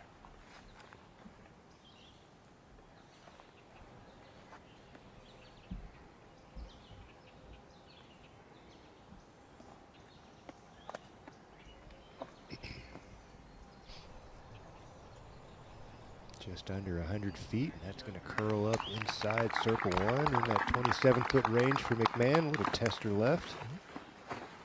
Nothing guaranteed about that range. No. I think so. You're about 28 over towards that way. Pace a little slow on this card, Philo. Yeah, you beat me to it, Ian. Yeah, they're moving a little slower than everybody else out there. It's tough to play on a feature card first day, and you know where the pace is at, and you look down and you see Calvin Heimberg ripping this place a new one, and it can slow you up a little bit. These guys could use a little shot of adrenaline to get that energy flowing again and get a little pep in their step. McMahon for par.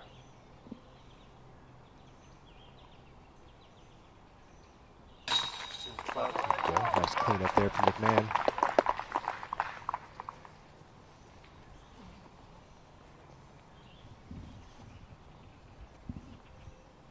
Double G would drop a mark on that exceptional drive. Step and a half off the bullseye marker. Shouldn't be much of an issue. He's done well on the putting greens this afternoon from what we've seen. Yeah.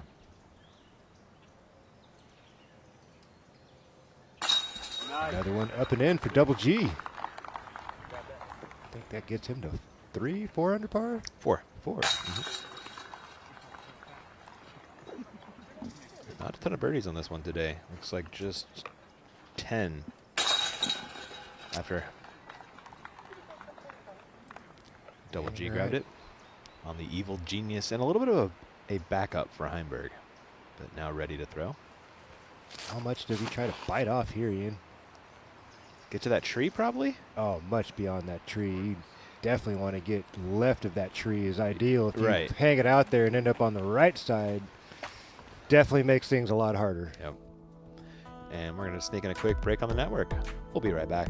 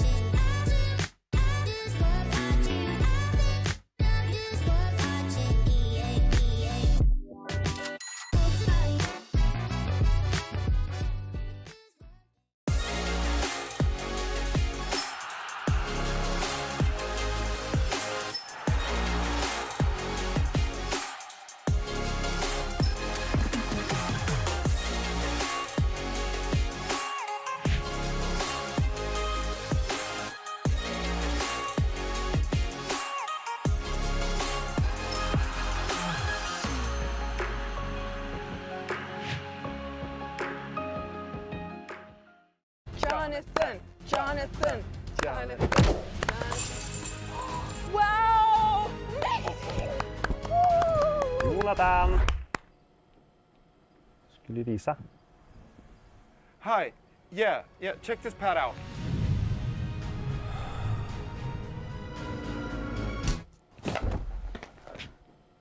I think you should use your wrist a little bit more.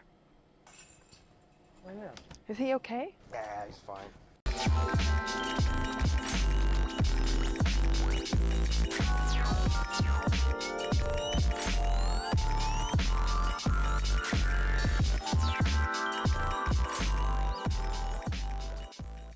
What up, guys? We have the brand new MX2, good mid-range for power backhand thrower, very good for sidearm throwers. The MX2 is a very reliable, overstable disc that's finding its way into my bag, and I hope it finds its way into yours. My name is Garrett Gerthy, also known as Double G, and I'm the founder of Double G Craft Jerky. Double G Craft Jerky is an awesome snack when you have a hankering on the course. You need a little something to pick you up out there so you can really get after a drive or finish on a putt and capitalize. When you're playing a disc golf round and you're hungry and you don't have a snack on the course, you start to lose focus, you start thinking about what am I going to eat for dinner. With Double G Craft Jerky, that's not a problem.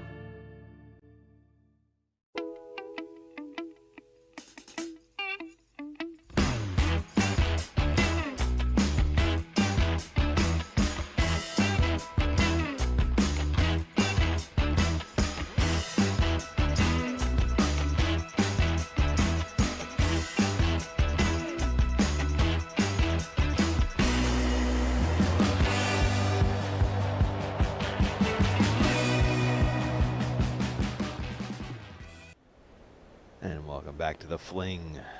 Looking down from our Flight Factory drone. The T of 13 with Garrett Girthy. Dribbles that thing up to circle one edge. Tester coming up for Double G.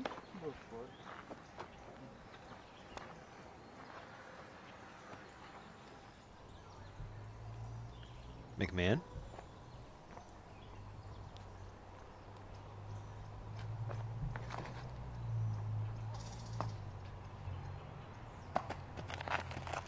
All right, McMahon's starting to heat up here, Philo. That's how you do it. Yeah.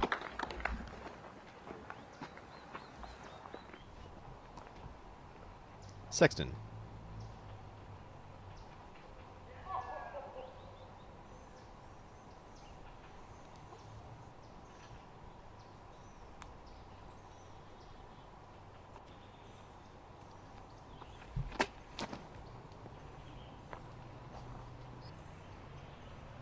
Uh-oh.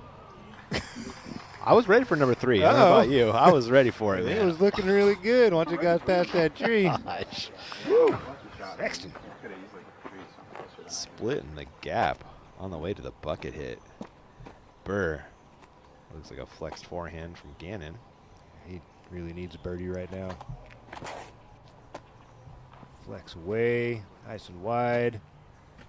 There you go, dribbles that into circle one, 5 steps away. Short work of that, I'm sure.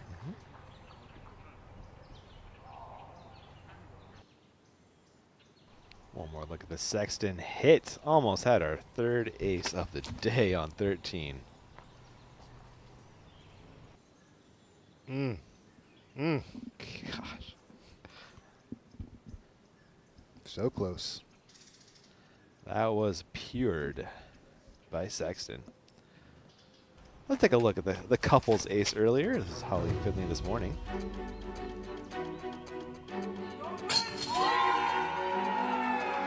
Perfect. Didn't see the Finley reaction yet. I did see it was awesome. That was. And on his birthday, Holly's partner, Noah 5 Ash. Bang, bang. Mark at 1. If they're going to get engaged, they better do it right over there. Yeah, right? I'll ask you the question I asked you then. Tee-pad or basket? I chose basket, my friend. Did you? That's where I got engaged. Okay. In the Philo hole. Uh-huh. Yep. Nothing special happened on the tee pad. That's true. I guess I thought fairway or basket was the real question I asked you. We started in the fairway. Oh, okay. Yeah. Nice. Girthy for birdie.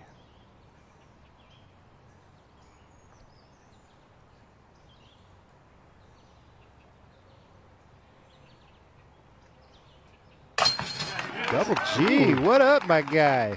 100% from C1X, and that was edge of circle 2. I don't know if they're going to give him credit for that or not. I couldn't tell if he was a toe inside or not, but if that was. They should give him circle 2 there. Well, he's banged a couple from out there, too. That'll get him to 5 under. Good work, Double G. It's been a nice round since that bogey. Back on 2. Sexton for birdie. To join the gang at 4.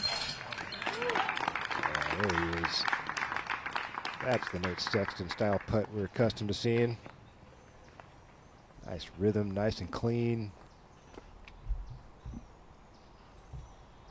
Burr. No problem. A smidgen low, but yeah, whatever. It was in. Yeah. McMahon to make it a star frame. There we go. A little KJ My Bro action on the chains.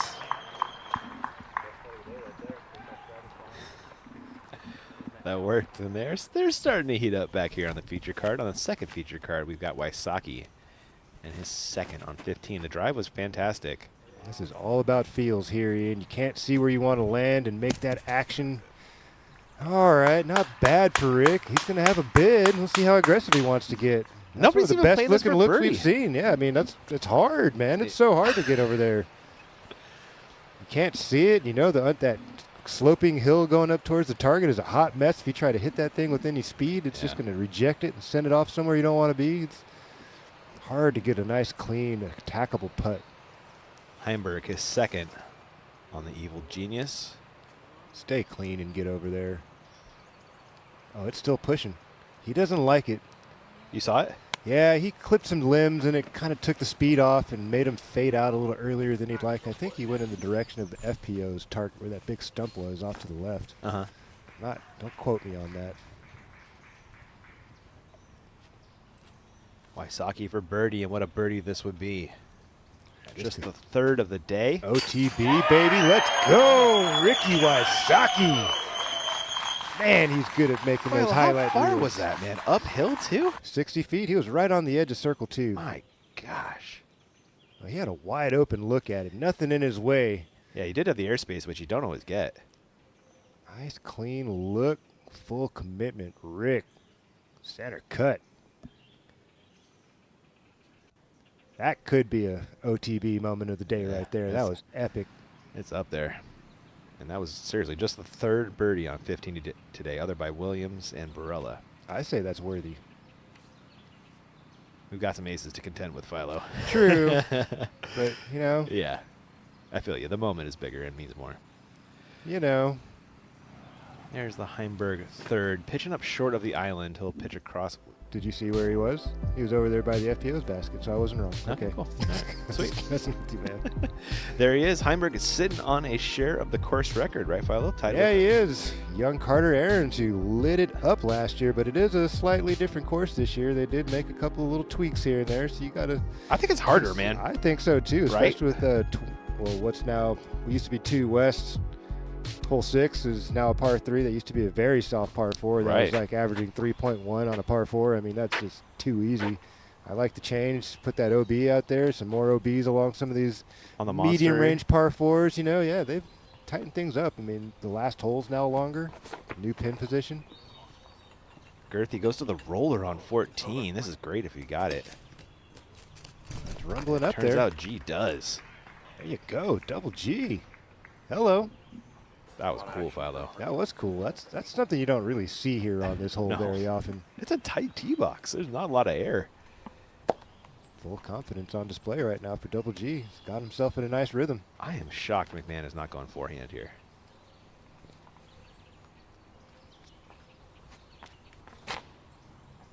Oh, that looks super inside, Ian. Yeah, there it got punished. Big Mac and kick off to the left. Just a chip shot from Eagle McMahon coming up. Macbeth has a par putt on 15. Circle's edge, maybe. Yeah, good stage, man. Count that from Macbeth. There you go. It's a cleaner round than we've seen from Macbeth in a while. Starting to get the putter back online. Good to see. Yeah, really nice. A clean 5 down. 14 again for Sexton. He will show you the preferred line with his sexy bird. Around the big tree. Swinging it in. Couple late ones to miss. Not a problem. Bullseye for Sexton. Ian, you knew that was about to happen, didn't you? Nate has this hole on lock, man. Yeah, he does. This is child's play for Nate Sexton. Burr. Try to follow the vapor trails, right? Yep, you got it, buddy. A little more flex, similar airspace. Here it comes. All right. Not bad. It's right there. Similar distance as his last putt, 5 steps away. That should turn into a birdie in a quickness. That eagle backhand is confusing me there. 16, Wysocki. You're going dogleg left and then up the hill. Yep. All right, get fading. You don't want to get tied up on those trees. There you go. Find himself in the middle. Decent rip coming up the hill, though, for Rick. They didn't move left much. Back to 14, McMahon. Buzz in the tower. Nice little go there for McMahon. Had a little tap in left for his par. Macbeth on 16. Classic Milo McIver drive right here. Split the wickets, penetrate forward, swing it left. There you go, up on the high right side. All the angles in your favor when you're there. Yes, Paul's going to love that. Back to 14, Burr will step out a birdie look.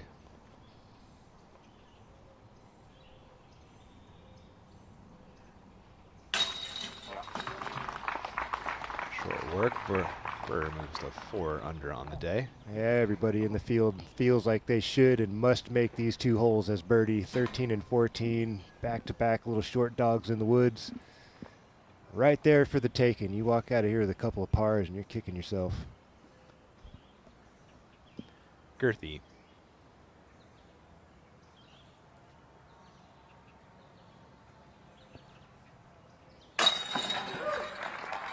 Nice way to turn things around for Double G, your 2022 champion out here at the BSF. A little bit of a rocky start, but since that bogey, he's been all birdies and pars. Just what you like. Yeah, to your point, Follow, if you birdie one of those 2 holes, you're losing strokes to the field. Yep, a little bit of quiet before the storm coming up to get it into the house. It's a little tougher on the way in. A birdie for Sexton. Let's check out our man, Nate Doss. He's on the tee of 16. Trying to get this thing back to level par. 3 holes to do it. He's fighting. He is. He was 4 over a little while ago. This looks good. There you go. Classic Nation drive. The best of the still bunch. got some pop in him, doesn't he? Dude, he does, man. Can still move a disc, that's for sure. Heimberg for birdie. This is a dangerous stab if he gets aggressive with this. Wow. I wouldn't be surprised if he just dumped this under the basket and calls it a day. He's going after it. Heimberg. All right. It settles, catches a tree just beyond. That could easily go out of bounds, Ian. Was that too crazy to go for or what? He's just so good at manipulating a putt to do the right thing. Oof. You know what I mean? There's still that unpredictable variable of a cage hit. Hit a cage hit, hit a tree, catch an edge. Excellent approach from Rick. That should be a drop in. He was way back, too. Yeah, he was. He smoked that thing work. up the hill. And Rick is a tie for 3rd. Looks like 2nd is coming his way. There we go. Let's fly 15, Philo. There is a lot happening on this one.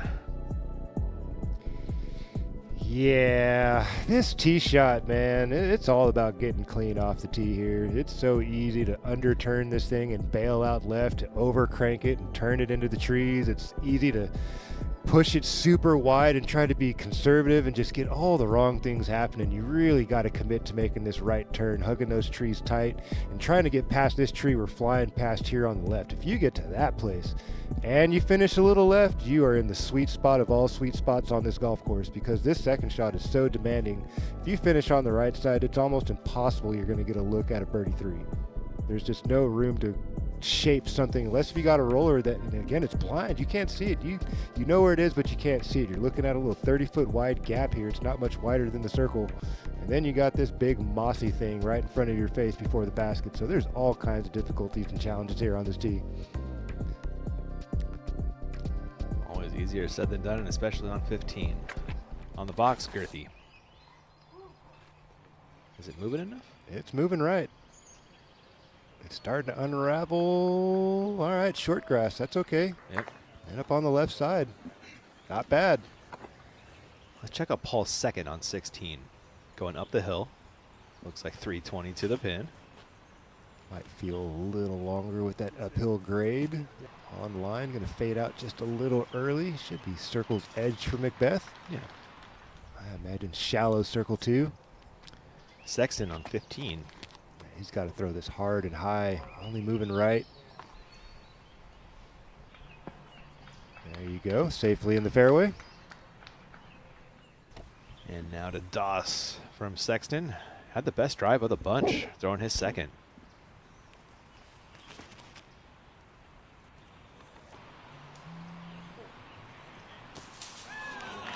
There you go. Joins Wysocki in circle 1. 5 meters off. Should be able to get that in to get it to 1 over for the day. Nice. Wow. This line from Burr is good luck, cameraman. This is getting super aggressive from Gannon Burr. He's really trying to force the issue here. And he is going to get punished up on the high right side. We'll see how much ground he made up. He's going to have to pitch out, though, right? Yeah, there's not much progression from there. He might be able to chip something. Let's see if the drone. That's the only thing that high, right, is the drone. Super tight, super high. Yeah, way inside. Oh, he was starting to get through. He was. 1 tree to beat and doesn't beat it. So he's over there by the original tee pad. Yeah. For hole 2. So par still in play, even with a pitch out.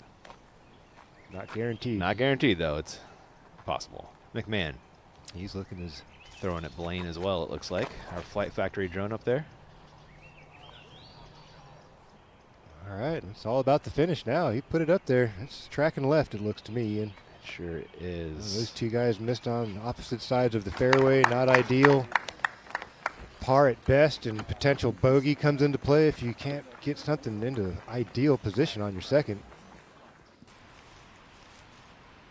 On the green of 16, Doss has a birdie putt. Getting closer to back to level. Yeah, he's turning things around here on the back. Yeah, how about that, huh? A little bit of a rocky front nine. Wysocki for a share of second with AJ Carey. There he goes. Let's check out Philo's keys for closing, brought to you by our friends at blackinkdisc.com, the premium disc golf store. Yeah, hold on to what you've earned. This finish is tough. If you can make it happen, no putts left behind. How important is it to keep it clean coming down the home stretch and embrace the environment? You're in one of the most beautiful places on planet Earth. Take a deep breath and soak it up. Sexton, his second on 15. Looks to be laying up just to the mouth. It's a smart the play, green, man. It's such a smart play. Coming up just a little short of ideal. Man, just 10 feet. Need to have a wide open look. That's the difficulty of this shot. And then people who try to force the issue from there, they just get punished. Long look for birdie for Paul on 16's green.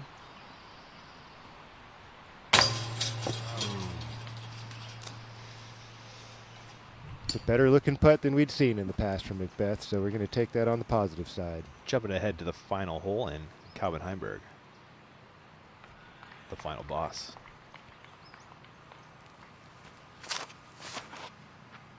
Opting for the hyzer, so he's got to make sure this thing hits and quits. Any big skip here does go into the parking lot. Well done from Calvin. Green flag. And the angle's going to be great for his second, off to the left. You think the tree's in the way on the left? I think he would like to be a little more right than that, Ian. With that new pin placement? Yes. Yeah, that's fair.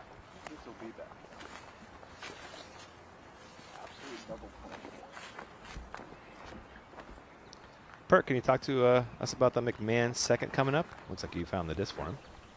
Right here? Yeah, it just faded out at the peak of its flight and pushed through the fir tree, found that new out of bounds line on the left. Now he's looking at his third, and he doesn't have much of anything, guys. He might just be kind of tossing a hyzer back out to the middle of the fairway and then throwing another Sky Annie into the green.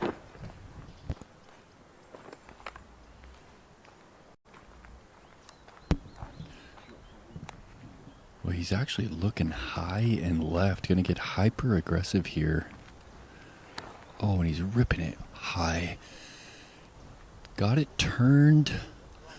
Definitely heading back for the fairway. Huge shot. Might actually put him in position to get up and down to save this single bogey. Wow. What an eagle line right there. Yeah, he went Simon at that one, man. That was road less traveled there for Eagle McMahon, looking high and left, trying to make something happen. Gotta commend the effort. Double G, just far enough in the clear to throw a forehand for his second. Not Garrett Gerthy's go-to motion here, going flex forehand, just trying to get himself set up. I think he did that quite well. He did run it a little long, but you saw the flex he had to put on that. Yeah. Not a one-angle hyzer for Double G. See if he can make something happen. A little out of position. Yeah, hopefully he can find a window through. Put that forehand like 450 down the fairway, man.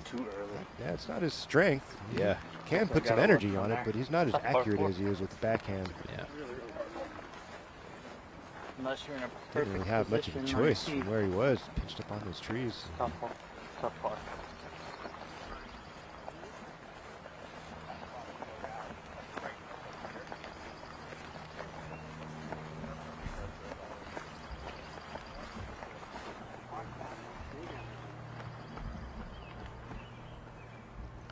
in the woods is Gannon Burr. What does he do with his second? Nate, you have an idea down there? Yeah, it's better than I think we all expected after how turned over into the woods it was. He might have a forehand back out to the mouth here. He's got a small 2-foot window right in front of him.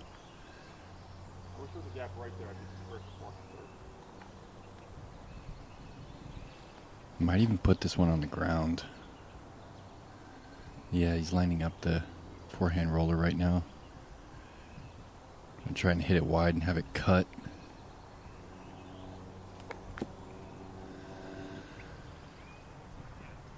That's on really good angle. It's straightening out. It's good speed. It's going to be pin high, looking up the gap. Well thrown. That was better than most, huh? That really was. Keeping it wide, getting lots of distance. That was an exceptional scramble. I don't know that anyone could do better. Wow. Just when you think, man, these guys are cooked, they just pull out some amazing utility shots and get themselves out of the mix and out of the garbage and set themselves up for an opportunity. Still a job not done with as steep as that slope is in front of the basket. Can't guarantee anything out here. I love that about Milo. It's got a lot of natural OB. It lets us see those really fun scramble shots. You know, the creativity and some really cool execution. Burr and spades right there. Yeah, it's a big part of the game, you know, being able to get creative and see angles and lines that maybe other people don't see and have the ability to execute the shot. You know, it's just. It was your number 2 clue, I believe, in your Philo's philosophy.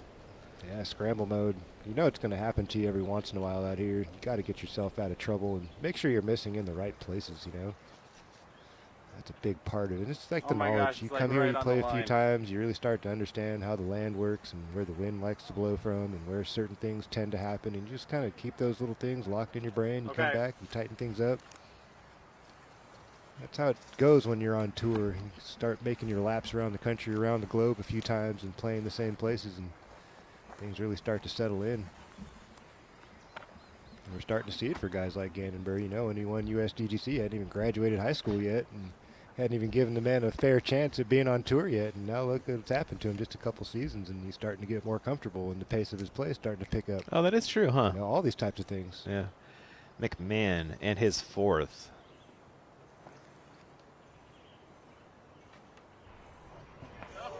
That was also the road less traveled. Philo, I haven't seen. Wow. A backside entrance into this green. Legit, I've never seen that. Very fortunate that thing stuck on the crown of that hill, too. Yeah. I mean, that could have done anything. Man, what an up and down, though, after the drive, man. Rarely seen par from those places. Yeah, a birdie, or bogey, but still. That's bogey. Oh, yeah, he had the OB drive. That's right. Yeah. Yeah, that's my bad. That's an annoying kind of like a actual OB when you're already in natural OB. I did not account for that. Yeah. Excuse me. Burr throwing 3. Try to get yourself just past the right side of that tree. You skip this up the hill, Philo? What do you do from this spot? Yeah, it seems like they've made a couple of little, you know, shelves there that you They got did. over. There used to be just a flat grade straight up, and you could definitely use the skip to your advantage to force it up the hill a bit. Still didn't guarantee anything. They could easily catch an edge and reverse on you.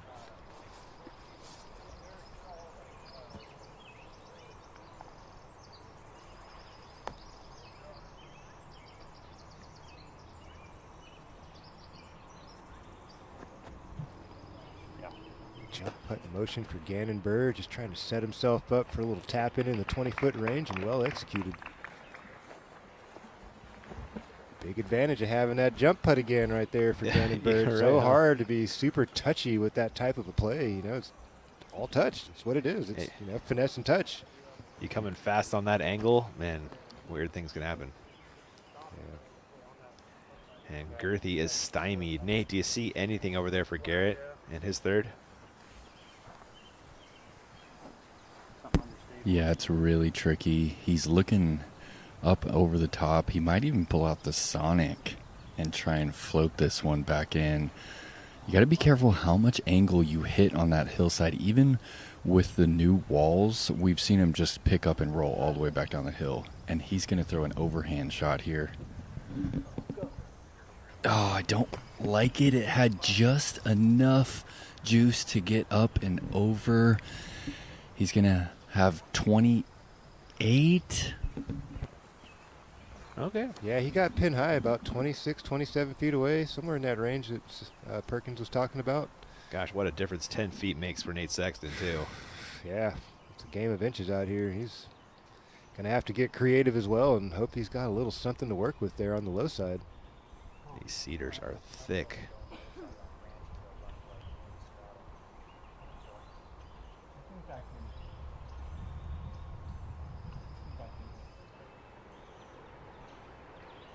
Here's another angle for Nate Sexton's lie, trying to get sneaky and find a crease.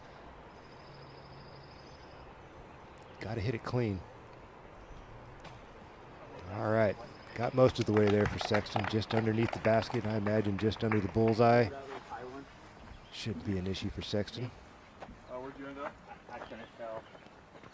While they make their way onto the green, let's check out on Calvin, his second on 18 into this new pin, Philo. Talk about it in relation to the old one. Well, the old one, they would be ducking hard and right towards the river. It would be pretty fast. Now they got to throw it a bit longer. Calvin doesn't like that. That could go out of bounds if that's going left. I lost it because I think his disc had some kind of flight eye to it, and it just disappeared in the trees. Yeah, it did.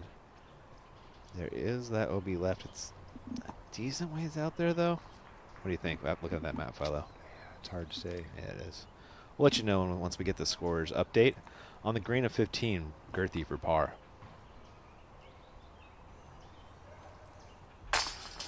Job done for Double G. That circle one putt's looking really good this afternoon, Ian. It's been awesome No to putts watch. left behind for Double G from circle one. And he's even 2 of 5 from circle 2 as well. Yeah, we saw the first big one he made. Yeah. Burr for his par. There you go.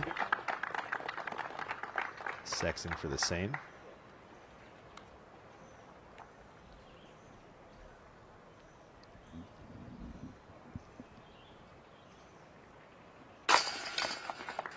I tried to jump out on the backside, snatched back in. And McMahon will be going the wrong way with a bogey.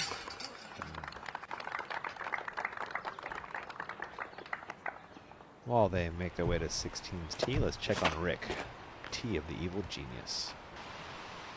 Hole 17. There you go. Trying to get left of this tree, then simmer down. There you go. Nicely done from Rick. Is that your sweet spot right there, that flat left of the tree? It's not a bad place to be. I wouldn't mind being. I don't throw that far, so I've never been where that disc is on my first shot. Usually I would just be happy getting left of that big tree out there in the middle of the fairway. That'd be ideal. Doss on 17.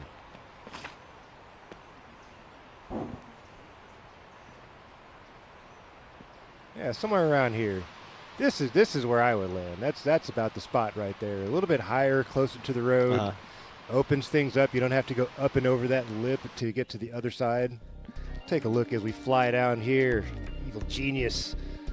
Tee shot demanding as always. Got this tight tunnel you got to mitigate and try to keep things clean. There's some fingers of death out there that could really ruin your day if you should catch one. Really want to throw it at this tree straight on. That's really the tree to look at. Get something to fade off. Land into this zone anywhere up in here on the high left side keeps you up on the shelf and keeps things available for that airspace that you need for the distance. When you end up low and to the right, now you got to go up and then come back down again. Adds a little bit of complexity to the shot. I like staying higher and left. Opens things up. Opens up the airspace. Opens up the tunnel. You get anywhere past these trees we're flying past on the left. Really opens things up. Super hard to get aggressive to this spot here. You have to straight look in. Most players are going to finish off to the left, and you got to deal with this last big guy here on the left. Get sneaky, tight little green, very slippery. Can't come into this one with a lot of heat. Great hole.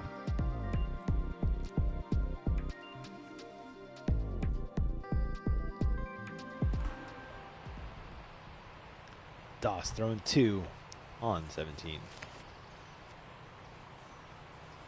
All right, unravel. Oh, he caught a little something. Hustle back. Oh. Just does. Hops over the curb and green flag for Doss. He's loving it. Flash the rings, Doss. Flash the rings. Barry giving him some post-production commentary. They're having a good time. That's great. That's a great card right there. Double G back on 16's tee. Going left once he makes the gaps.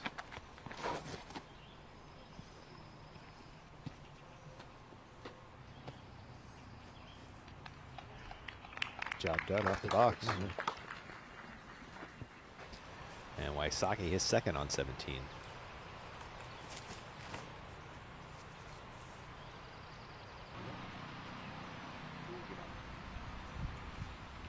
Really, really, really good here. Oh my gosh. That's a really, really, really tough spot to land, That dude. was insane, man. That line he took? Woo. Rick is gutsy, man. Oh, the backhand roller from Sexton. Gotta get up. Damn it. Oh, no. Oh, it's early. Overcut it. That's headed left, and that is the jungle over there, Ian. It sure is. That's a natural OB pitch out. Little big germ spotting. Hanging out with his buddy Sexton. Gannon Burr.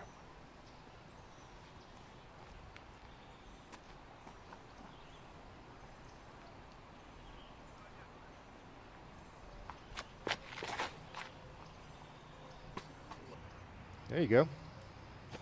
Clean living for Gannon Burr. Right down the middle into the sweet spot. Right up on top of that plateau. Clean look up towards target.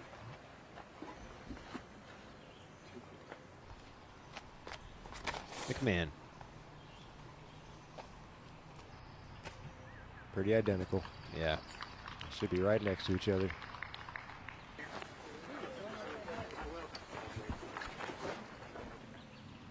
Heimberg for par on 18. Finishing off a great round. There you go. Ties the course record. Carter Aarons, but slightly harder track this year. Call it a new course record, man. Yeah. A couple tweaks to the track. It's brand new. I'm with ya. Well And done. In the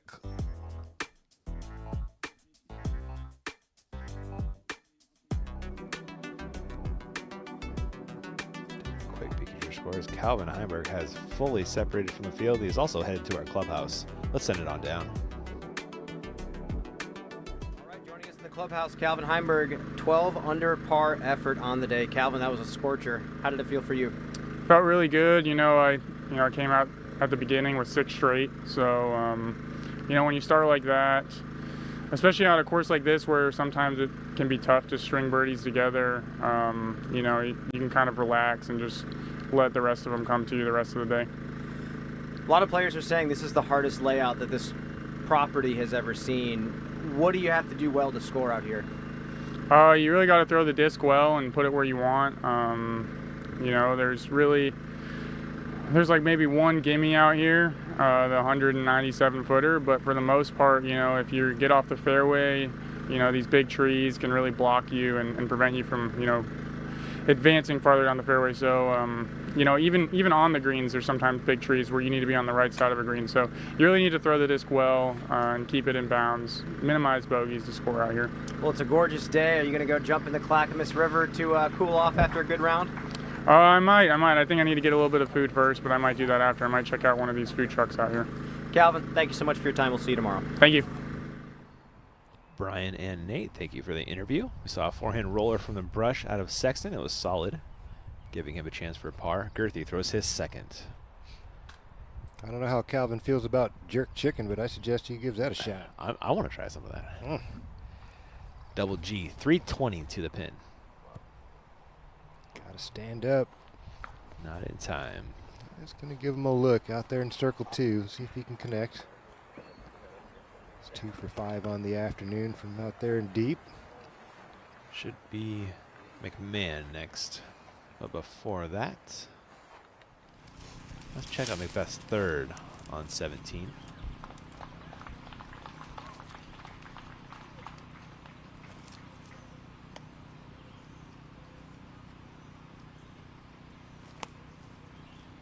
You think he's attacking the island, Philo?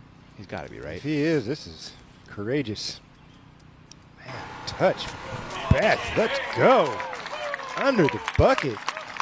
Stretched out from on a knee. Yeah, that's a world champ move right there. I'll take another peek. Oh, we're not. Oh, well, that was pretty awesome. That was fantastic. I would love to have seen that again. That was. McMahon, his second. Can he bounce back? Stay off of that guy. That should settle up real nice. There you go. Into circle one goes Eagle. Throwing a quality drive like that here, you got to get up and down and make a birdie. Burr just 286 left for his second. Putter throw for Gannon Burr. There you go. There it is, in the bullseye. Yep. I'm sure he's a little frustrated with his performance today, but still some time to kick this thing into hyper gear and come storming back. Still got 2 full rounds to go. You never know what can and may happen in a tournament. Can't quit on yourself just yet. It's just day one. He smacked everybody around last week, so he shouldn't be sulking about anything. You know, he had a really good week. Nate throws his third. Just 200 left on the hole, but looks like he found one on the way in. He might be behind that big clump right there. See if he can. We're putting him in circle one. So we'll see. Shall see.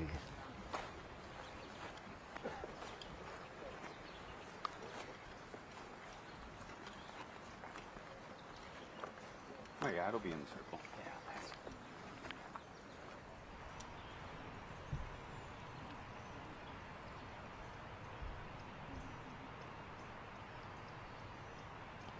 Double G in his third.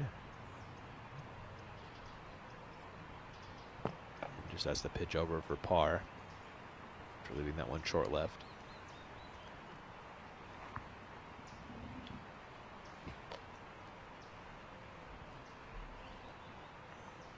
McMahon for birdie.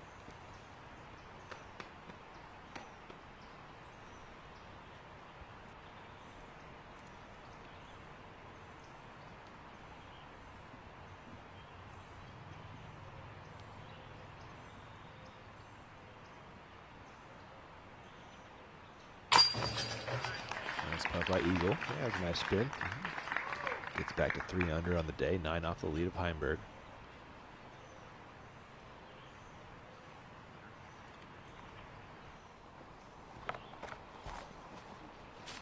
It is a par putt for Nate Sexton.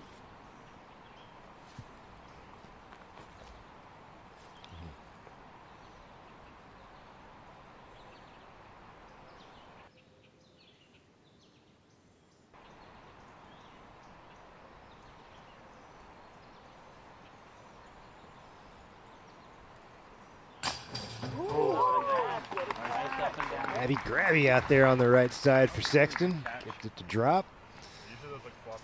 Saves his par. Nice scramble. There is a birdie for Burr, followed by a girthy par. 2 more to go for your feature card. As they make the walk over to 17, we're going to sneak in one more break on the network. We'll be right back with the action.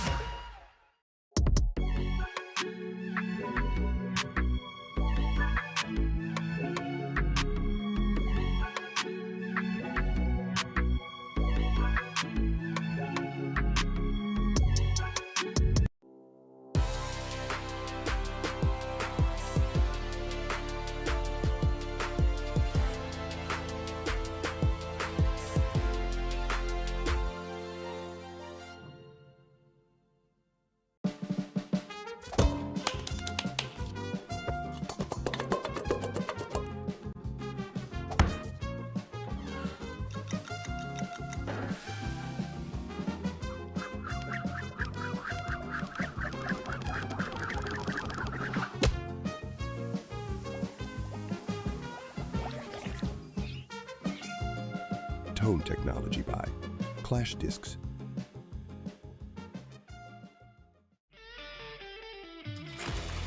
The United States Disc Golf Championship. A tournament with history unmatched in the disc golf world. Oh, You bet.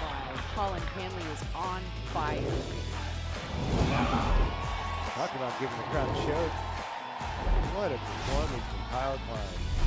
Gannonberg, this kid is unbelievable.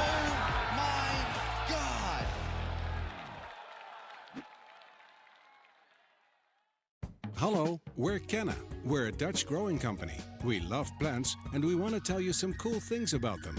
Just like humans, plants can communicate. They can sense when another plant is close. Plants look out for each other too. They warn neighbors about nearby threats by secreting substances. And studies have shown that plants love a good tune. We love and understand plants. Let our passion excite you too.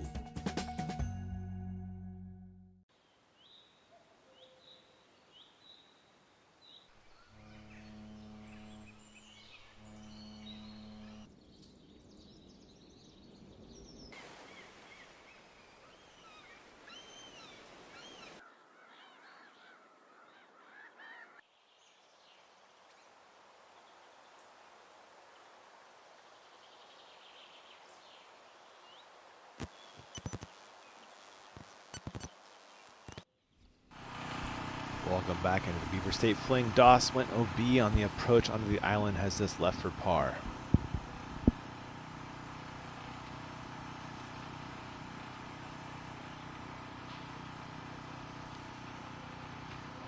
Oh, just a smidgy off. Good run. It got in my ear, it got into my heart, and my heart was itchy. You had to fly in a serum. So they went in there and itched it for me. Still made my tee time the next one. Special serum. Shot 12. Yeah, Shot 12. Yeah. You're like, dude, not everything. I feel like I need the beginning to that story. I'm not sure about itching your heart. Yeah, with a fly going through your ear or something? Sharon, can you get it out for me, Sharon? Ah, glad to see they're out. That's like the most Yeah. smiling, laughing I I've would ever say seen Rick. Doss is such a fun hang, man. If you ever get the chance to go to Bevel and hang, talk with Nate, take advantage. And then every once in a while, Valerie will come in with just like the funniest, wittiest thing you've ever heard, and you'll die laughing. Burr, T of 17.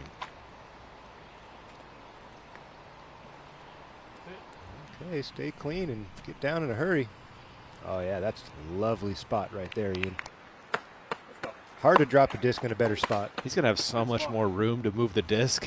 That's what I'm saying, man. You get on the right side of that tree, you're losing airspace. And after that great second from Wysocki, it was an easy up and down birdie, which he capitalized on. There's the drive. A little short of ideal. Not bad. It's sketchy taking that flex shot on that tee shot. Yeah, it really is. McMahon on 17's tee. Trying to run down Gannon's drive. 75 miles an hour, blows right past it. There you go. So we'll see the difference between the shape of shot Eagle's going to have to throw and the shape that Gannon's going to throw. It's completely different. Yeah. And Gannon has an advantage. Doss, tee of 18. That hung out just a little bit. This got a boogie left. Go. Maybe that's enough. I don't think so, Ian. I think that dumped out right on the corner of that tree. You got to get past that tree. Dang. Girthy. There you go. Similar line to Gannon. See if it checks up in time.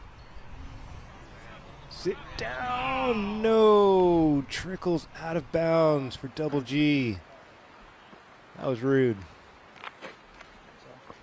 Almost perfect. Instead, he'll be throwing 3. Sexton.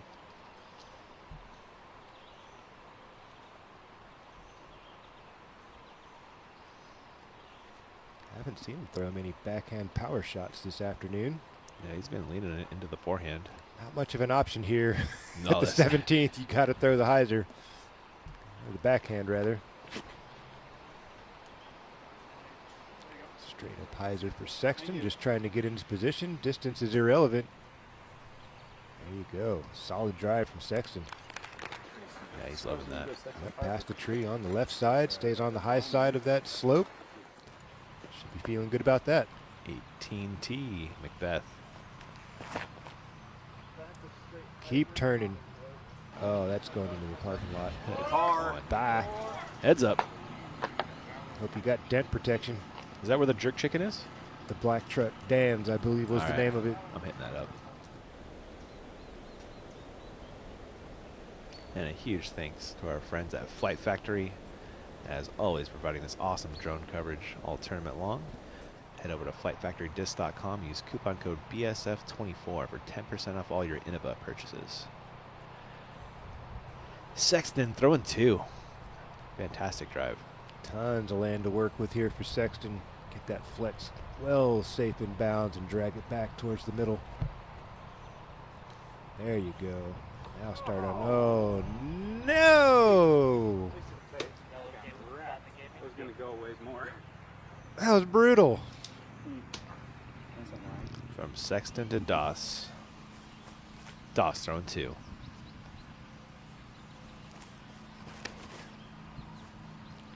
Roller.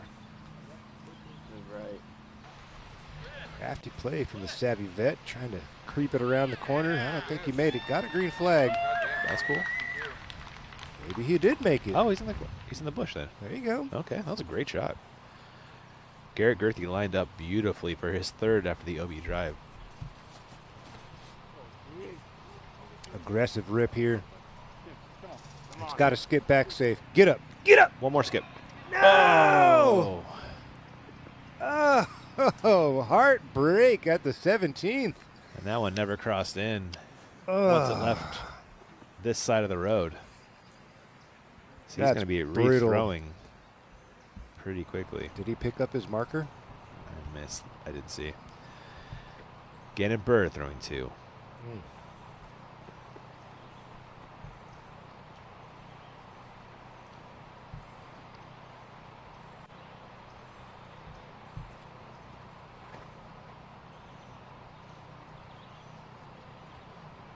That's a golf shot, Ian. That sure is. Oh, no. Did he just get buried behind that? I think so.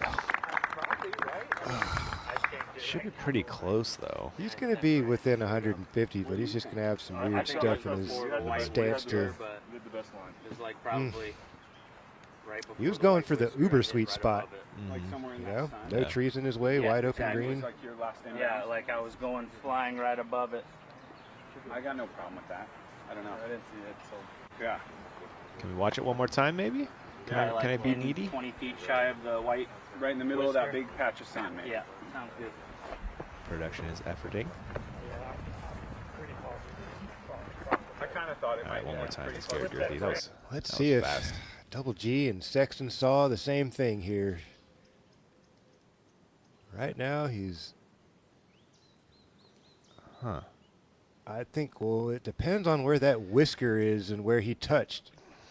Because way up there is out of bounds. Yeah. It doesn't matter if he crossed way up there. He'd have to cross before this whisker, and I don't think that happened. From this perspective, it's hard to say. Yeah, that was a judgment call by the card. It's on a line, right? Here's Eagles second.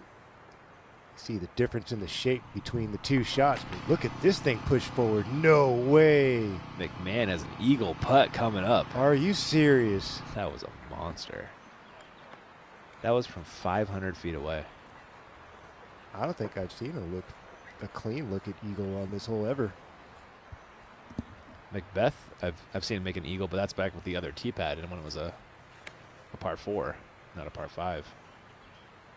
Wow, I initially liked the look for Gannon better, and then Eagle does this. He's going to have a 30, 40-footer wide open. An extra 10 miles an hour on the exit velocity will get you that. Wow. Extra 150 feet. Well, he did outdrive Gannon by a bit. So. Oh, that's true, too. Okay. Shows what I know. Eagle. Macbeth throwing 3 after the OB drive. Trying to scramble up a 4. This is not going to be close, though, Philo. Doesn't look ideal. Closer to the old pin than the new one. I think you're right. And Garrett Gerthy with his 5th after 2 OB shots. Gets to move up at least a little bit. And he was starting to cook, Philo. He had chances for lead card with birdie. You said it right before the break. I now did. He's looking at triple. Oh, man. Double at least. That was his 6th shot, right? Or 5th shot? That was his 5th. 5th. 6. 7. Yeah. 7. Double. Yeah, double. Waisaki, his 2nd on 18. Here we go. Just trying to swing. Oh, looks like it came in early. Yeah. In babushka. This new green is tricky, Philo. Have you gotten your head around it yet? No. Sexton throwing 3.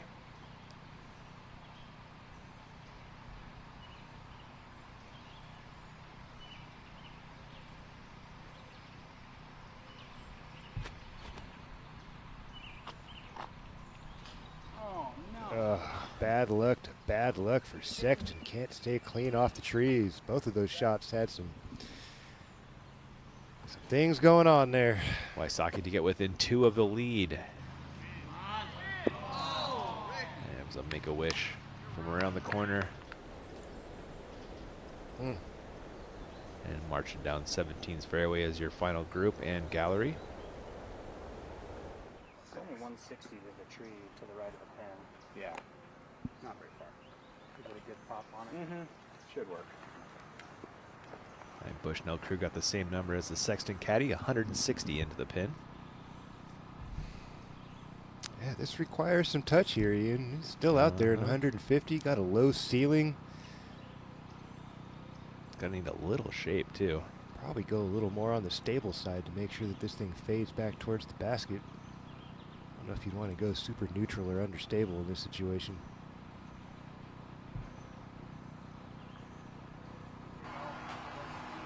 There you go, well executed from Sexton. What touch. Great touch. Nice controlled spin.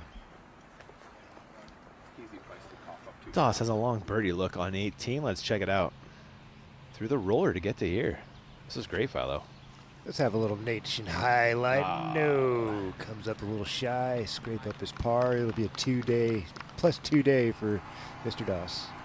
First turning around in 5 years on the Pro Tour, on camera. Not bad. That was Burr. Pitching across? Or is he still landing it up? No, he's still figuring it out. Gannon has 130 into the pin. Is that Double G who laid up? It must have been, right? It had to be, yeah, you're right.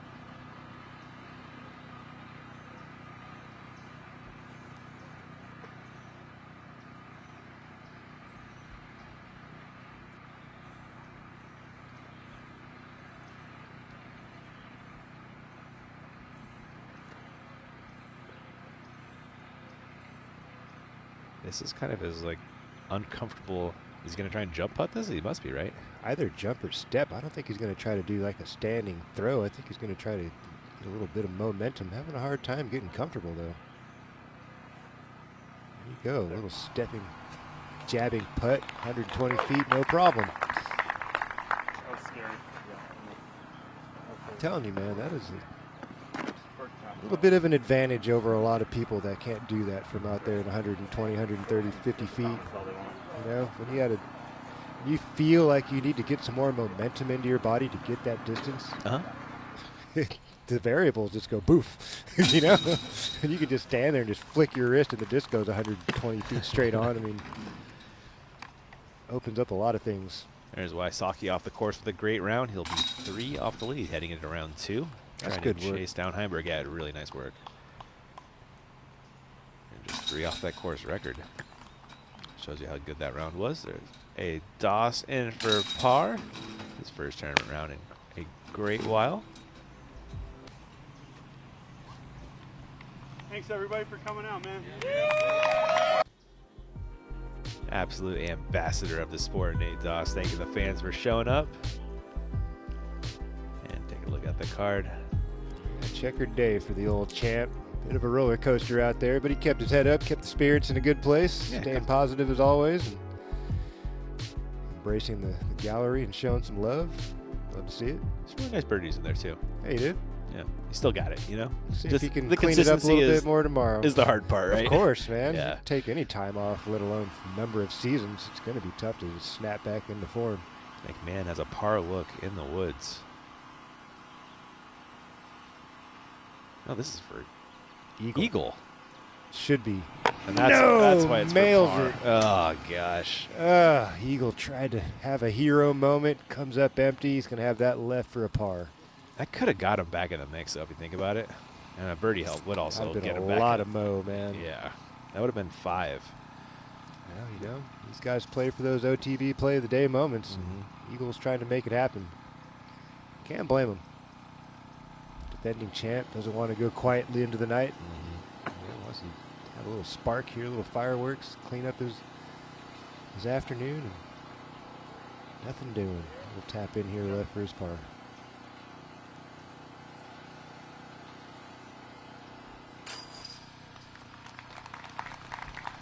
That does the job. Burr. For birdie, right? This should be a 4. No wasted strokes there for Gannon Burr. Safely on the island green in 3. We'll tap in. That should be a double bogey for Double G. Unfortunately, a couple OB strokes. That sends him moving the wrong direction after making up a bunch of ground on the field out there in the middle of this course. Yeah, he strung together 4 in a row from 11 to 14. That double sends him out of your top 10. Gannon Burr has a chance to get into your top 10 with a birdie finish and join that pack at 7. But I'm sure his number's a little higher than Matt Bell. So probably looking on chase or third card if he can grab that birdie to end. Otherwise, not much movement on that leader card That's for a good couple hours. That's a fun league card, though, we got tomorrow. Yeah, we do. Heimberg, Wysocki, AJ Carey. We'll get a good look at him. And Matt Bell, always fun to watch. Yeah, he's scrappy, isn't he? Yeah.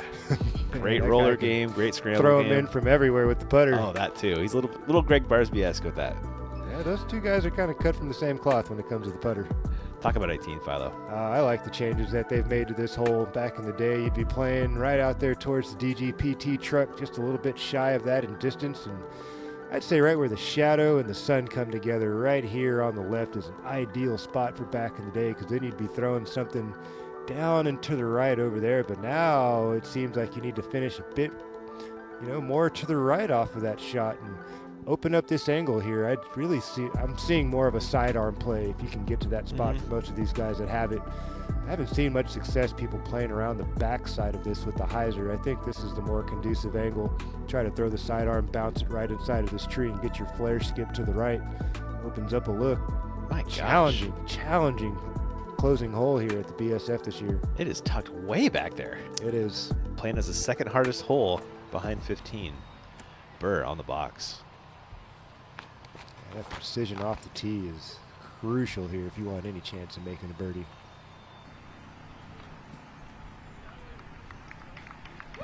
I would still even like 10 feet more left of the screen here. Yep.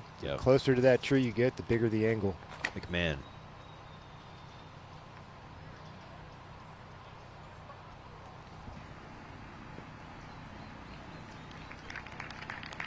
Solid there from Eagle. Sexton lining up the flex backhand.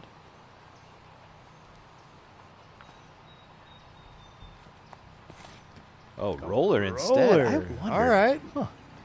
I just worry about the tree on the right with the roller, Philo. If he can get past it. Oh, yeah. Let's go. Now settle down. Oh, yeah. Oh, my. Massive drive from Nate Sexton with the roller. Now I imagine he's going to try to play out and around the right side from there. I don't think he's going to have much of an angle to go left side. Maybe another roller. Potentially. We'll see. That was one heck of a drive. It worked pretty nicely for Doss. Girthy. Quickly hustles up and drops the hyzer out there. And I like this angle a little better. It's a little shorter, not so aggressive towards the parking lot. Should have a really nice angle to work with there for Double G.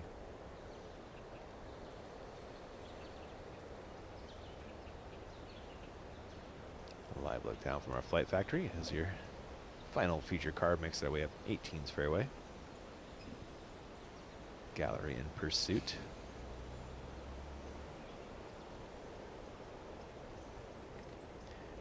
And down there on the ground is our man, Nate Perkins. He's going to go do a little idio walk and talk with Nate Doss. Take it away, Nate. Baby. Doss, I can, hardly get you away from the crowd over there. So many people wanting to come up and talk to you, recap the day a little bit. Man, it was absolutely amazing. For me personally, I definitely made a bunch of rookie mistakes. But I just don't play all the time, but honestly, playing with those three guys on a beautiful day on a beautiful course meant the world to me. I mean, I'm in heaven, man, and this course is playing really good. I can't wait to see what happens on the weekend. So it's been 6 years since you've been playing tournament golf. Like, what shots didn't leave the bag? What shots just still felt easy for you? Dude, I mean, I still had some blistering tee shots that were in the exact same spots that I was going 15 years ago, that just felt perfect. It was just the little stuff. Yeah. It was the little stuff that when you don't play day in and day out, it just goes away. And so I think I can clean that up over the next couple of rounds, and I could see bogey-free, 6, 7, maybe an 8 down. If I can get to that by Sunday, I'd be super happy. And what do you think about this new position right here on 18? Do you think right here, Gannon Buhr over on the left side, do you think that he can actually get a birdie from right there? Do you think he can go backside? And Nate, you're actually going to call this shot here. Oh, right on. Yeah, no, absolutely he can. What he's going to try to do is kind of throw like a high twisting shot that's going to fade pretty late. I really like this new pin position. The last, I think it was 2 years ago, right, that they brought it in. And what it does is if you can go left, you can go right. It brings in a lot of variety.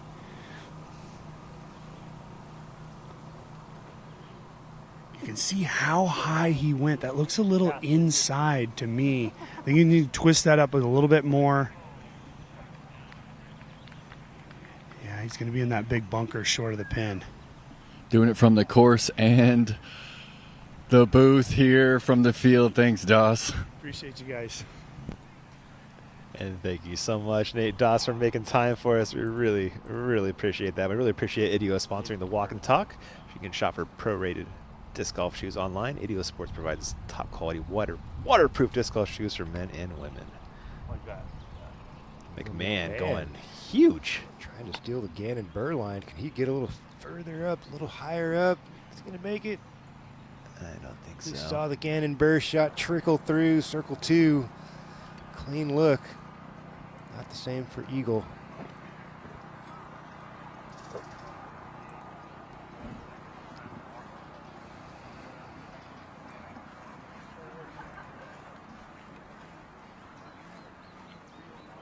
It's really funny, Ian, is that you're asking me about, like, oh, what do you think about this shot and this shot on this hole, or just around the course. Sure. And I'm like thinking to myself, like, what would Philo do? And it's a whole completely different thing from what these guys are going to do. You know what I mean? Like, back in the day, you would never see anybody try to throw the disc up and over these trees. It's just, you're playing with death, you know what I mean? And to watch these guys do it, like, just effortlessly and carefree, like, whatever, it's going to work out. You're just, like, my mouth has hit the floor a few times today, like, what are they doing? And then it works, and you're like, oh, yeah, you forget who you're watching. Yeah. It's just a new generation, man. The world's best, and they've gotten better. Sexton, his second. A towering forehand coming here? Let's see. He's been throwing them all day. Right in his wheelhouse, around 400 feet. High spiking sidearm out the hand. And unfortunately catching some more tree, and that retreats into the thickness. Such a bad hole, kind of. Like, what the heck? That's such a good drive. Give me something. How'd you do? 2 up. Oh, I thought I was getting for the biscuit. I thought I was getting birdie. I don't know. I think you don't need to go so spiky. Yeah, flatter. You can go a little worried flatter. about the OBD. No, I don't think you need to worry about that. Yeah, I hope I didn't just screw myself into it. You guys are not supposed to be here right now. You guys are breaking so many rules. You and Nate. Oh my God, Yeah, dude. that was risky. I'm so nervous right now for you. I'm so nervous for you both of you. Please let me just pitch it out. Josh, I got a gift. You need a bib. What?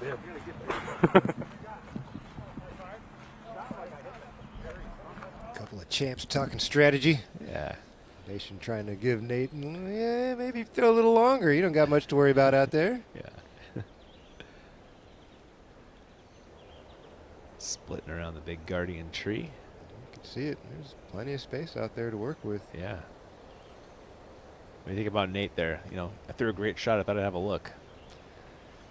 Yeah, you would think so as well. I mean, that was a fantastic roller that he threw to get past the first big clump of trees and second section of this fairway. And yeah, unfortunate. He's probably going to be buried back there.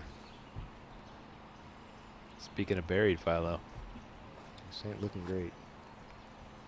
Nate, can you speak to what Eagle is looking at now for his third? Can barely see him in there. It's pretty dense, and you can find some windows over there in that fir. We've seen a few people make something happen.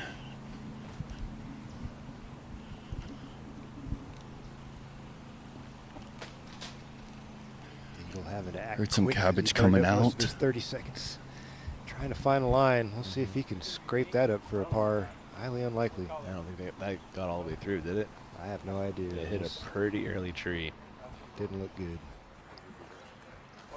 Gannon was lucky to punch all the way through somehow. They must be looking for Nate stacked back here. Yeah, Sexton's, I imagine, the next they're looking for. Oh, it got all the way through. You see it? Yeah, look at it in the opening. Yeah. Oh, sweet. So did me. Right, G, where are you? Okay. How is that possible? Did you hear Gannon? My turn. He just realized he punched all the way through, and he said, how is that possible? I'm sure a lot of people are wondering the same thing. 60?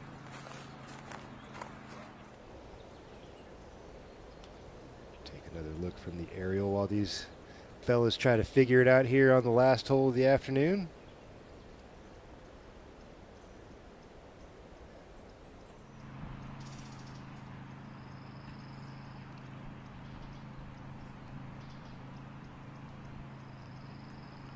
Sexton, his third from the woods.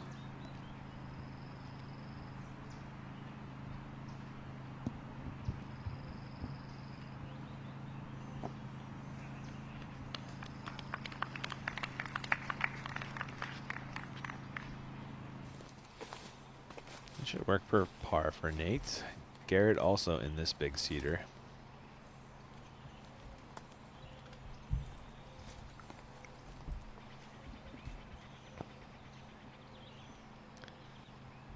It's technically a birdie bid, but I'm sure he's just pitching out for par.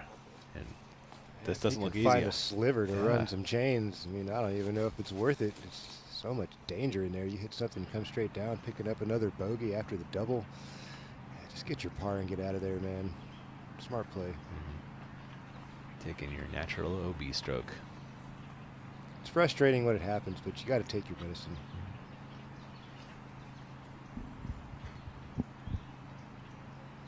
Man, they have putting for par from 31, so somewhere around circle's edge. Is it in the trees, though? I'd imagine so. I didn't think he had punched all the way out. They're still looking for him.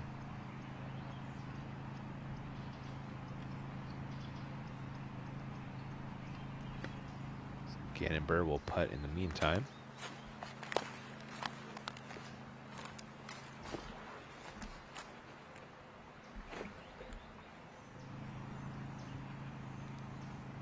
Burr has this for a share of fourth, all the way from 12th.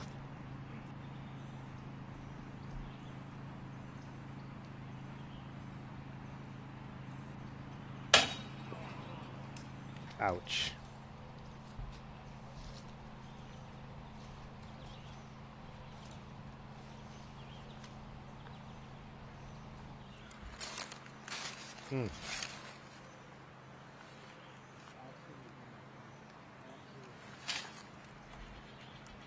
A par putt for McMahon. This is just not going to happen. Maybe he did, actually. He made it, didn't he? Foot in mouth instantly. Every time, man. Every time we think they're cooked, these guys do something cool. I can't believe he did that. He just so nonchalant like too. Just I'm just going to fling it out there and hope something cool happens, and of course it does. Let's roll back a Zuka on this. Clip, clip, Come on. Sometimes they make us look smart. This was not one of those times. No. McMahon. What a scramble. Seriously. There is a par out of Sexton. Solid day. That's a 5-down day for Nate. You know? He's solid, man. Yeah. He's like that. And Garrett Gerthy was almost in the mix before 17 got him and finishes double par. And will now be 8 off the lead of Heimberg. 6 off the lead is Gannon Burr heading into day 2. Getting a taste of that medicine he shelled out last week.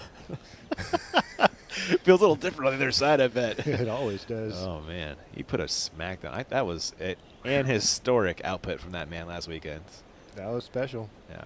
We saw it coming, man. You know, yeah, he's been like that. Yeah. Blaine giving us a great look at the Estacada area and the money shot. Mount Hood. What up? Wow. Looking glorious out there. Welcome into the booth for the final time today, Ian and Philo. Get your final thoughts on your first thought of the day, anyway. Wow, Calvin, I mean, what else can you say? The guy comes out, earns himself a nice, throw 3 cushions over Rick, but to the rest of the field, he really separated, and that's kind of what you want to do when you're a guy like Calvin. You want to come out, play a strong round. Any of these guys that we'd expect to be in that 1050, 1060 category effort, you know, one of those guys does it, you're like, all right, it's just a matter of who it's going to be today. It was Calvin, played an exceptional round, kept it bogey-free. See if he can build on it. He's got a beast right behind him with Wysocki and then a bunch of other guys that have been playing some good golf, but you're not quite as predictable as the other guys are. So we'll just see how it all shakes out. It's going to be a fun watch either way. I wonder if Calvin found a little chip on the shoulder not being on the feature card today. You know, he's like, hey, maybe guys. that calmed him down a little bit. He's like, I don't have to worry about all the too. extra hype and all that. Just go out there and do my thing, and, you know, we'll see how the chips fall. And he shot himself a fantastic round today, 12 under. That's incredible on this track. It really is. We're going to send it off to one final break. On the other side, we have the OTB after show as well as the OTB shot of the day. We're going to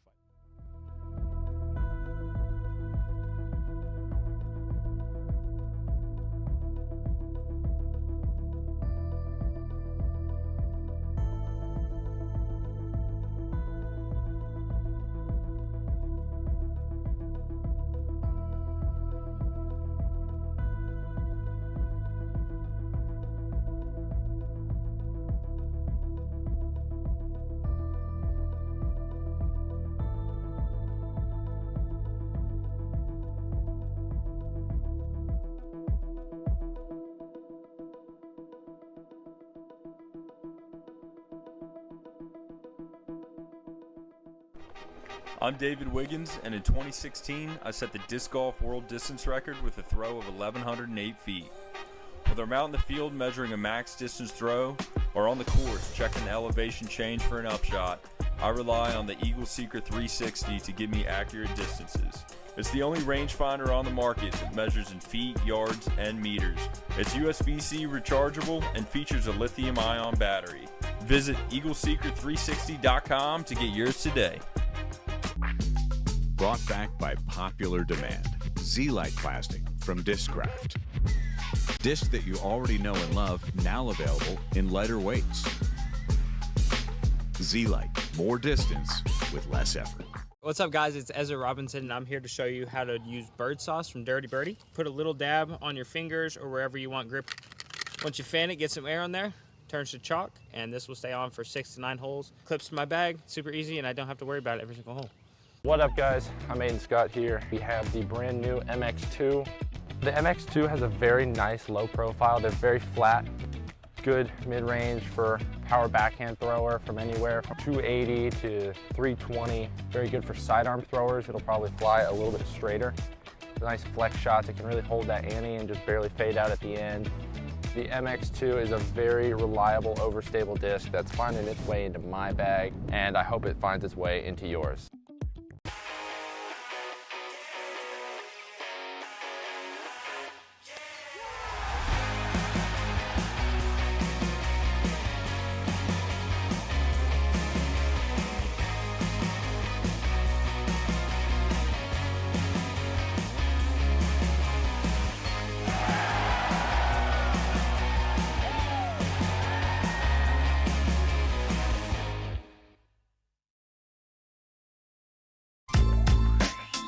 Pound's the best of the best.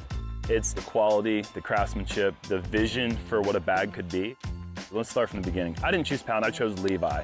I trusted Levi to make the best bag possible. He's always trying to innovate. He wants it to be perfect. And I think he's the kind of guy that nothing's ever perfect. I trust the product. I trust the people behind the product. At this point, I don't think anyone's disputing that it's the best made bag.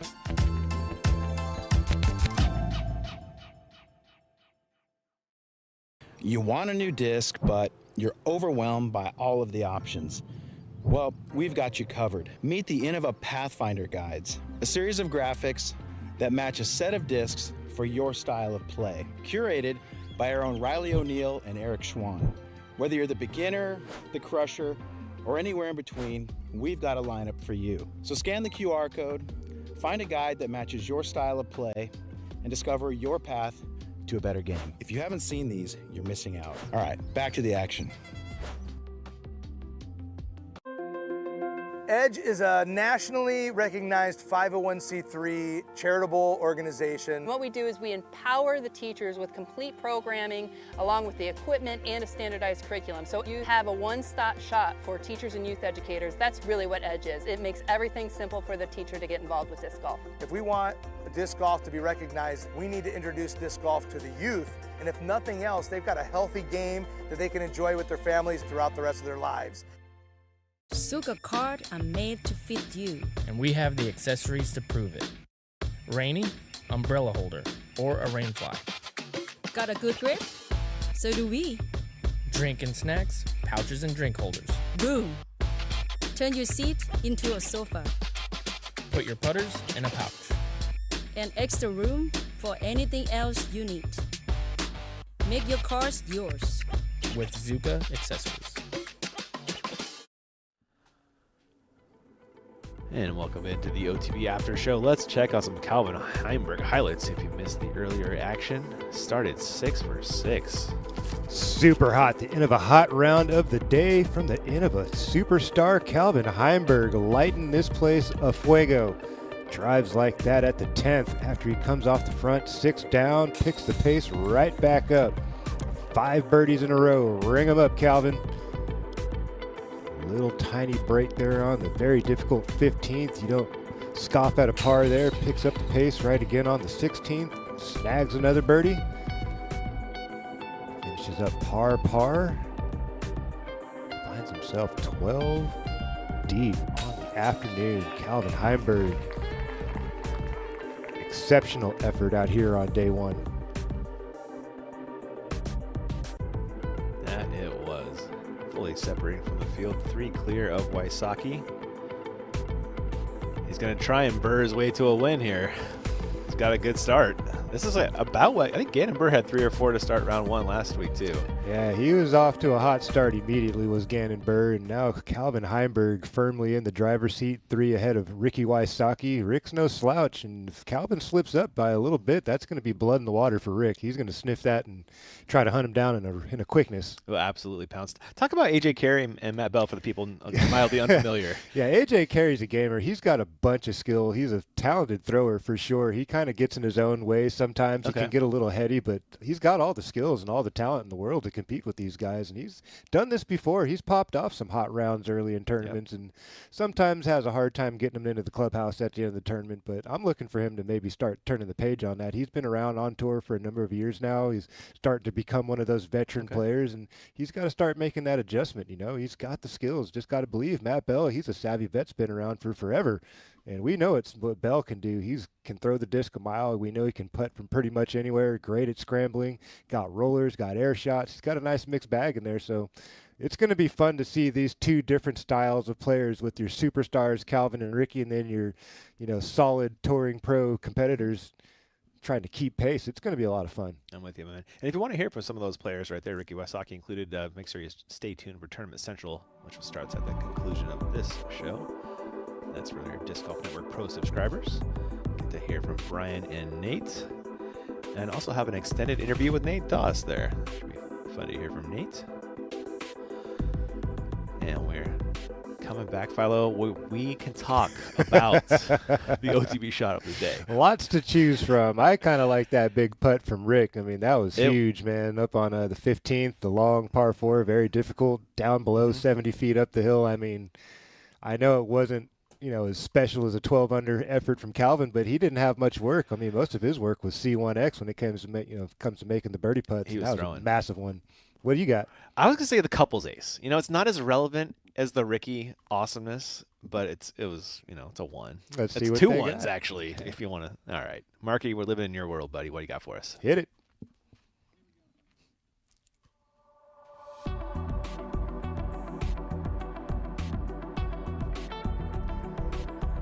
Oh, Mr. Ian. you can't deny the ace, even with that great putt by Rick. You called it. Wow. Birthday aces for Noah 5 Ash. He's headed to the ring store right now. Let's go. The witness on the card. It is the couple's ace. So cool. Nicely done, Marky. Been even cooler if they'd thrown the same line. Oh, Finley has a different feel, a different flavor, and look at that reaction. I love that. That was awesome. Noah knew his partner did it earlier in the day. He was trying to ace. You heard him say that, right? That's awesome. That's the best kind of ace when you're actually trying. For sure. For sure. Intentional aces are great. Yeah. The very first ace we ever filmed on Central Coast Disc Golf was an intentional ace during a doubles round. Christine King threw it in. Hey. Yeah, man. Wow. Down Waller Park.